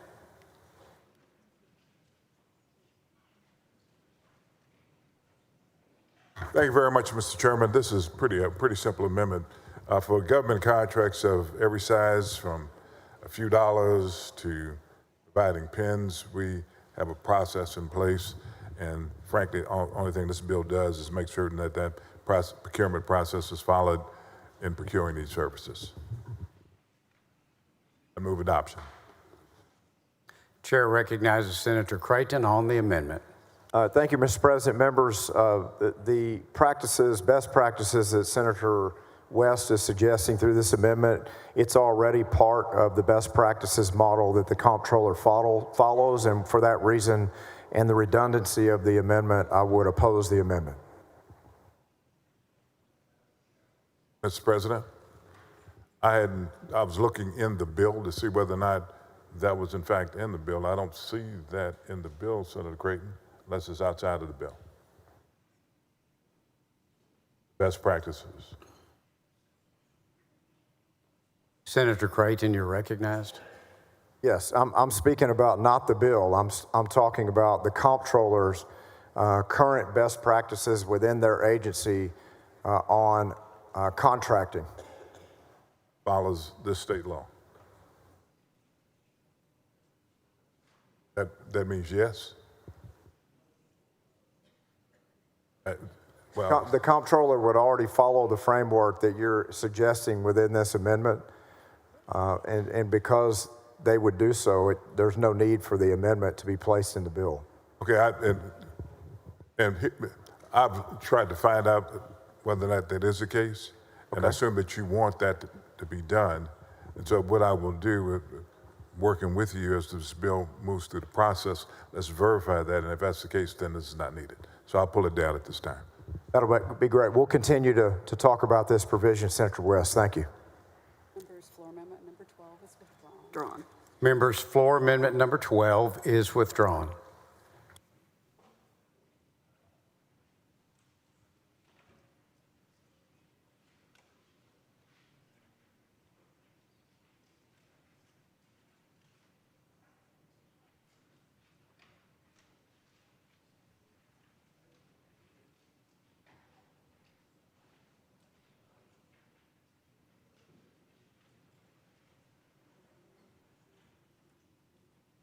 The following amendment, the Secretary will read the amendment.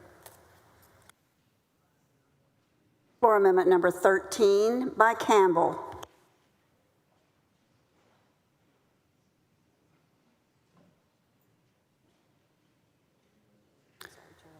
Chair recognizes Senator Campbell on her amendment. Thank you, Mr. President. Members, this amendment simply clarifies how we would like the CEAOs to assist applicants, emphasizing the human element. It's acceptable to the author. Senator Creighton, you're recognized on the amendment. Thank you, Mr. President. Members, this amendment encourages the program and program recipients to be able to reach a live person whenever they're reaching out for answers and questions and not go through 40 steps of an automated system before they potentially might reach a person that can explain best on how this may serve them. And for that reason, I'm very thankful Senator Campbell's bringing this forward, and it's acceptable to the author.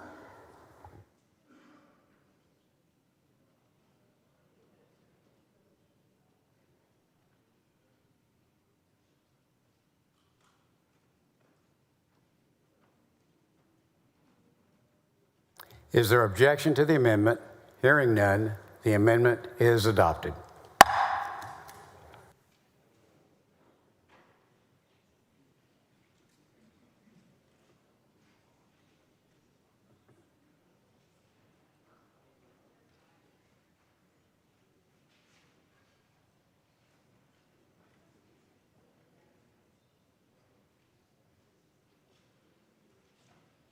The following amendment, the Secretary will read the amendment.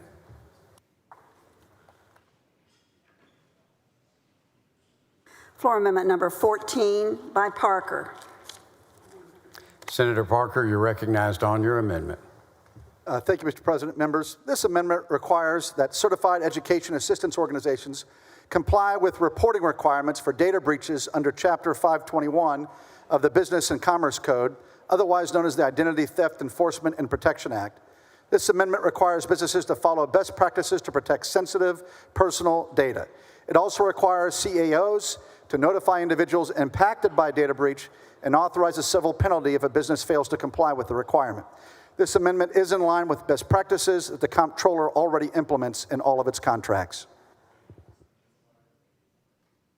Senator Creighton, you're recognized on the amendment. Mr. President, thank you. Members, this is acceptable to the author.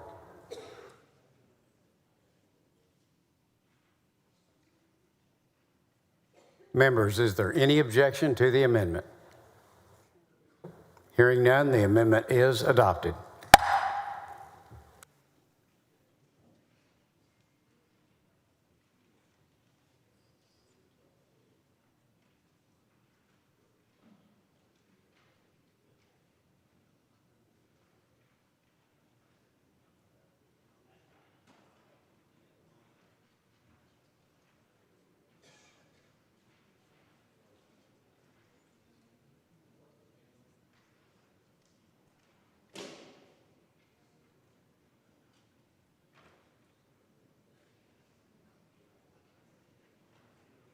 The following amendment, the Secretary will read the amendment.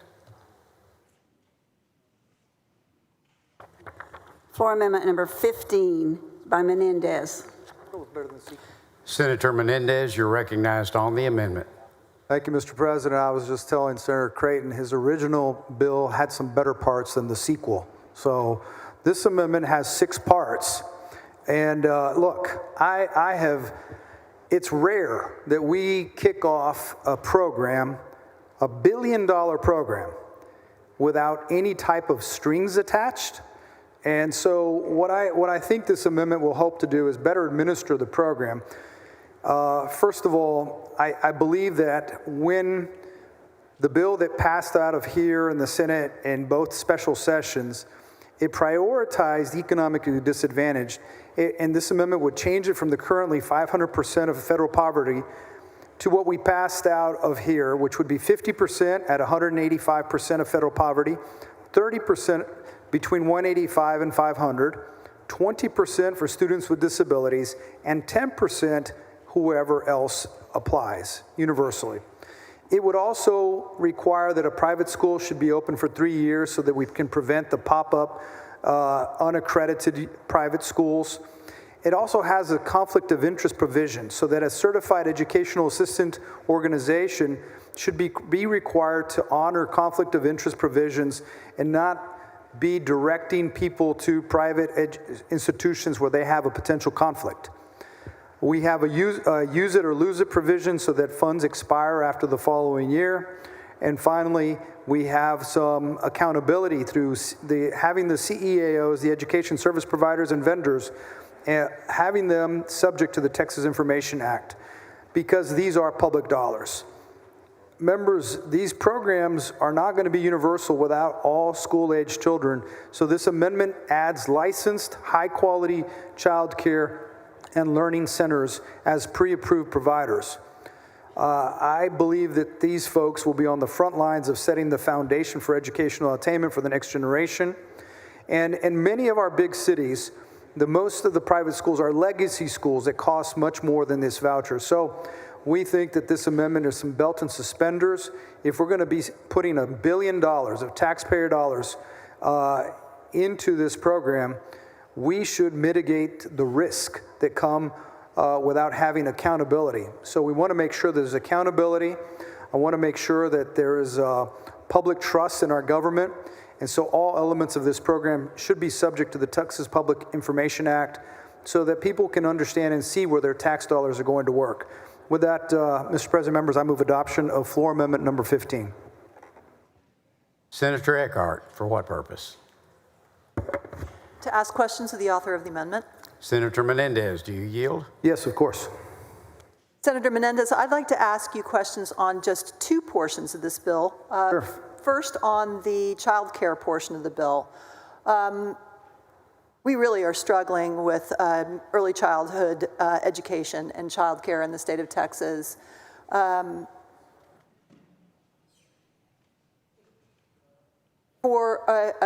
you know how much child care is in my county? I can only imagine it's got to be at least in the $10,000 range. That's what about the average statewide, if I'm not mistaken. It's $13,000, which approaches the cost of 1 year at the University of Texas. And recently, the county passed a bond initiative to subsidize child care for a certain portion of our residents. The bill in its current standing has a below 500 FPL eligibility for ESAs. How many children are living at 200% FPL in your district?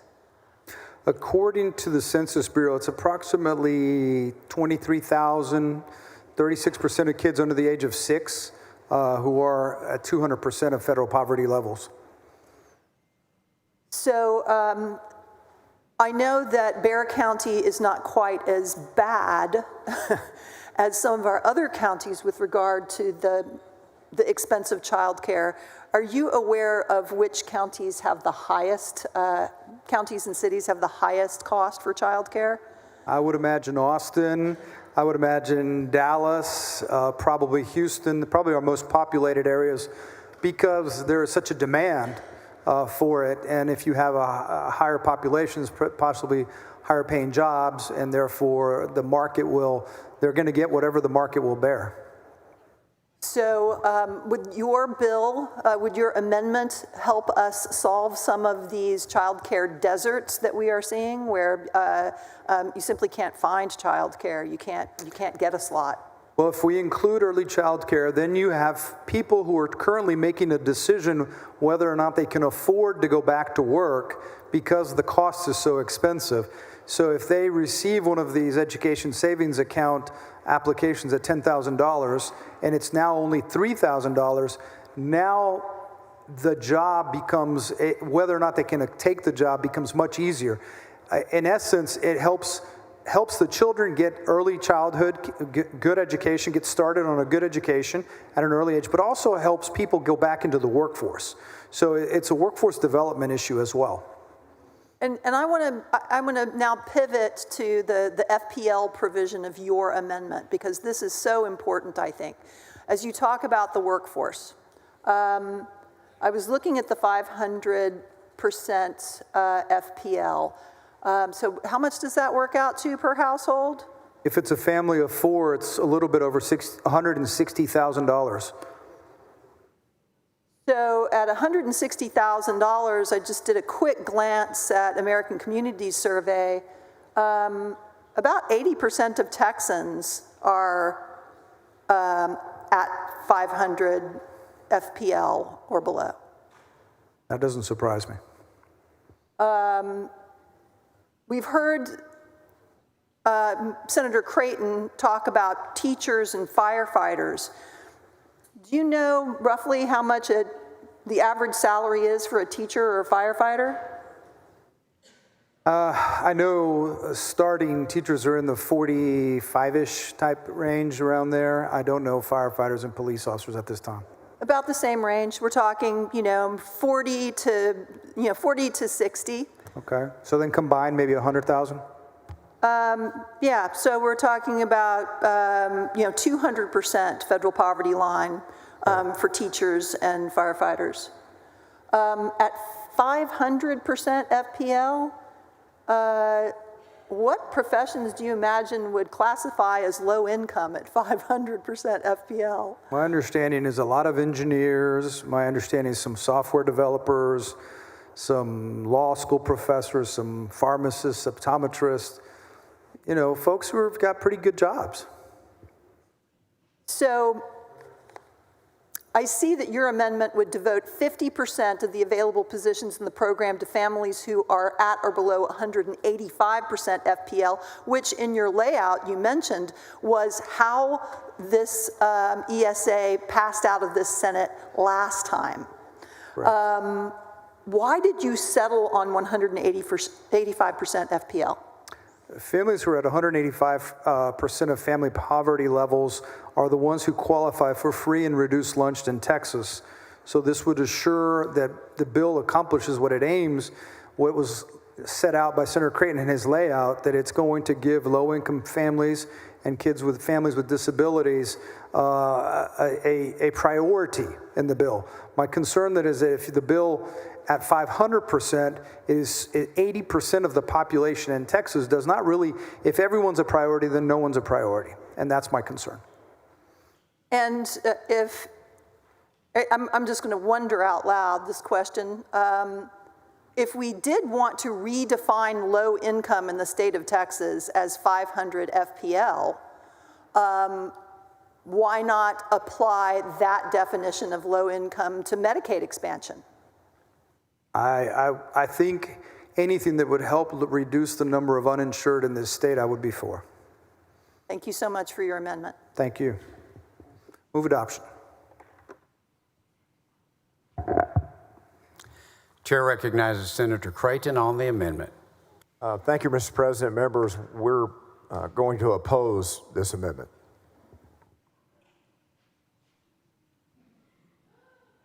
The question is on the amendment. The Secretary will call the roll. Alvarado, Betancourt, Birdwell, Blanco, Campbell, Cook, Creighton, Eckhart, Flores, Gutierrez, Hagenbu, Hall, Hancock, Hinojosa, Nueces. There being 11 ayes and 20 nays, the amendment fails.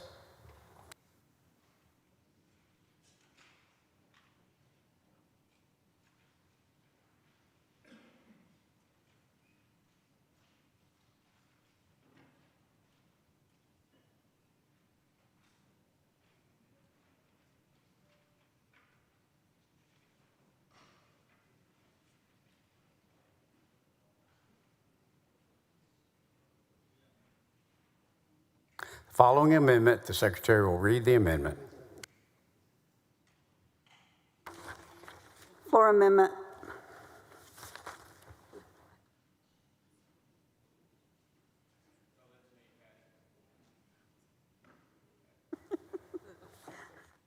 Floor amendment 16 by Gutierrez. I'm sorry, Ms. Spaulding. Senator Gutierrez, you're recognized on your amendment. I have bad penmanship. I need to go back to school. Thank you, Mr. President. Members, this is a really simple amendment. And we had a back and forth with the author of the bill earlier how high school kids are getting college credits. We all know these kids are in our own communities, and they're getting 40 and 50 hours of college credits in high school.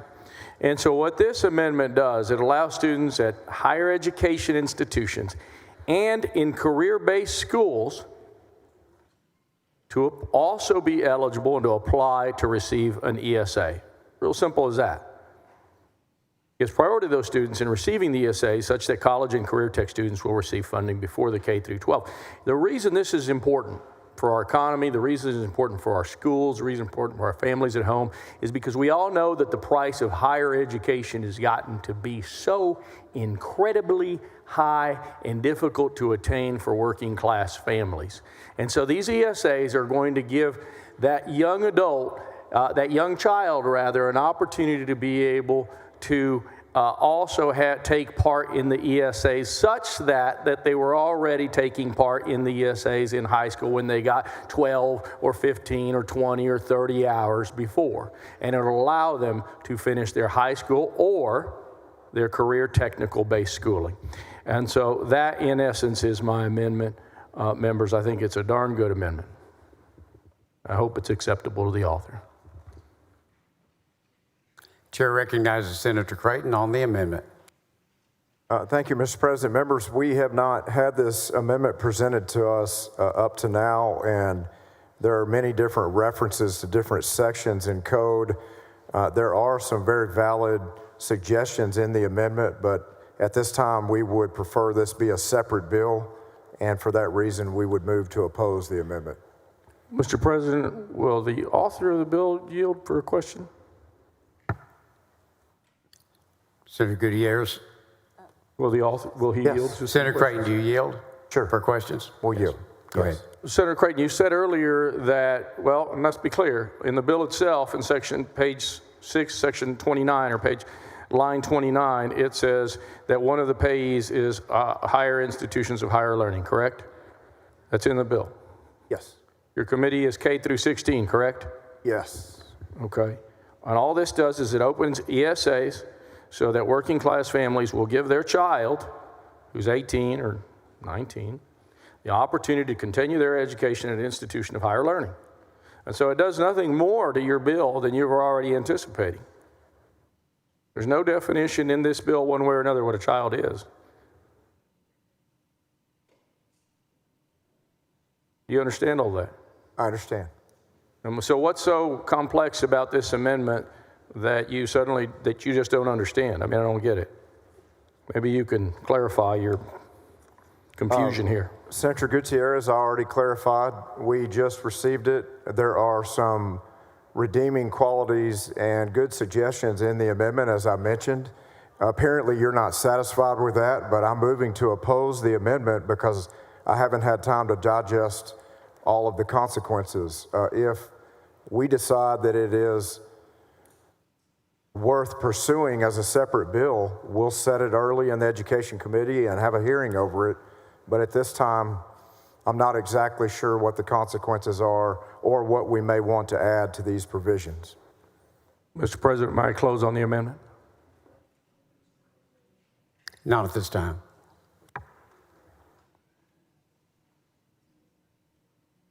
The question is on the adoption of floor amendment number 16. The secretary will call the roll. Alvarado, Bettencourt, Birdwell, Blanco, Campbell, Cook, Creighton, Eckhart, Flores. There being 11 ayes and 20 nays, the amendment fails.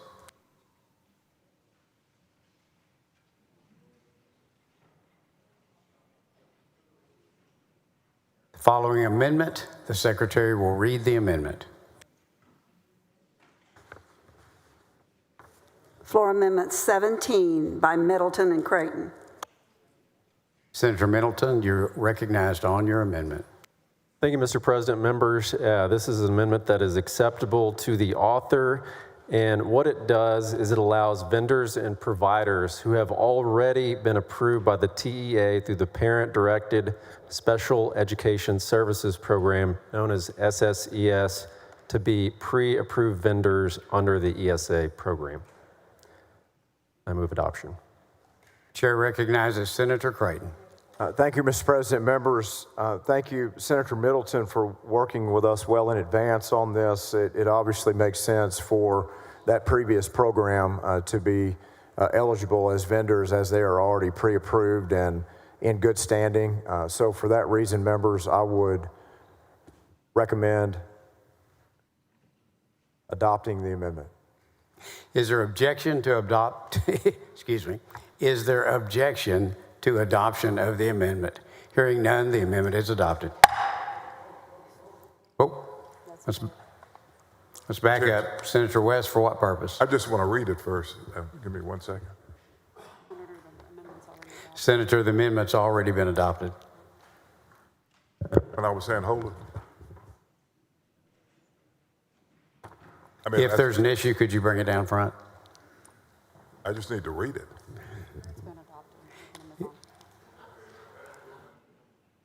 Thank you. It's been adopted. I'll slow it down a little bit. The following amendment, the Secretary will read the amendment.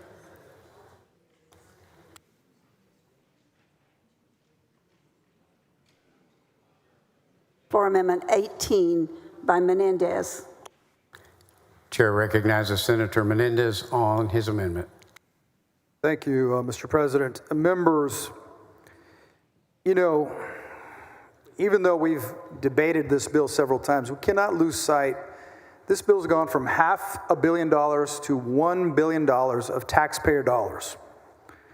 So with this amendment, we combined 6 requirements, expectations that currently exist for our public schools after years of policy making and case law. Much of what's in this amendment, many of you have already voted for. Our public schools spend a lot of money and resources in order to comply with these regulations. And just as Senator Creighton said that he did not want to lower the standards for our students, I too do not want to lower the standards. And so, what I'd like to see is that when we send tax dollars to any school, they be schools with certified teachers, employees that have been trained in minimum standards for school safety, minimum standards, the same standards we use for bullying. I want to thank my good friend, Senator Bettencourt, for bringing up the bullying bill, because the bullying bill that we passed, these are the same standards we should have in all schools, because kids in all schools have bullies, not just public schools. And just as we have the governor of the state of Texas declare every year Holocaust Remembrance Week that is observed by our public schools, I believe that our private schools should also, that those who participate in the program should observe Holocaust Remembrance Week. I think that all schools need to be transparent about their curriculum and the materials they use, and that they should be able to share that with parents so that parents can make an informed decision about the best choice for their children. They should be able to access the curriculum the school uses to make sure that their values line up.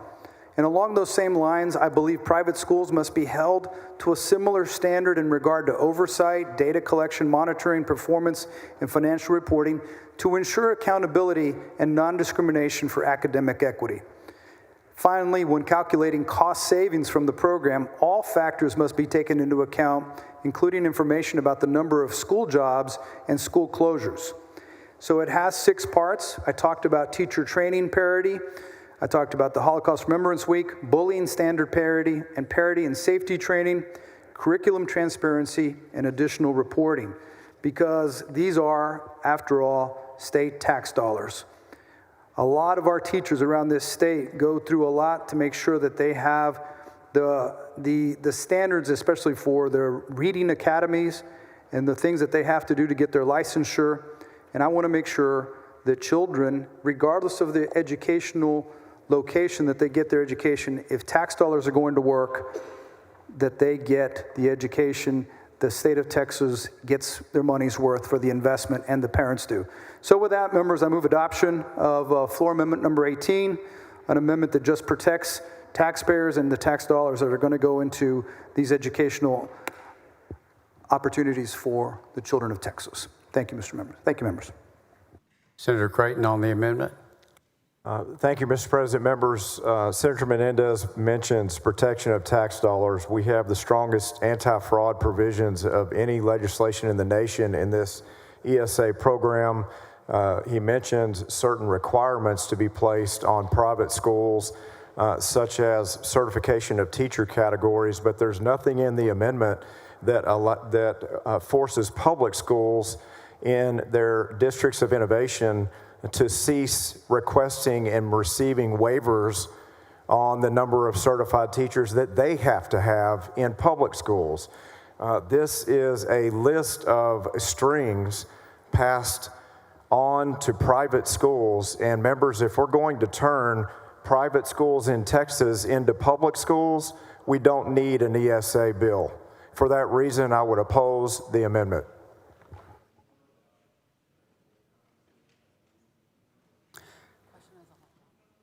The question is on, there is objection to the amendment. The question is on the adoption of floor amendment 18. The Secretary will call the roll.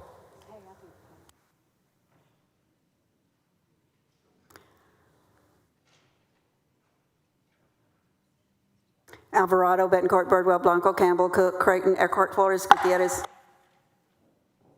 There being 11 ayes and 20 nays, the amendment fails.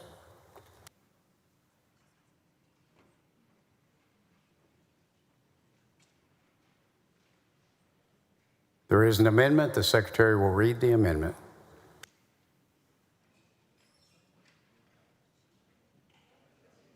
Floor Amendment 19 by West. Senator West, you're recognized on your amendment. Just a little short amendment. And members, the question is how long should these organizations, schools that our children are going to be going to, be open before they are able to accept these scholarships? This particular amendment says they should be open at least 5 years. And during our earlier debate, Senator Creighton mentioned that as part of the certification process, they have to go through at least 2 years. And I have no problems with saying that a part of that certification process should count towards that 5-year window before they can begin operating with the kids from this particular scholarship program. Move adoption. Senator Creighton, you're recognized on the amendment. Thank you, Mr. President. Members, I understand Senator West's concern here, but at the end of the day, we have a lower threshold for unaccredited schools participating with the ESA program at $2,000 instead of $10,000 for a reason. There are stringent background checks and other criteria involved in the approval and pre-approval of those unaccredited schools. There are also incentives in the bill to incentivize those unaccredited schools quickly to work for the 2-year accreditation process and to achieve that. And for that reason, I would move to oppose the bill. Adoption. Members, the question is on the adoption of floor amendment number 19. The Secretary will call the roll. Alvarado, Betancourt, Birdwell, Blanco, Campbell, Cook, Creighton, Eckhart. There being 11 ayes and 20 nays, the amendment fails.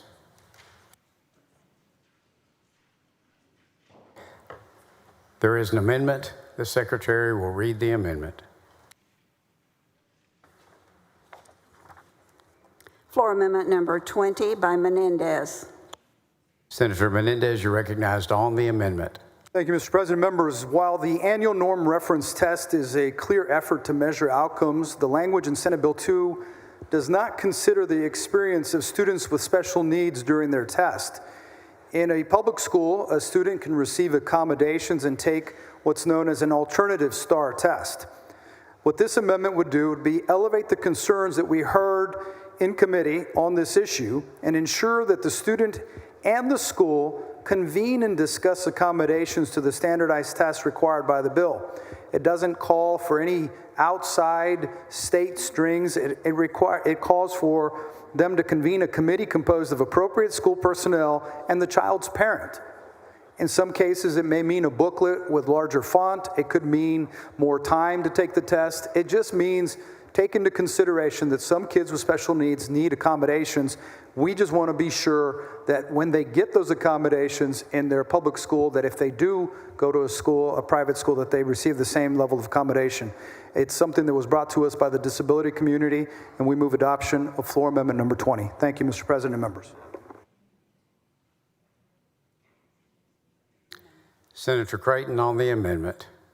Thank you, Mr. President. Members, we will oppose this amendment. Members, the question is on floor amendment number 20. The secretary will call the roll.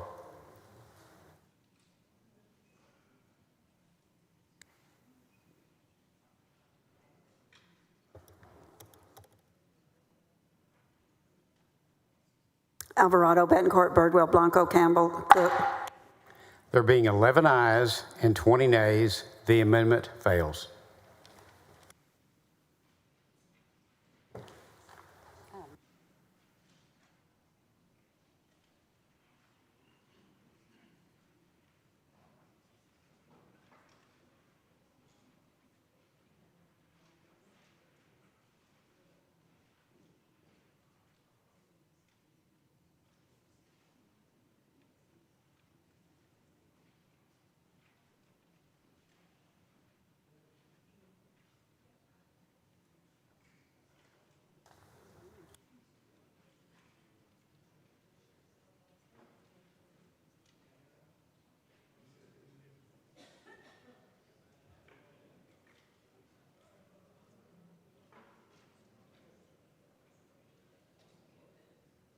The following amendment, the secretary will read the amendment. Floor Amendment 21 by Menendez. Senator Menendez, you're recognized on your amendment. Thank you, Mr. President. Members, I want to thank Senator Betancourt for bringing up the bullying concerns that we heard. I want everyone here to know that I agree that children sometimes feel forced to leave their schools because of bullying, many schools. In the time that we worked on David's Law, in the year that we worked on that, from 2016 to 2017, about 13 children took their lives in Texas. This is a simple amendment that just means that we extend the same protections granted under the law that we passed unanimously off this floor in 2017 to the students, wherever they go. I think that a student who is bullied should have a pathway to report what their bullying is and have remedies. And, this is something that was passed unanimously here. I don't think that, I know that for a fact that private schools are not an exception to this issue. Bullying goes everywhere, unfortunately. And this amendment simply would ensure the minimum standards that we've identified and have addressed to responding to bullying follows the children. Those protections should follow them, more importantly even than the money following them. So with that, Mr. President and members, I move adoption of floor amendment number 21. Thank you. Senator Creighton, you're recognized on the amendment. Thank you, Mr. President. Members, private schools already have protections in place for their students. National studies indicate that ESA recipients across the country report time and time again feeling safer in their private school experience than from where they came in their public school experience. For that reason, I would move to oppose the amendment and not impose these strings on private schools. Members, the question is on floor amendment number 21. The secretary will call the roll. Alvarado, Betancourt, Birdwell, Blanco, Campbell, Cook, Creighton, Eckhart, Flores. There being 11 ayes and 20 nays, the amendment fails. Following amendment, the secretary will read the amendment. Floor Amendment number 22 by Menendez. Senator Menendez, you're recognized on your amendment. Thank you, Mr. President. Members, I think it's very important to, when we hear Chairman Creighton affirm that there is absolutely no legislative intent to segregate students, I believe him that that is definitely not his intent. or otherwise subject a child or their family to discrimination, especially when we're talking about our public dollars. But I believe it's imperative that they be used in a way that does not cause harm. And as SB 2 currently stands, there are no provisions preventing a private or religious school from discriminating against a student in who they decide to admit, as well as how they treat their student at the school. And while we know that parents have a right to leave if they find their school of choice not to be the right fit or somehow they get offended, we don't create safeguards from discrimination. And so while this bill becomes more about the school's choice in who they take rather than the opportunity of the parents, the amendment is about protecting a child and their family's civil rights. So it has two provisions. The first is a non-discrimination requirement to be pre-approved. It be a pre-approved provider that you won't discriminate. And number two, a requirement that private or religious schools should post alleged violations and resolutions on their website. I believe these amendments would be critical to ensure that all students are given a chance to obtain an education that's best for them. And so even when they are going, they get in, that they don't get discriminated against maybe because they don't agree with all the tenets of the school they chose. So with that, I move adoption of floor amendment number 22. Chair recognizes Senator Creighton on the amendment. Thank you, Mr. President. Members, private schools do their best to accept the students they can serve. There is also situations where there are students they are unable to serve. Public schools do not have a requirement, as it's listed in this amendment, to post civil rights violations by those public schools on a website.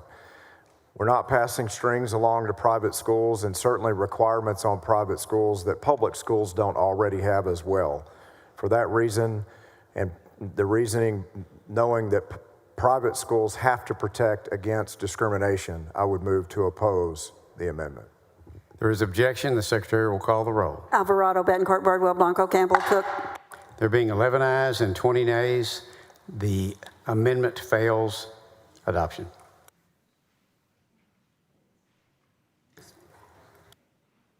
The following amendment, the Secretary will read the amendment.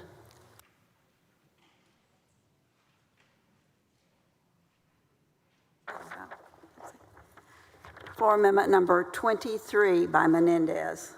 Senator Menendez, you're recognized on your amendment. Thank you, Mr. President. Members,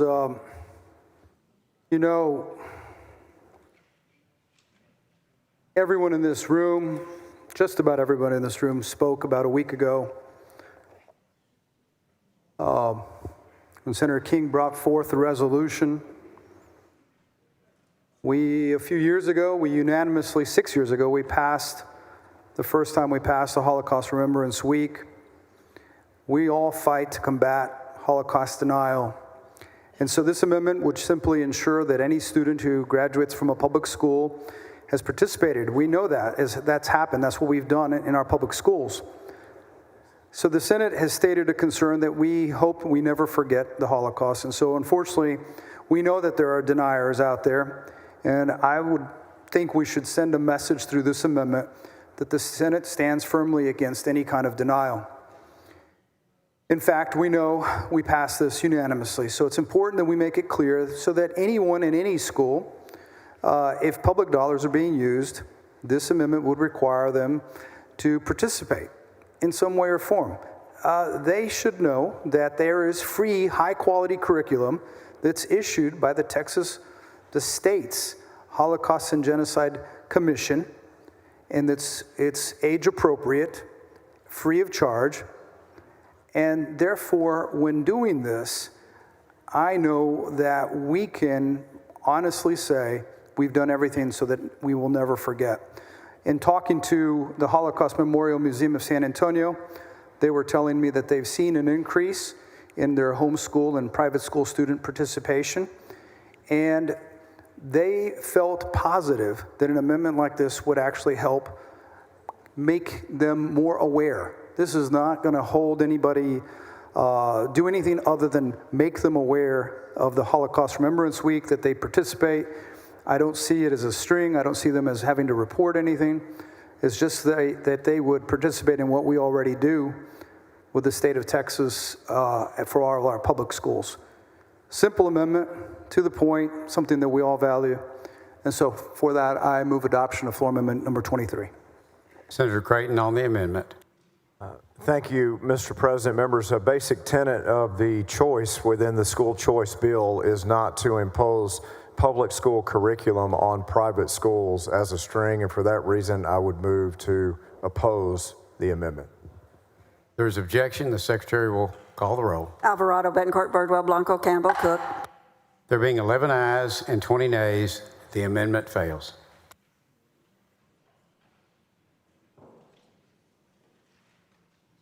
The following amendment, the Secretary will read the amendment.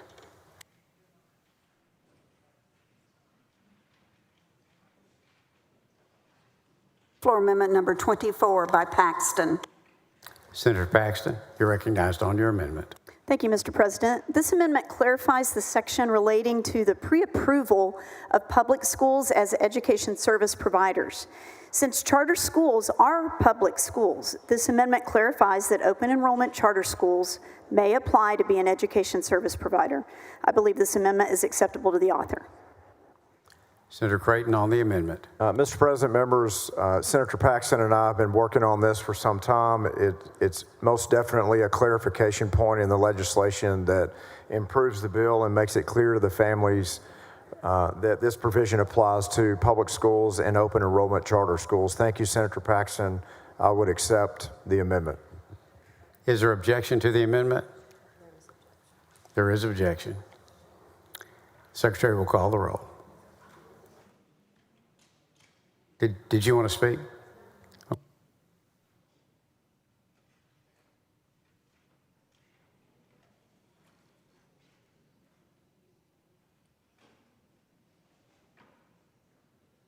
Let me ask this again. Is there objection to the amendment?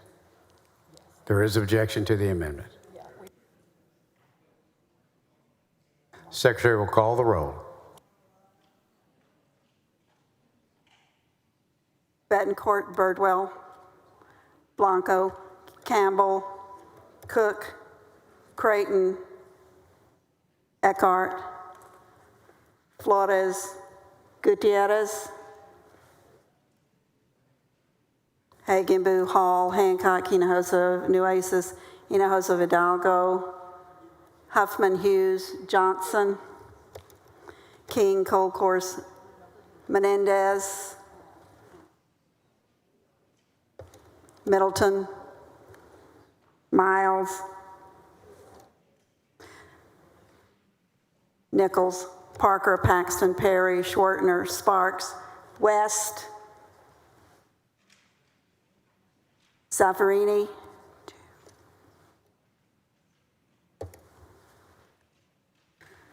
There being 26 ayes and 4 nays, the amendment is adopted.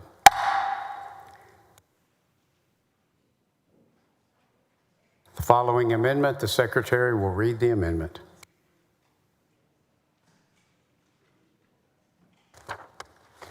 Floor amendment number 25 by Cook. Senator Cook, you're recognized on your amendment. Thank you, Mr. President. Senators, this amendment would require educational service providers, the private schools, included in the program to make their budgets public. Currently, the Education Code Section 44.0041 requires a school district to publicly post a summary of their district's budget on their website or in the central administrative office. The budget summary has to include high-level data about instruction costs, instructional support, central administration, district operations, debt services, et cetera, as well as a comparison to the previous year's actual spending. Educational service providers receiving state dollars should also have to make their budgets public, so parents and families can make informed decisions about where to send their children, and so that we as lawmakers have a better understanding how a voucher may influence the finances of the educational service providers participating in the program. I think this is a pretty straightforward amendment promoting transparency and accountability, which I know is very important to this body. Thank y'all. Senator Creighton on the amendment.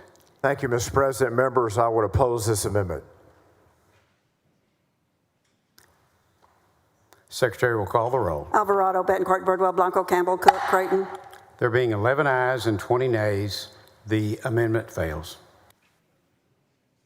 The following amendment, the Secretary will read the amendment.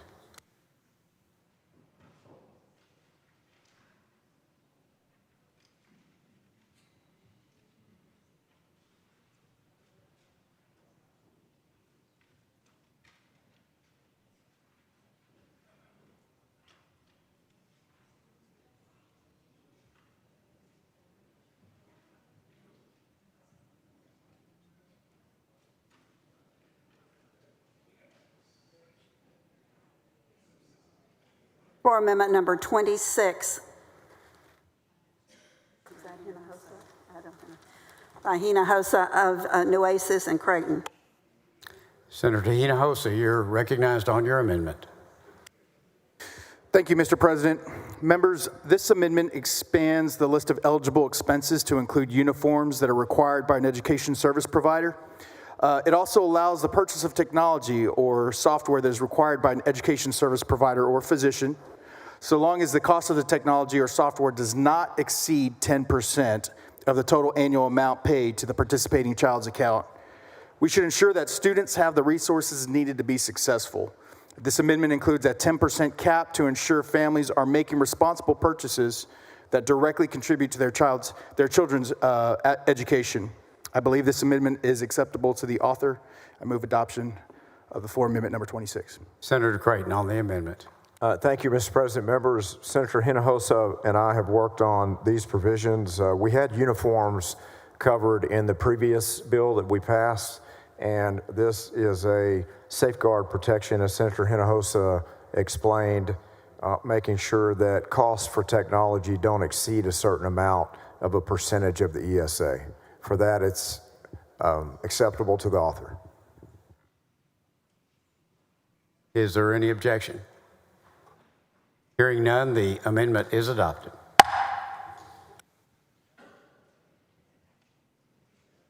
The following amendment, the Secretary will read the amendment.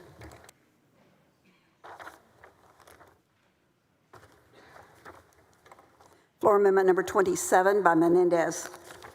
Senator Menendez, you're recognized on your amendment. Thank you, Mr. President. Members, although this seems like a long amendment, as we heard from Senator Creighton, one of his priority groups of this bill aims to support our students with disabilities. In order to make an ESA accessible for students with disabilities, it's critical that we ensure that disability-related services are allowable expenditures in these ESAs. Students with disabilities require resources, services, and accommodations, which is why they have access to that $1,500 more per child. However, the bill doesn't currently allow for the extra money to be spent on unique needs like translators, assistive technology, and other person-centered accommodations. As a reminder, our private schools are not subject to the federal and state law requiring free and appropriate education that ensure these students are included with their peers and served with dignity and respect. This amendment would help guarantee that parents have the power to ensure their child can have a chance at the educational options their peers have. Part of the examples of the amendments that I mentioned would be interpreters, the assistive technology, paraprofessionals, personal care attendants, specialized transportation services, scribe services, employment, independent living, transition services. And so basically, we're trying to make sure that students, regardless of their disability, have an opportunity to really be a priority in the ESA. And so with that, I move adoption of floor amendment number 27, Mr. President. Thank you, members. Senator Creighton on the amendment.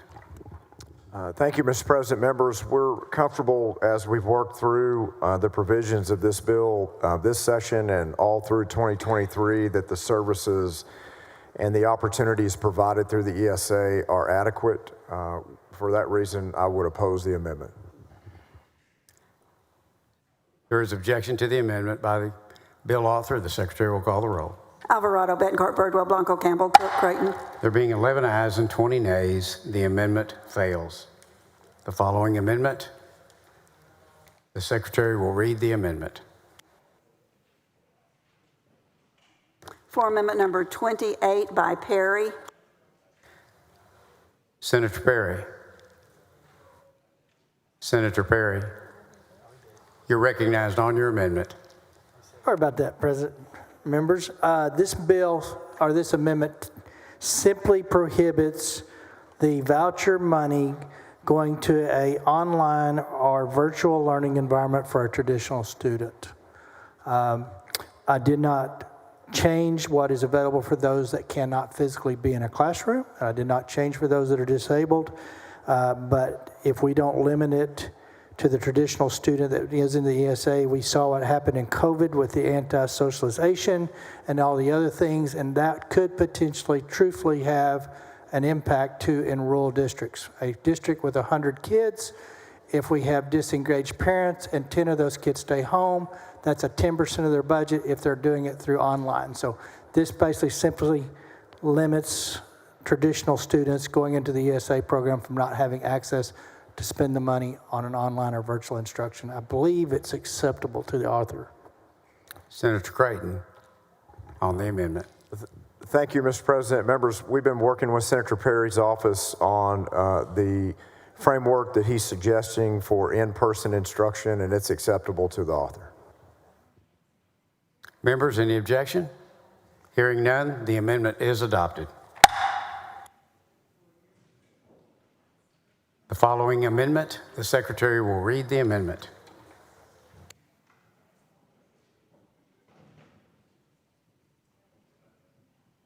Floor Amendment number 29 by Paxton and Creighton.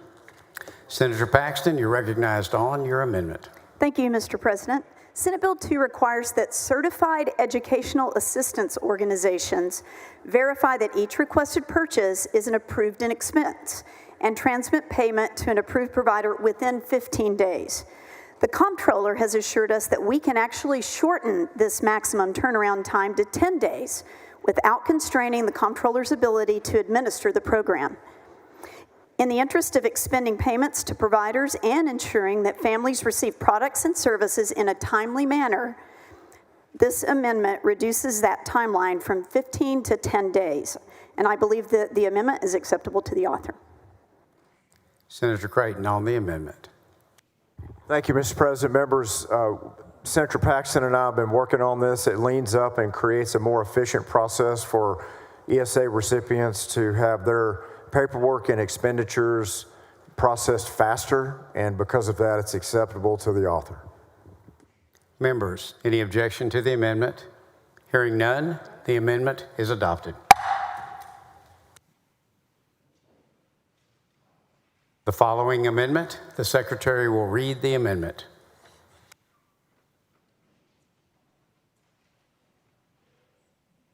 Floor Amendment number 30 by Cook.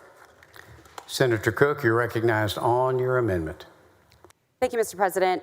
Senators, this amendment would add some clarification in the bill to ensure that the spending on promotion of the voucher program is included in the 3% cap on comptroller administration. We've talked about this already, and I heard the author's intent that it is included in it, but I just wanted it to be clarified in statute so that's clear to folks using the program.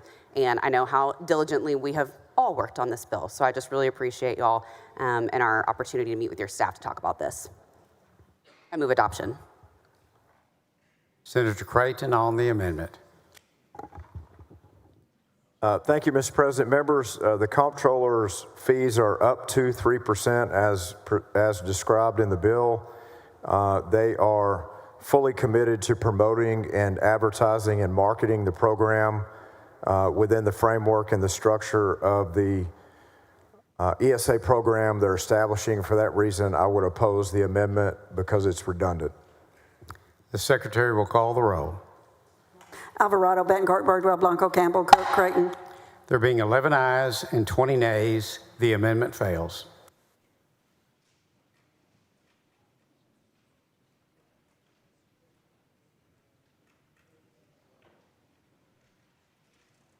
The following amendment, the Secretary will read the amendment. Floor Amendment number 31 by Blanco. Senator Blanco, you're recognized on your amendment. Thank you, Mr. President. Members, SB 2 currently requires a notice to be provided to parents stipulating that private schools do not have to abide by federal and state regulations for special education students as required of public schools. What this amendment does is that it would expand this notice to require to make the same disclosures to parents in the bill for English language learners. This amendment ensures that parents of ELL kids, like parents of special ed students, can make an informed decision on which school setting is best suited for their child. Senator Creighton on the amendment. Thank you, Mr. President. Members, understand Senator Blanco's intentions here, and although well-intentioned, we have the framework of the bill established as we prefer, and for that reason, we would oppose the amendment. The Secretary will call the roll. Alvarado, Bettencourt, Birdwell, Blanco, Campbell, Cook, Creighton. There being 11 ayes and 20 nays, the amendment fails. Following amendment, the Secretary will read the amendment.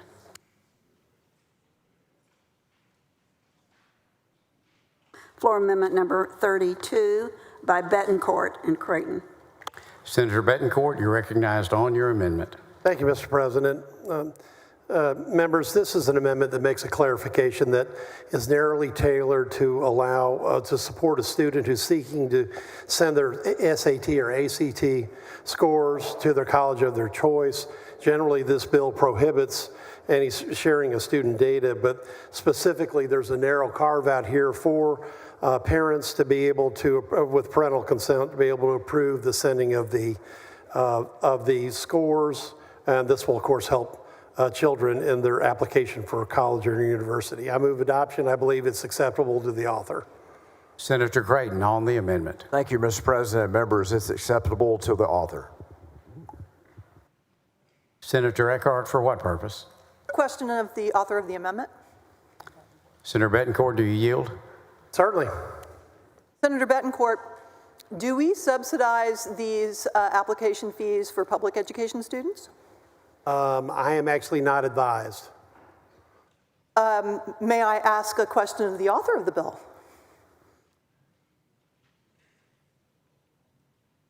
Senator Bettencourt, do you yield Sir, for I'd be question? yield to Senator Creighton, certainly. Yes, I'll yield. Senator Creighton, do we subsidize these fees, sending SAT scores, ACT scores to colleges? Do we subsidize these fees for public education students? Some public schools do, either one test or the other. But does the state, out of state funding? If the public school uses state funding and that's not within a certain guardrail that extends the state being given credit for the dollars flowing from our coffers, then yes. Are you sure that they're not using PTA dollars to assist? I'm not sure. Are you sure they're not using foundation or other dollars to assist? I'm not positive. We can certainly find that out for you. Are you sure that they're not limiting this assistance to low-income students? They who? The public schools who are paying for these ATC and SAT scores to be sent. Am I sure whether or not the public schools are limiting? Tell me that again. No, I'm not sure. I can tell both of you from personal experience, my children did not have their ACT and SAT application fees covered by their public education. And not all public schools cover that. So why would you expect that they would? That's what this amendment is about, is covering those fees, correct? Mr. President, if I may. Senator Bettencourt. Misreading the amendment? No. Senator Eckhart, this is simply to allow, because there's a general prohibition in the bill on sharing any type of student data. This is a narrowly tailored carve-out to make sure with parental consent that the SAT or ACT scores can be sent on behalf of the student. This amendment deals with confidentiality and allowing college boards to receive information to make sure that they're not prevented. Then I'm good. We are not subsidizing the fee associated with the application. So your comments prior were not relevant to the amendment, or they were? It does not appear that they were, because there is no fee subsidy associated with it. Certainly, absolutely none intended from the author of the amendment. Great. Thank you. Thank you for answering my question.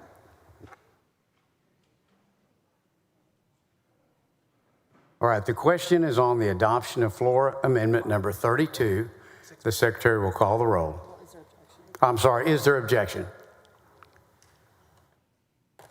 Hearing none, the amendment is adopted.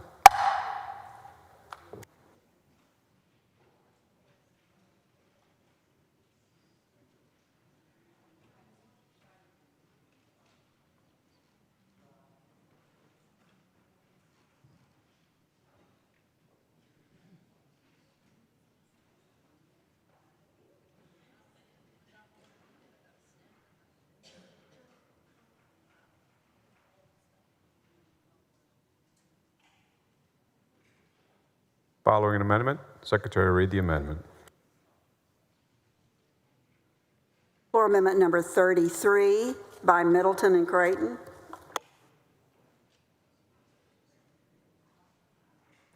Chair recognizes Senator Middleton on the amendment.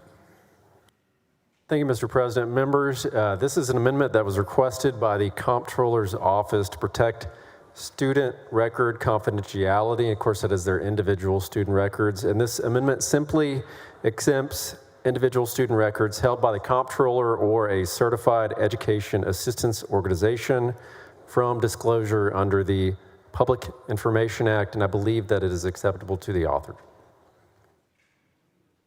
Chair recognizes Senator Creighton. Thank you, Mr. President. Members, this is acceptable to the author. Is there objection? Hearing none, the amendment is adopted.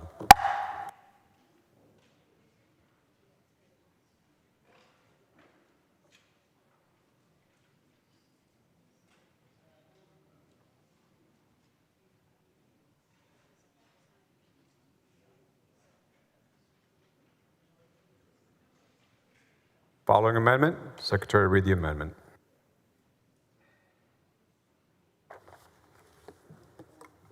Floor Amendment number 34 by King. Senator King, you're recognized on the amendment. Thank you, Mr. President and members. To be a party in a lawsuit, you have to have a close connection with the issues in that lawsuit. You have to have been harmed, or the outcome is going to have to affect you in some substantial way. This amendment simply provides that an eligible student would have standing if there is a constitutional challenge to the implementation of this bill. I believe it's acceptable to the author, and with that, I would move adoption. Chair recognizes Senator Creighton on the amendment.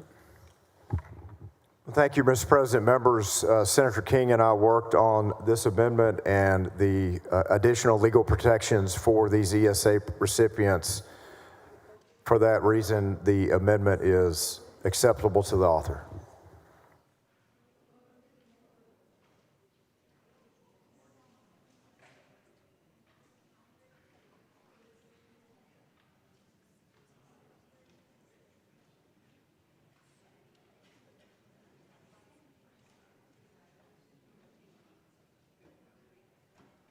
Is there objection? There is objection. Secretary will call the roll.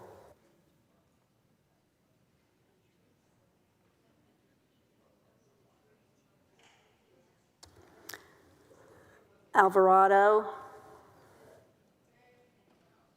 Betancourt, Birdwell, Blanco. Campbell, Cook. Creighton. Eckhart.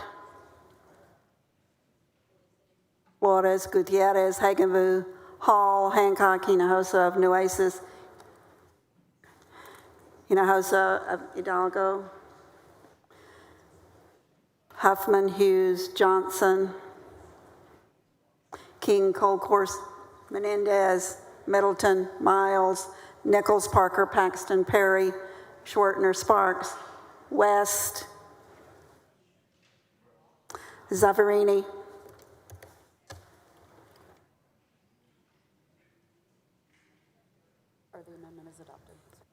There will be 20 yeas and 11 nays. The amendment passes.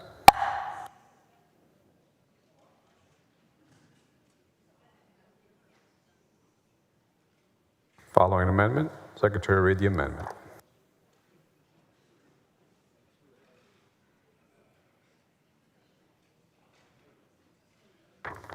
Amendment number 35 by Hinojosa of Hidalgo. Chair recognizes Senator Hinojosa of Hidalgo. Thank you, Mr. President.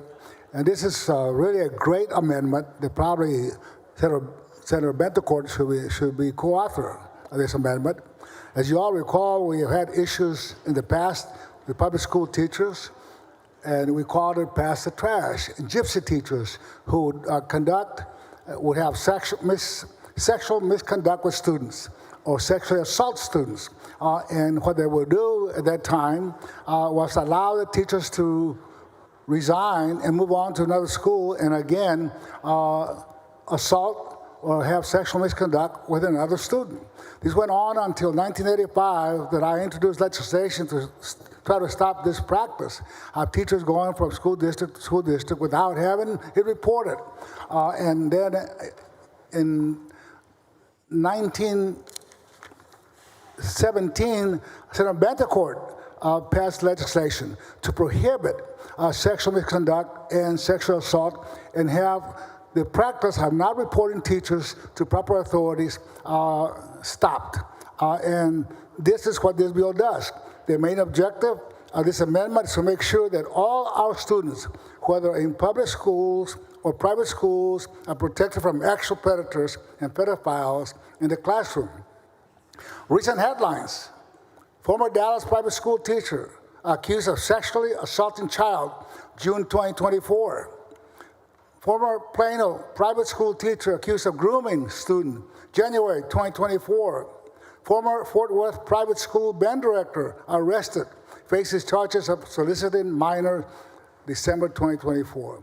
This is just a very small sample of sexual assault and sexual misconduct with students that's happening in our private schools. With this amendment, we will prevent the harmful practice of passing the trash or employing gypsy teachers at private schools. It promotes transparency, accountability, and safety in our classrooms to protect our students. This amendment establishes that private school administrators and teachers will be subject to the same laws and regulations as those that now apply to a public school system that protects our children. This is important to maintain consistent standards of safety and accountability across all our schools. Educators have positions of authority, have extensive access to students where no other adults or even other students, in some cases, are present, and have access to confidential information that could provide a unique opportunity to exploit students that are vulnerable.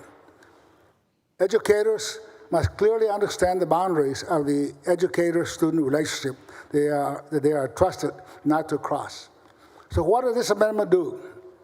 It addresses the problem of gypsy teachers, a pass the trash problem that we face with public schools. We corrected that through legislation, but yet we have done nothing in this bill, Senate Bill 2, to address this issue. What this amendment does requires that parents or guardians of students in private schools receive notification about educator misconduct in a manner as parents of students in public schools are contacted. It strengthens the reporting requirements for misconduct at private schools to mirror the requirements that we pass for public schools. It requires administrators to notify the State Board of Educator Certification if a candidate resigned or was terminated and there was evidence the educator committed an unlawful act with a student or a minor. Requires notification to the State Board of Educator Certification regarding educators who possess, transfer, sell, or distribute controlled substance. That means, i.e., drugs in the private schools, like they did in our public schools. Instances of illegally transferring or appropriating or misusing school funds or property. Attempts to fraudulently obtain or alter a professional certificate or license for the purpose of promotion or additional compensation. Criminal offenses committed on school property or at other school-sponsored events. It also requires the chief administrative officer of a private school to complete an investigation on any of the above, regardless of whether the educator resigns from employment before the completion of the investigation, what used to be the practice in public schools. Lastly, it provides public schools equal access to reports of misconduct. This amendment is important to safeguard our students at public and private schools and to protect them from sexual predators that exist in our private school, as I just read some headlines a while ago, a very small example of what's happening right now in our private schools. All you have to do is read the newspaper. In many churches, there's sexual misconduct that's been exposed. So this is a way to protect our children that be attending private schools. Chair recognizes Senator Blanco for what reason? You right. Questions for the other? Senator Hinojosa Hidalgo, do you yield? I yield.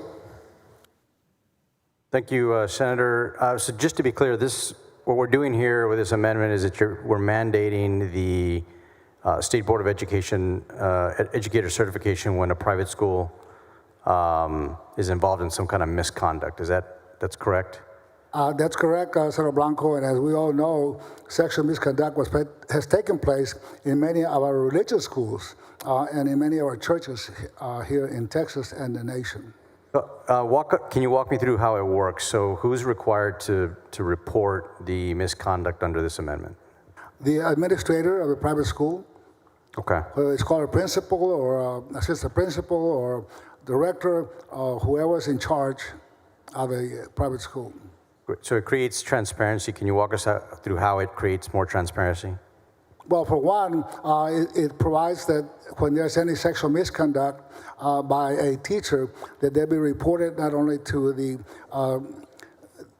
parents, but also to the proper authorities or the State Board of Educator certification, so they can revoke the permit.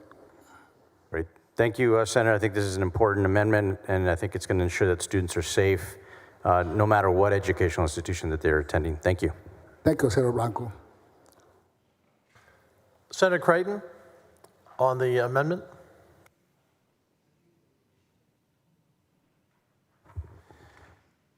Thank you, Mr. President. Members, there's so much merit in Senator Hinojosa's well-thought-out amendment. There's also some redundancy with Senator Betancourt's amendment earlier on the do not hire registries that are imposed and required under the ESA program and in the comptroller's framework that's being developed. Imposing certain protocols on assault and other violations that protect students, imposing those certain protocols on private schools without a hearing or vetting more thoroughly through a separate bill. I would be hesitant to do that on the ESA legislation, but I will commit to you, Senator Hinojosa, to open up the discussion on these concepts under the guise of protecting students in Texas by giving this bill a hearing in the Senate Education Committee so that we can take our time with it and understand the consequences. For that reason and other reasons stated and the redundancy stated, I would move to oppose the amendment. Mr. President, would the gentleman yield for just a quick question? No, you had the floor. He spoke on the amendment, now we vote. It wasn't a tabled situation. Well, he did offer to help, so I just want to clarify that. If you want to yield, you can. President, I felt like I gave my answers. Yeah. I certainly don't want to cut off discussion by my colleague and friend, Senator Hinojosa, so I would yield. But normally, just for the record, guys and ladies, as we're moving forward, unless it's a tabled issue, it does not come back to the person with the amendment. So go ahead. Thank you, Mr. President. Under senatorial courtesy, I would absolutely yield and let you finish your point, of course, Senator Hinojosa. Well, thank you, and I appreciate that. I just want to make sure I understood correctly that you're willing to consider a separate independent bill to address this issue, because I think it's a very serious issue. That's exactly what I said. We can review these concepts in a separately filed bill in a hearing in the Senate Education Committee, which I will certainly commit to giving you a hearing and priority to understand a lot of what you're suggesting here better, and so that our Senate education members can take their time with these concepts. There are parts of this amendment that are redundant based on Senator Betancourt's amendment that's already on the bill, but separately there are some concepts we need to spend more time with. Got it. Okay. Thank you, Senator Hinojosa. I accept a vote also. Thank you, Mr. President. I move adoption. Secretary will call the roll. Alvarado, Betancourt, Birdwell, Blanco, Campbell, Cook, Creighton, Eckhart, Flores, Gutierrez. 11 ayes, 20 nays. The amendment fails. Members, following amendment. Secretary, read the amendment.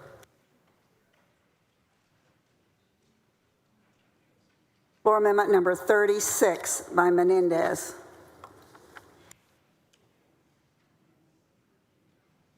Senator Menendez, you're recognized on your amendment. Thank you, Mr. President. Mr. President, members, just so everybody knows, I pulled my last amendment and discussed it with Senator Creighton. We're going to work on it as a potential bill, and but this will be the last amendment for the night. Simple amendment. It's obvious to everyone that it's no secret that I'm opposed to this bill. But if we're going to be doing this education savings account program and it goes into effect, I think we need to ensure that there would be a period of time to evaluate its effectiveness. So the $1 billion of taxpayer dollars that we're going to be putting into this program are public dollars, and I believe that because of that, we need to ask the comptroller to produce a few extra metrics in the annual report to the legislature, and then ask for a sunset so we can evaluate its effectiveness. I think we need to show the number of students who were enrolled in the program, whether they remain in the program or return to public school at any point, and how often did they move schools. It's a simple amendment that asks for some data so that we can make an effective decision on whether this is a good investment, and with that, have a sunset. If, as the chair has mentioned, that this is going to be a huge success, if it happens that way, there is nothing to fear. So with that, I move adoption of floor amendment number 36. Senator Creighton. Thank you, Mr. President. Members, it's very clear within the four corners of the document, very clear within the legislation. There's no expansion of the program, either on the number of students served in the program or the dollars, unless future legislatures and appropriators and members decide to allow that to happen. So for that reason, I would oppose the amendment because future legislatures will have to make those decisions at that time. Move to oppose. Secretary, recall the roll. Alvarado, Betancourt, Birdwell, Blanco, Campbell. 12 ayes, 19 nays. The amendment fails. Following amendment. Secretary will read the amendment. Floor amendment number 37 by Betancourt. Senator Betancourt.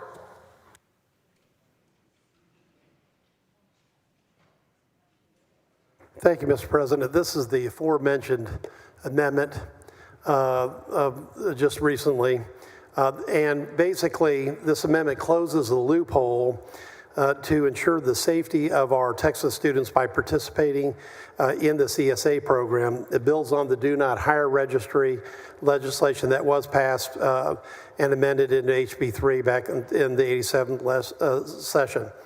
Okay, and it was then built upon the following session, and it's been expanded many times to include private school access, Senator Hinojosa. But what this amendment does is give necessary access to the Do Not Hire Registry, the Interagency Reportable Conduct Search Engine, the enhanced background check information to educational service providers seeking to be included in the comptroller's list of pre-approved providers.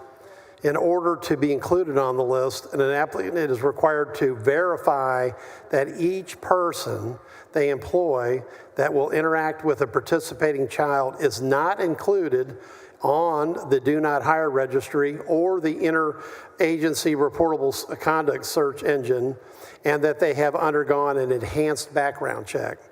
The amendment will also require providers and vendors to verify the same information if they hire a new person who will interact with a participating child. So this is evergreen.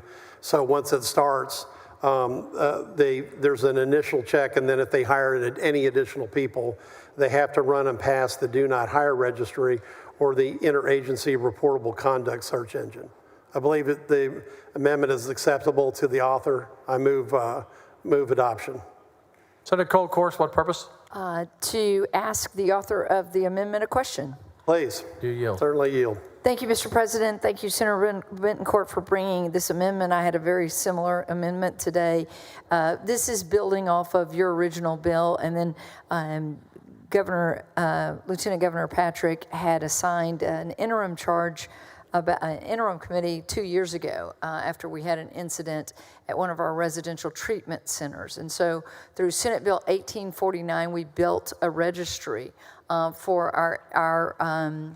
for what we say, those that have committed crimes or have had improper behavior with children throughout our state. And it's a very complicated issue. I want y'all to know what Chewy is talking about. It's important.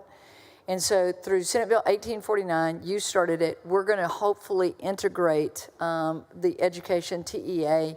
And Madam Chair Huffman is working on those monies. We've looked at that so that we have it integrated so that everyone can utilize this database, again, to make sure that we are not harming our children. I always say people that want to do harm to our children fish where the fish are, or are most vulnerable. They fish where the fish are. They go to these sites. And so I want to thank you for carrying this amendment. It is a super important amendment and goes a little bit to what Senator Hinojosa was getting to. And if we can have interoperability on these databases, make sure that it's going in, we can protect our children in all settings. And the most vulnerable of our elderly in nursing facilities and other places. And Senator Cole, of course, your bill was like the third legislative expansion of the Do Not Hire registry, because there was the initial one that was passed, then the private schools and the Catholic schools and everyone else wanted access to it. So we opened access up to that, and then you did basically the nursing bill. Facility, we did Right, RTCs, that basically goes for the interagency reportable DFPS. conduct search. So we expanded that out. TJJD, because we were Right. finding that they were going to various places and being hired. And every agency, they didn't know how to do all those background checks. Right. So But they we do have now. to keep working at this, and it is an investment by the taxpayers, because it is not inexpensive. It's a fabulous investment to create this protect database. all the children and to and for anyone to be a part of an ESA process, they have to go through this rigorous process.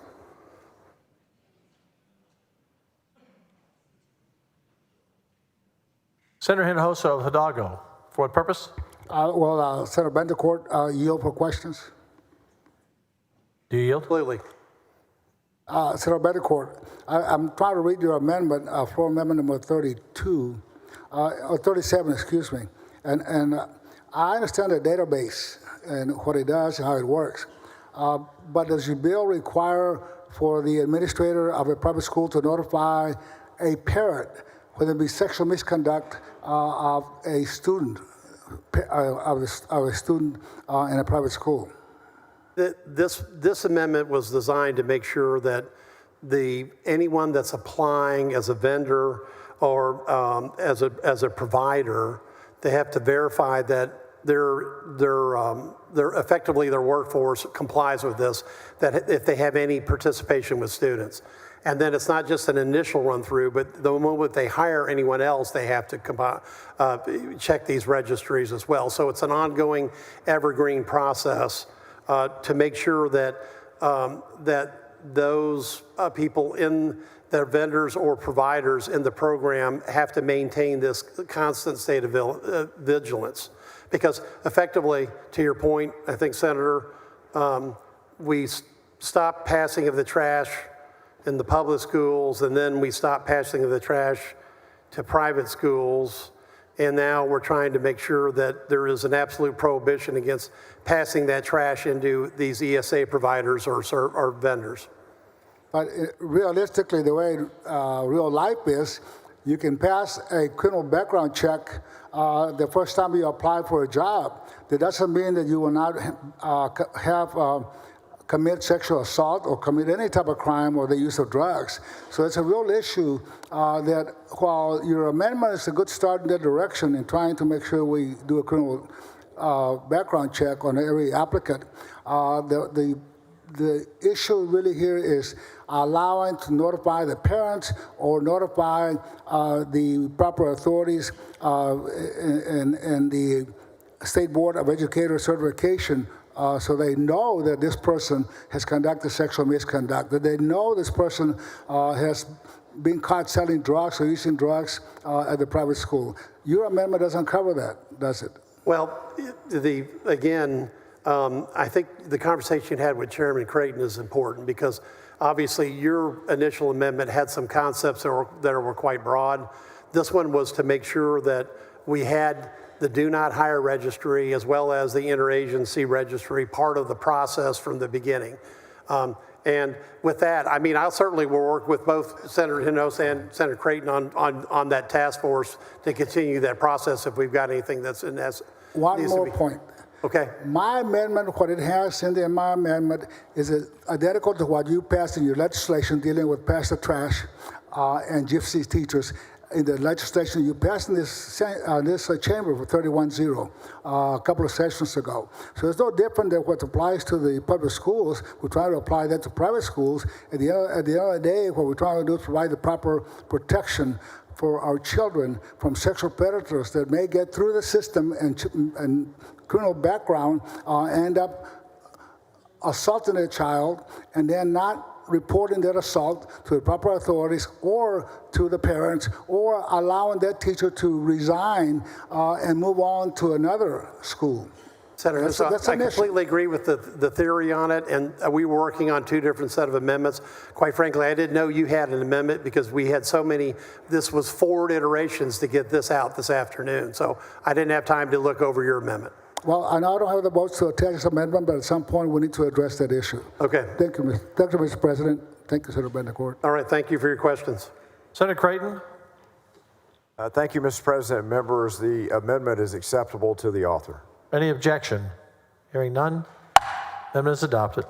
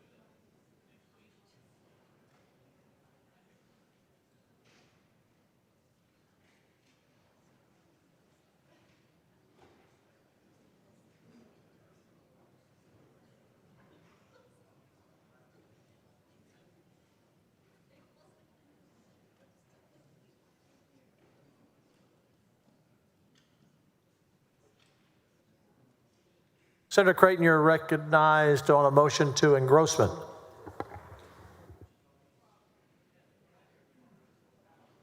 Thank you, Mr. President. Move passage to engrossment. Secretary will call the roll when ready.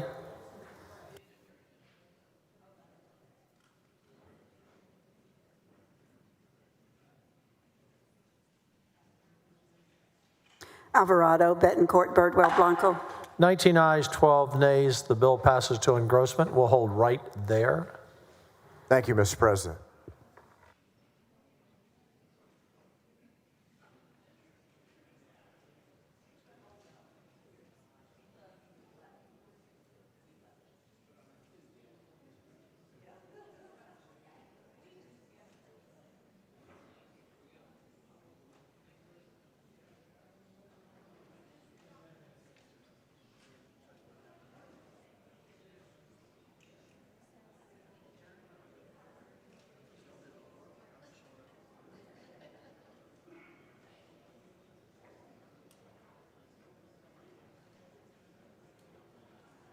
The chair recognizes the Dean of Senate for a highly privileged motion.